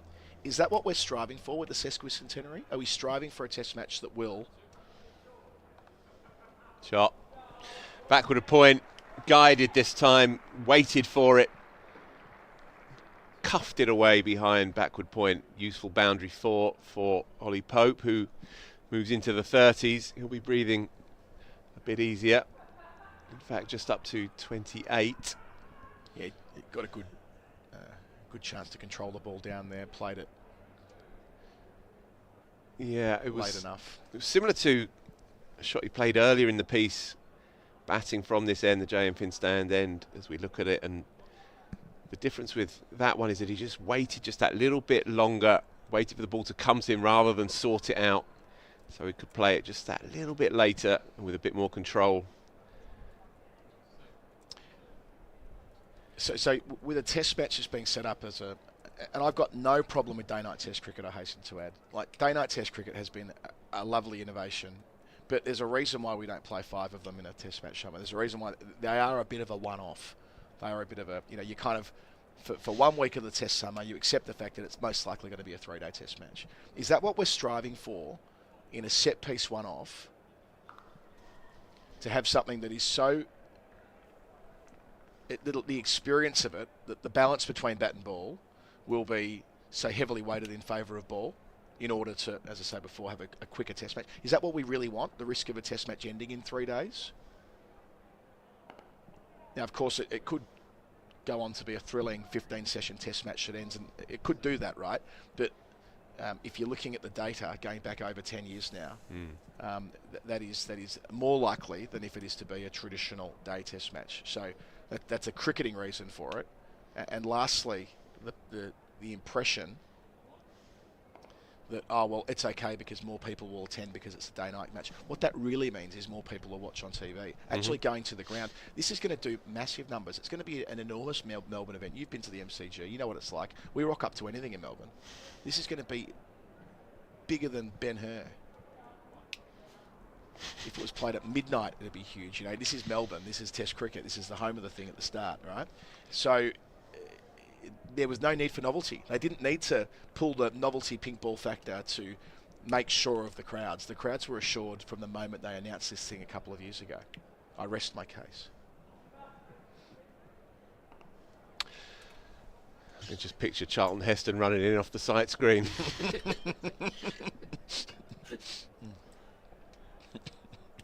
Liam Dawson then, again tying it down. Broadly unhittable, isn't he? His economy rate is stupendous.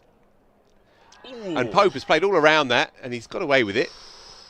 Under edge? Perhaps. Yeah. Yeah, indeed. Good call, Adam Collins. Looked at Jason otherwise. It did, didn't it? Because that angle doesn't need to straighten much. So pitching, middle and leg, well, maybe slipping, maybe sliding and it was off the face of the bat. Yep. So much ado about very little. But get a good bit of bowling just to remind Pope that he's got the one that goes straight on as well. He's not always looking to turn it from the nice part of the pitch. I mean, regardless of the playing conditions, I should finish by saying it's going to be a marvellous thing. It's going to be so wonderful seeing those old cricketers board that flight from Heathrow and arrive in Melbourne as they did in 1977. What chance, a 45-run win for the hosts. You imagine. It remains, I think, the unimprovable cricket statistic for me. I just think it's so perfect, so implausible and absurd. For those who don't know, the first ever Test match was won by Australia by 45 runs. And the 100th anniversary Test match, the centenary Test at the same ground at the MCC in 1977, was won by Australia by 45 runs. And the way that it played out as well, with Australia rolled on morning one, and then England getting rolled as well. Yep. And the fear was, I wrote about this during the pandemic, that the fear was that the Queen, who was scheduled to arrive at tea on day 5, well, it's going to be over in well inside 3 days, but on and on and on it went. Rob Marsh 100, the remarkable Randall innings and chase and the theatrics around that. Then it did reach tea on the final session, and Dennis Lilly getting his autograph book out and asking the Queen to sign an autograph for him, and all the hullabaloo, and Rick McCosker walking out in a mummified head down the list, having had his jaw broken in the first innings. Kerry O'Keefe stepping up to open the batting. They ran a mile race on day 3. They ran it was called the Centenary Mile around the MCG at the tea break. Yes. And the great John Walker, to me about this before. Yeah, the great John Walker, one of the greatest middle distance runners ever from New Zealand. Was rolled out. He ran the 4-minute mile quicker than he ran more 4-minute miles than anyone. Ran over 40 of them in his life, and they rolled him out to run a 4-minute mile, and he had a bit of a, as he said, I spoke to him and interviewed him for it. He had a bit of a. He wasn't best pleased that the Australian number 1 1500 metre runner pulled out.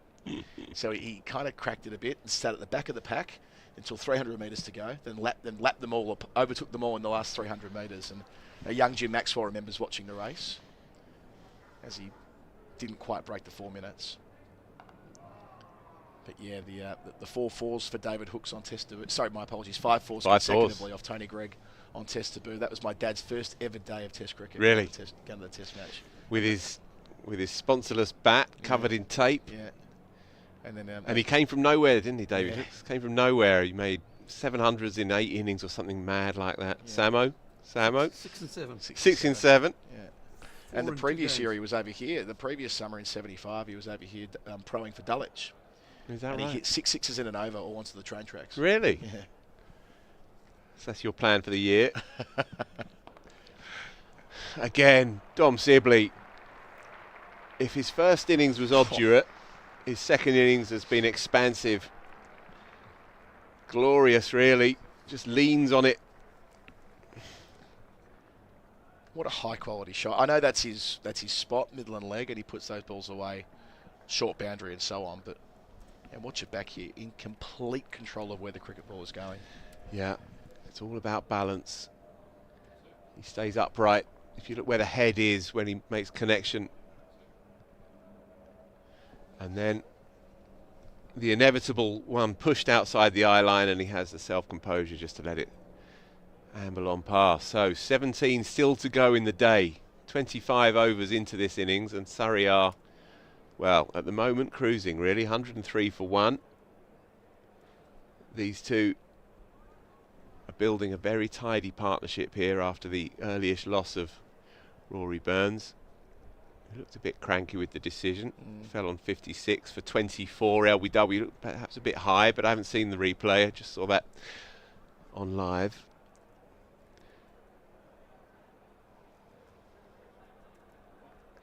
Have to make sure you get out in March 27, Phil, out to Australia for that one. I think so. Have to make sure of it. I think so. It's going to be a huge event.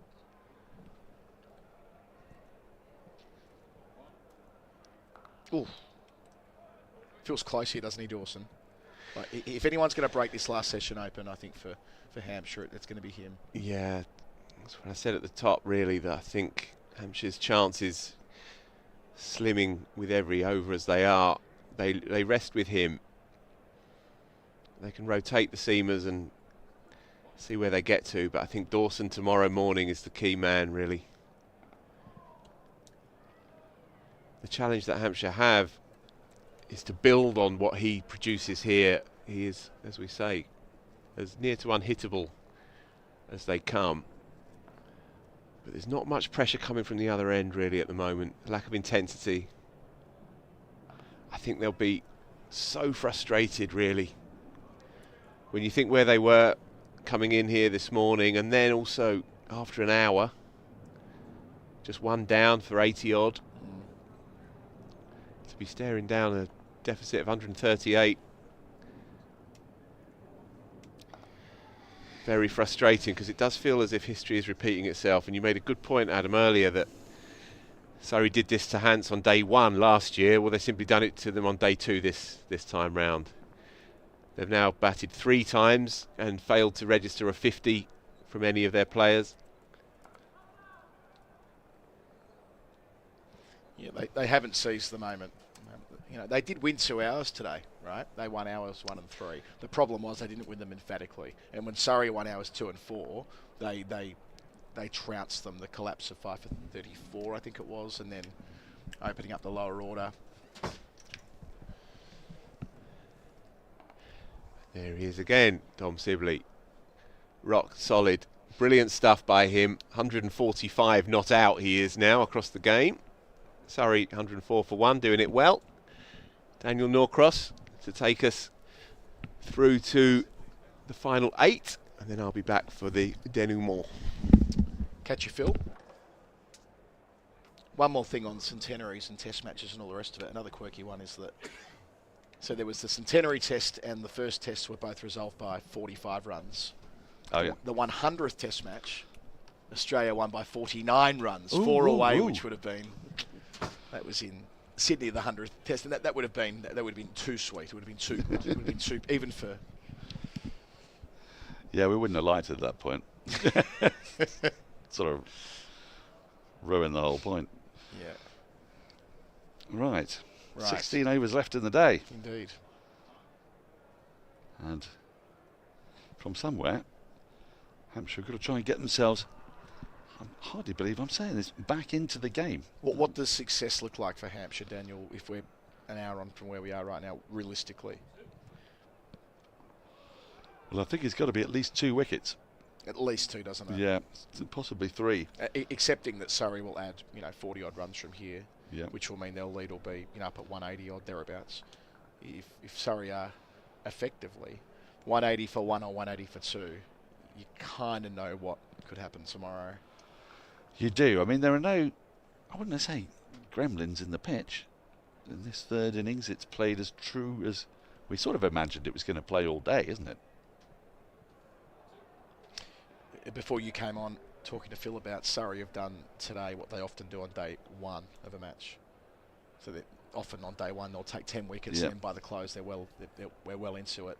Here, accepting they've banked a healthy first innings lead of, well, not healthy, but not nothing, and they've been able to lose only 1 wicket in the space of 26 overs, neutralise any threat that the new ball would have possessed. Spin operating at one end, an hour away from really monstering the attack. They put 7 overs into Kyle Abbott's legs as well. Yes. Who will have to bowl on 3 consecutive days. All of these various marginal gains, right? Marginal gains. So that's the other thing about it, isn't it? That Hampshire did bowl for most of yesterday, and they find they're going to be bowling in a 42-over session. There's that as well. They've got to bowl for a long session. Never nice. No fun. No fun. Club cricketers around the country screaming at me saying, what? We used to do, I did 65 over sessions back in the day.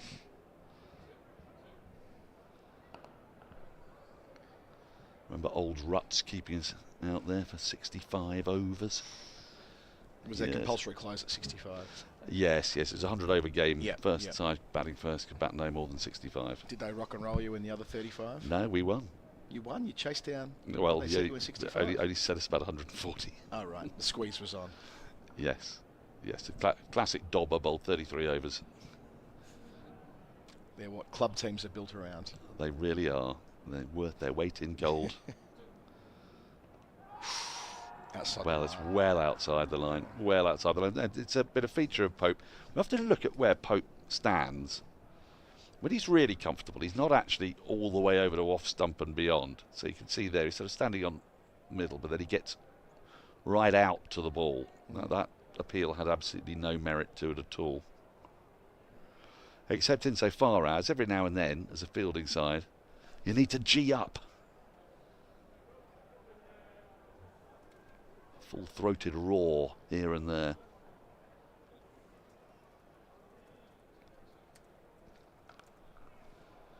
It's nicely struck. Won't be 4. Yeah, what you can't do in a situation where you've appealed for one that's not out is offer a half volley, 1.5 foot outside the off stump next ball. Like, it's a little bit with them. You are appealing to get in the batter's head that it might have been a better shout than you actually know it was, right? It's that whole idea of, what's that line in Breaking Bad, which I'm sure you watched Breaking Bad. Oh, yes, yes. That Saul Goodman line. I once convinced a woman I was Kevin Costner, and she believed it because I believed it. You know, you've got to kind of. It's a bit of a confidence trick. Yeah. Bit of kidology there, right? With an appeal like the one the ball before, where you've just got to convince everyone else around you that was really close. You know. Shane Warne was master of that. Too right. Yeah. I'm sure he would have convinced people that he was Kevin Costa as well, as he wished. Dawson's continuing. And this first over, you sort of thought that Surrey were going to find a way to milk him a little bit better. They picked up a few singles in his first over, since which time he's kind of sat on a length. And Surrey haven't really gone after him. The 50 partnership has come up in 88 balls. Perfectly decent rate of scoring given the match situation. We saw Sibley use his feet to him a little bit the last over, came down the wicket to him, but as a general rule, Dawson's just being played away.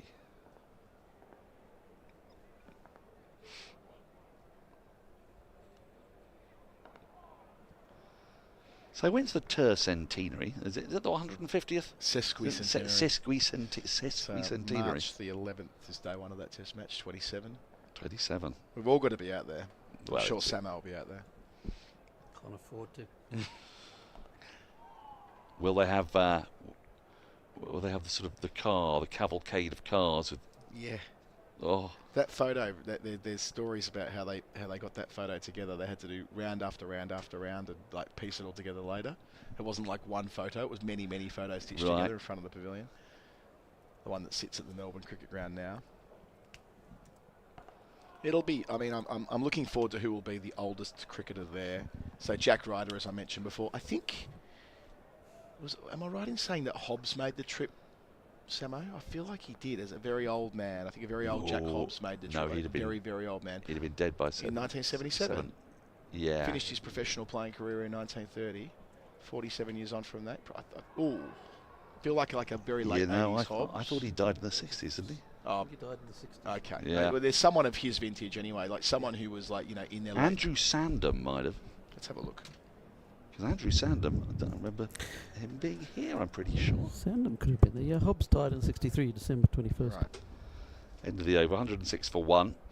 Percy Fender. Percy Fender. Percy Fender. So he came as an 84-year-old, which is noteworthy. One other thing I want to start a vociferous campaign on, Daniel. Oh, and I don't think I'm going to need to spend too much time convincing you of this. I'm sure of it. So in 1980, there was the second centenary test match. Oh, yes. Which was held at a ground that I love very much. The second oldest test ground in London. The second oldest test ground in London. Yeah. Not the ground that hosted test cricket in 1880. It was preposterous. The ground that hosted test cricket in 1880 was not where they had the centenary test in 1980. It didn't make any sense, did it? So when we have the English sesquicentenary test match here in 2030... It has to be here. Let's hope that there is one.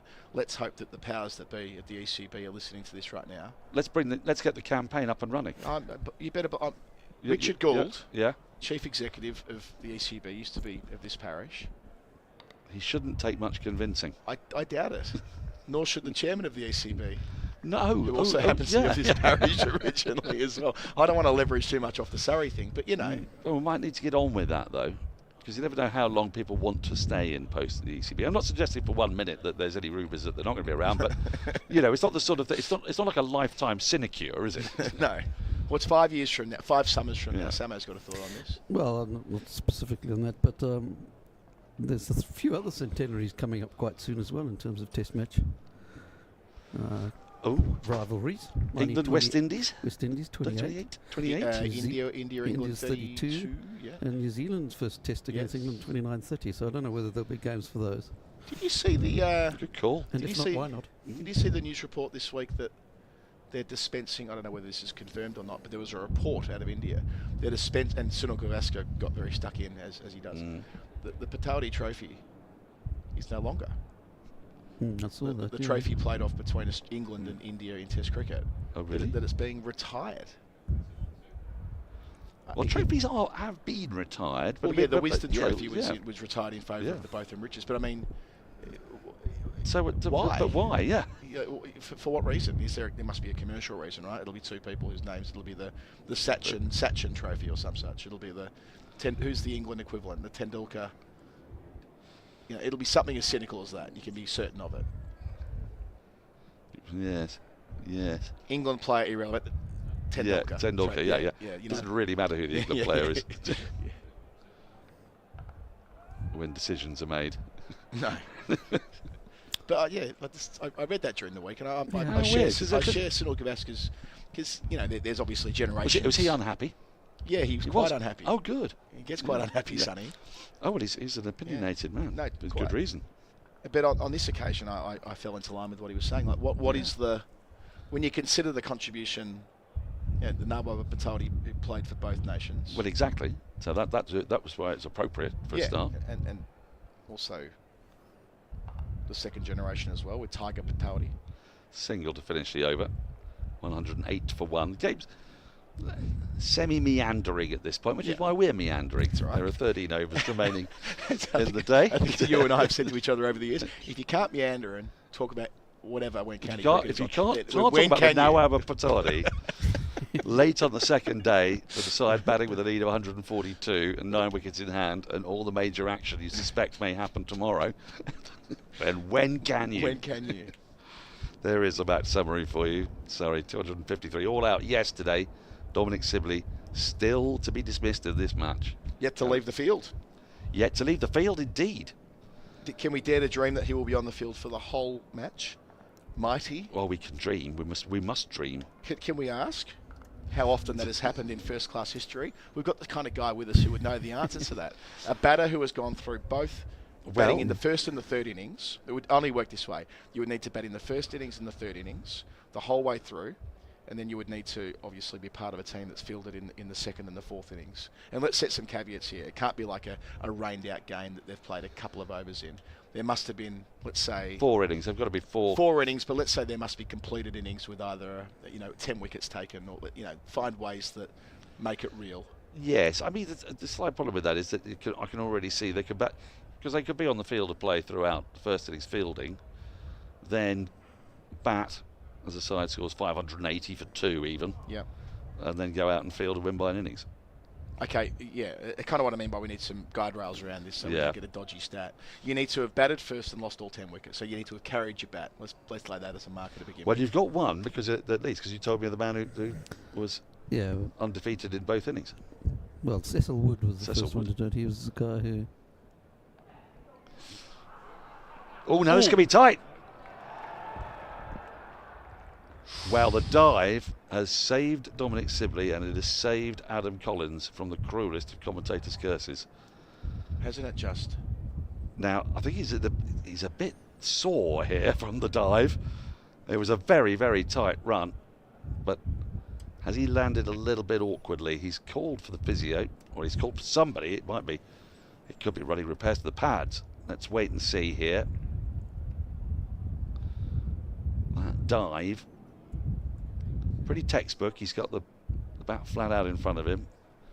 Left hand helping to slide with the dive. He's up, and he's all right. His pads appear to be working, so you were very, very close to speculating about something that was just about to not happen. Yeah. Yeah. Because what were you saying? Have there been carried bat in both innings? In both innings. So Cecil Wood, who we were talking about yesterday, mostly because he got more carried bats than anyone else in the county championship with 15. He played for Leicestershire 1896 to 1923, but he was also the first man to carry his bat in both innings of a game. Jimmy Cook was the second. Yeah. I never got round to checking. There have been some since Jimmy Cook. And of course, we were talking about Ben Compton. Ben Compton, yes, who must have been. Who was the last man out batting in the second innings, having carried his bat in the first innings. So he must have been out there. Now, Ben Compton, that could be, provided the game qualifies and on the field for the whole game, but in a real way, not in a pretend way. Well, it was, because was that the losing wicket? Yeah, he was the last. Well, there you go. That absolutely. Right, so running repairs are done, and Sibley's able to continue.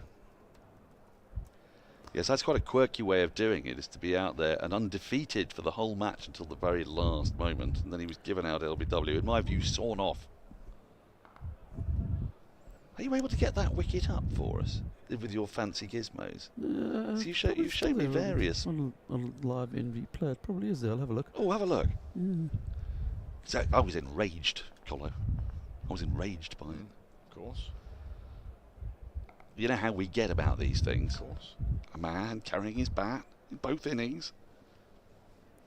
End of the over, 110 for 1. 'Cause it was, I think it was a season, wasn't it, when Ben Compton suddenly emerged, blossomed. It was the season when he was robbed of one of the great stats. So Ben Compton, at the end of that run, played a game for a county select 11 against the New Zealand Tourists, which in the ordinary run of things, the way we understand 4-day cricket to work, would be a first-class fixture. Right. However. Oh no. New Zealand elected to have more than 11 players take the field in a warm-up game, which disqualified it from first-class status, which meant that Ben Compton didn't become the first player since Graham Hick in 1988 to complete 1,000 runs before the end of May.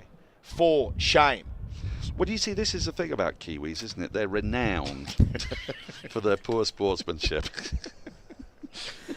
So it's oddly, the team Compton played for was called a first-class Counties 11. And it wasn't first class. Oh, now that's not far away from hitting the stumps there. That is kept a little bit low. That's going to encourage Surrey's bowlers when they see that. We've been talking a little bit about how there's been a touch of variable bounce, nothing particularly, not so much on the upside, more a bit on the downside, but hasn't been one that's been straight, and that is straighter. Yeah. That's one that prompts you to look down at the track. Maybe Yes. A bit of a prod. Yeah, and double up a little bit as well. Concertina at the hip.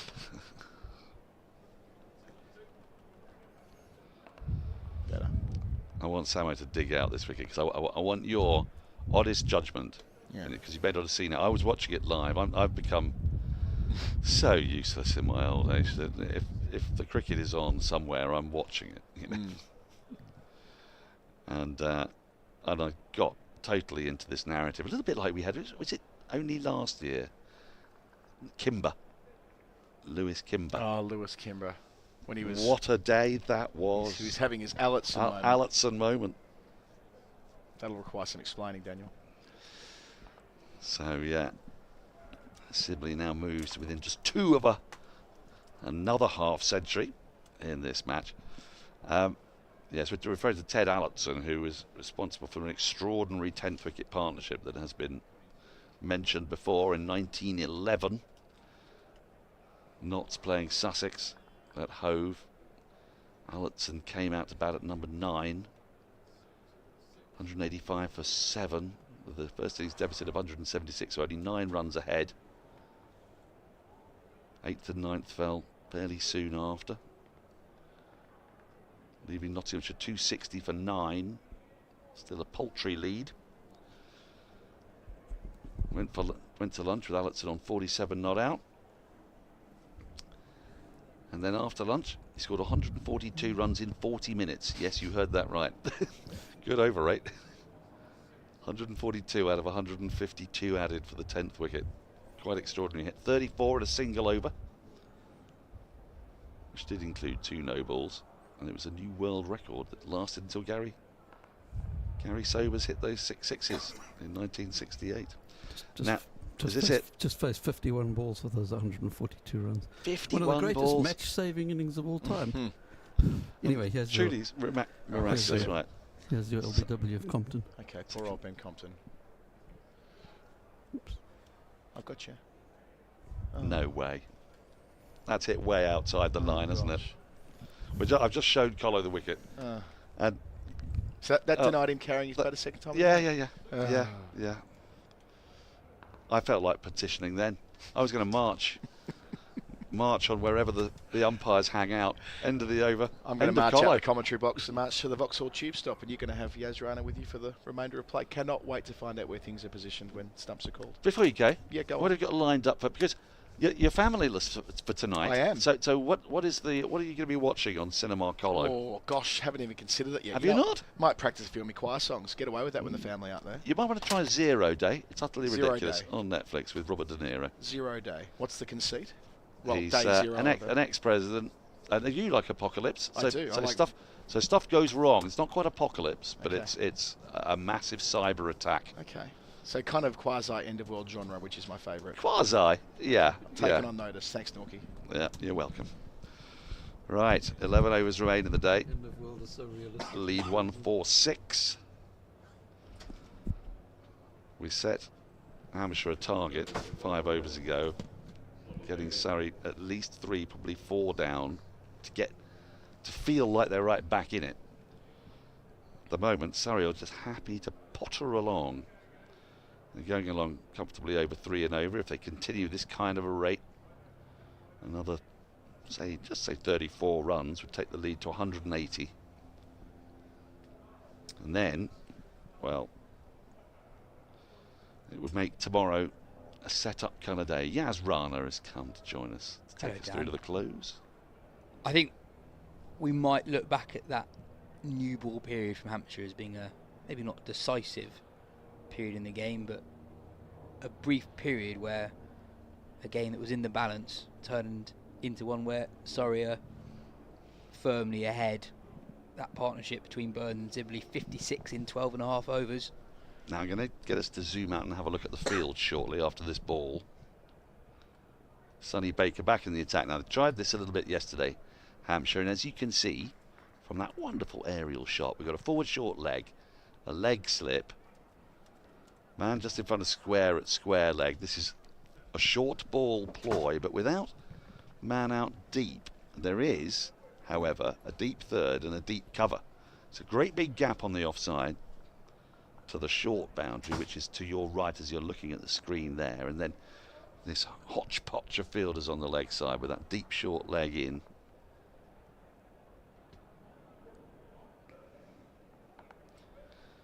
Sibley's able to get up on his toes and just guide through that big gap. Doesn't have to worry too much about the outside edge. Slips hungrily waiting.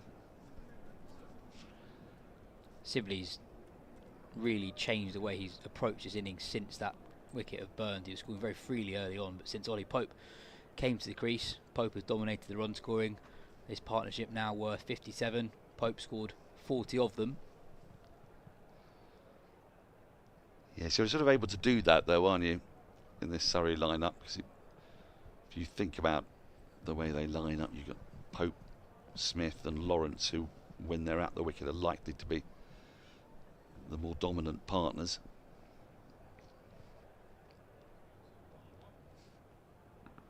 Now for Pope, we had a different field, and hopefully we'll be able to show you that when he's next on strike. He's off strike now with that single, with that leg by.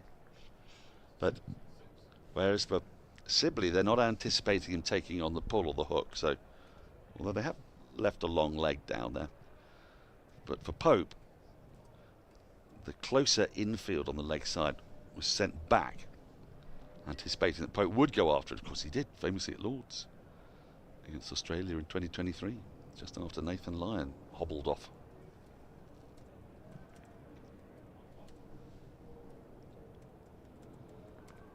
He's just not interested, is he? No, doesn't need to be. In a weird way, people talk about batters having full licence to play their natural game. I think Dom Sibley, with the Surrey middle order, is given full licence to bat his natural game. With a more limited middle order beneath him, I think there'd be a little bit more pressure on run scoring. But with Pope, Lawrence and Smith in that middle order, I think Sibley has full licence to play his natural game, especially as we approach the close of play. Just 10.2 overs remaining on day 2. 6-3 field. And he can just duck that. Happy to do so. Again, just not interested.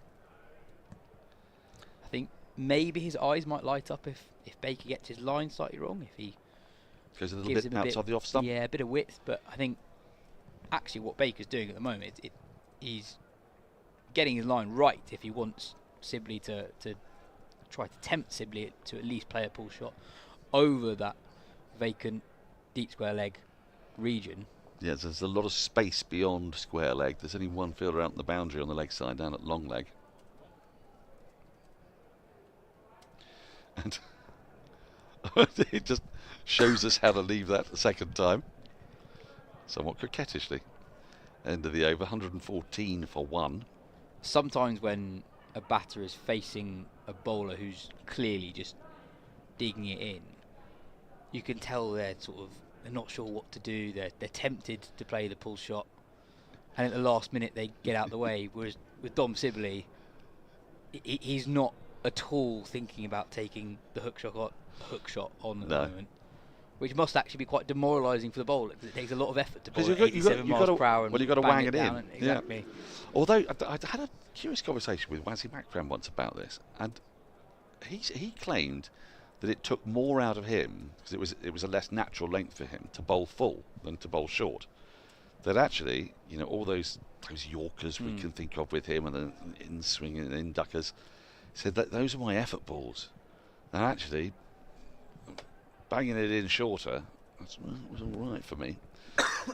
And I suppose bowlers will have a natural length, won't they, depending on their height and the way they approach. But he felt he was sort of stretching to get the full length ball. Now Dawson, from the pavilion end, 8 overs he's bowled so far. He's done for just 12 runs.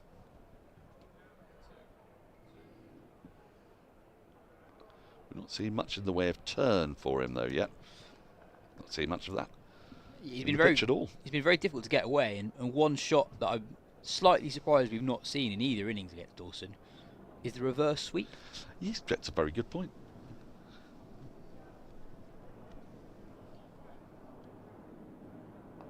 Especially from someone like Ollie Pope. Yeah, a very accomplished reverse sweeper, and that's the shot really that's the release shot against someone like Dawson, spinning the ball away. They've not had any cover on the deep backward point boundary for Dawson.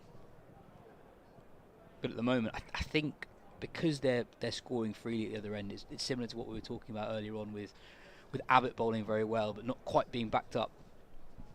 Not quite being backed up at the other end with a new ball. You just don't need to take risks against a guy who's bowling well. Sibley on 49. He won't get his 50 there. Pope's still going to help him out. He's alert to the possibility of a stolen single here. I mean, I think another part of it has been the match situation, yes, hasn't it?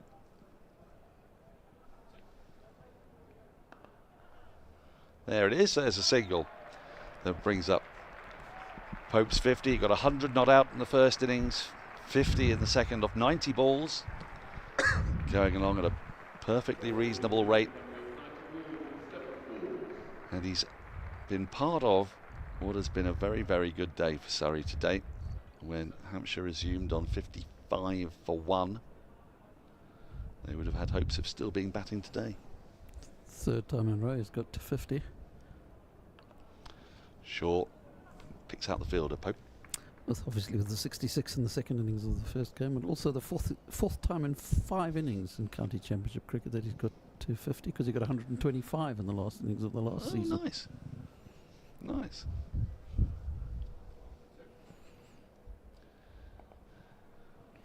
End of the over.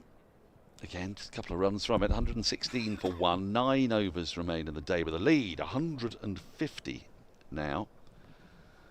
So, what was the score at the fall of the second Hampshire wicket? Was it 84? 84, yeah. And they lost. So from that point on, they lost 9 for 135. And Surrey 116 for 1. So, yesterday you'd have said belonged to Hampshire, but not decisively. That was the issue. They didn't bowl Surrey out for 150, 160, which has happened on first days at the Oval before, thanks to Dom Sibley's excellent undefeated 100.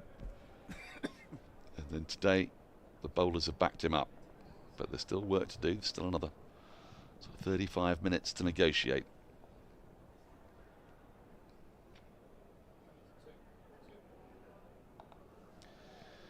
Right, that's been clipped away for a single, so what I'm asking our producer to do here is just give us a nice wide shot of the field for Ollie Pope, because what we're going to see, I think, is, going to see a slight, subtle but important change in the field. Firstly, what you'll notice on the offside is that there is nobody saving one. 3 fielders from deep third round to deep backward point and deep extra cover, and 3 further fielders on the boundary on the leg side. A fine leg who's pretty fine, a long leg who's pretty wide, and a forward deep square leg as well as a forward short leg.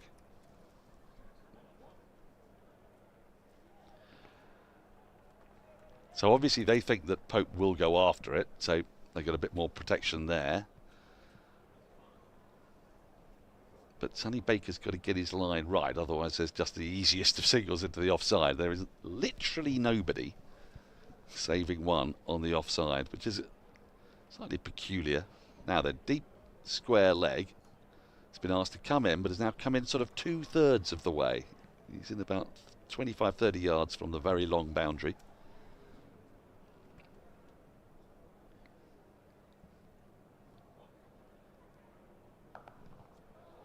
Well, that's gone all the way.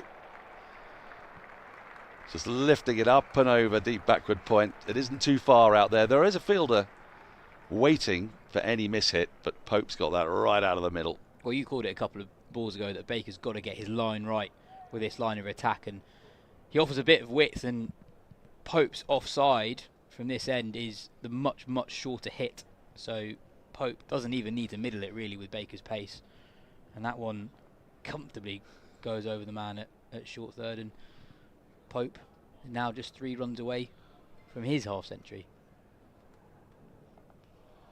He's gone for it again, and it's gone for 6 again. That'll be half century for Ollie Pope. Spectacular way to bring it up with 6s from consecutive balls. And it's an important innings for Ollie Pope. He hasn't had the best of fortune at the start of this season. He's had the opportunity today to play himself in. He's taken that time. And now, well, there's a couple of one-day shots, really. Yeah, he survived a couple of heart and mouth moments early on. Edged through a vacant third slip region. Survived a close LBW call, but the last 45 minutes or so, he has been really excellent. And now he's pulling behind square for a single. Andrew Sampson. And in contrast to Sibley, that's Pope's second 50 and 18 county championship innings. Wow. 2 in 18? 2 in 18. Wow. Well, maybe not the best of Nick, but that is significant. Yeah, I mean, it goes back a couple of years, obviously, but it's a sequence which was completely in comparison to his earlier career. So he was averaging 70 before that sequence in the county championship.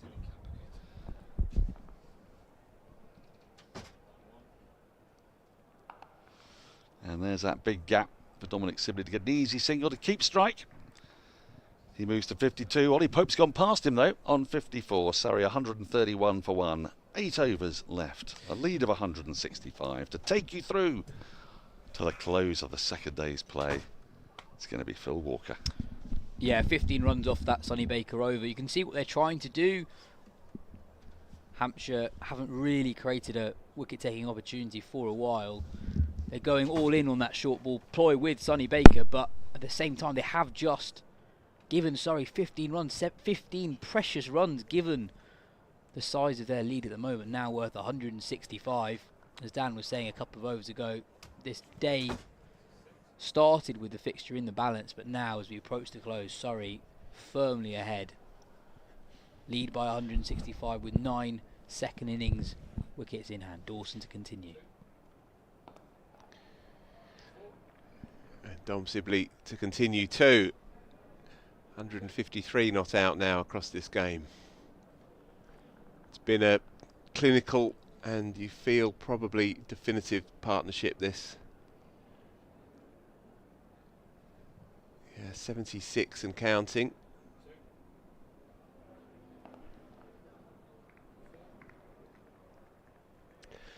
Yeah, and we've seen this film before, yes, where the best of intentions for the visiting side, they have their moments, they have their little windows of opportunity and so on, but the belief and the will is just beginning to ebb away, you feel here. 166, 167 now the lead. It's a fairly big barrel they're staring down. Yeah, what one for Samu to check I think we were talking earlier in the game about Ollie Pope's record against Hampshire being pretty good. Yeah, he got him in the first innings, did Samo. He laid that one up, 220 odd for twice dismissed. Next ball got him. But there have been signs of Ollie Pope returning to his best form. Pope, when he's on song, is ruthless in how he punishes any wayward bowling, and that's what he's been like for the last 45 or so minutes. Yeah, he needs this innings. Just to settle himself down. For the first time in his county career, he's had a fallow trot. And he'd never known it before for Surrey. But it happens to everybody, of course. And so it's a very useful innings. And you wouldn't be surprised if, when England deign to allow him to play, of course, that he goes on a decent run now for Surrey. 7 still to go in the day, 20 past 6. The lights are on, but I think we're fine for now. Umpires are looking at one another, but without any great energy. The dying embers of a long day now. And Sonny Baker, 4 overs for 27. He's given everything he's got. And they are looking like they're going to give him one more. Samo. Yeah, before this game, Pope 182 runs at 98.5 against Hampshire. 600s in 10 matches. 600 in 10 matches, that's decent going. On Sonny Baker, Phil, it's not exactly subtle what Hampshire are trying to do, and it may well work. But is there an element of frustration as a viewer that we're not seeing Baker just bowl normally, right? Just because you're quick doesn't mean you have to be used like this.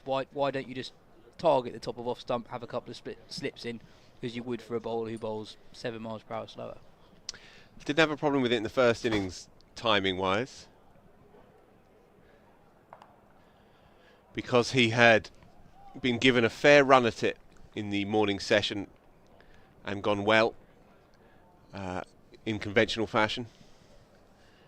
And he only resorted to leg theory when Dom Sibley was well ensconced and he was playing with the tail, and it was incumbent on Sibley to think a bit outside the box, and so I had no problems with it at all. And it also discomforted Sibley as well. It made sense at that moment, at that juncture.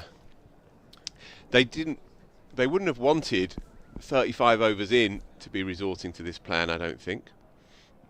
But the scoreboard is desperate. Let's be honest, it's desperate for them. This is not a feather bed. There's a bit in it. It's relatively easy pace, but it's a bit up and down. It's gone up for it, but nothing doing. Felt a bit forlorn, but again, it has echoes of what England do under Stokes when they feel like the game is drifting and they need to inject something into it, and the scoreboard tells you that this is that moment.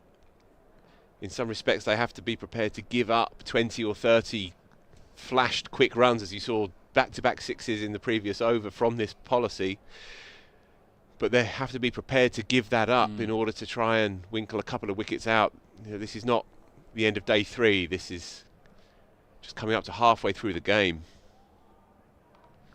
Picked up tidily and brilliantly fielded on the half volley, one-handed. I think that's Brett Hampton down there. I'm not sure he picked it up, but I'm not sure he did either. That's brilliant piece of fielding. We'll be doing a shortish podcast after this, Yas, you and I, oval and out. That's a Surtees number.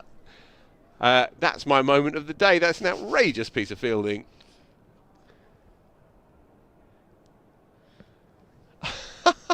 As nonchalant as you can get. But again, it's a good shot by Pope in as much as it comes out the screws, but another day it goes straight down his throat. And so they're trying to shake these two out of their comfort zones, and they've been in it for the last couple of hours. So I don't mind it.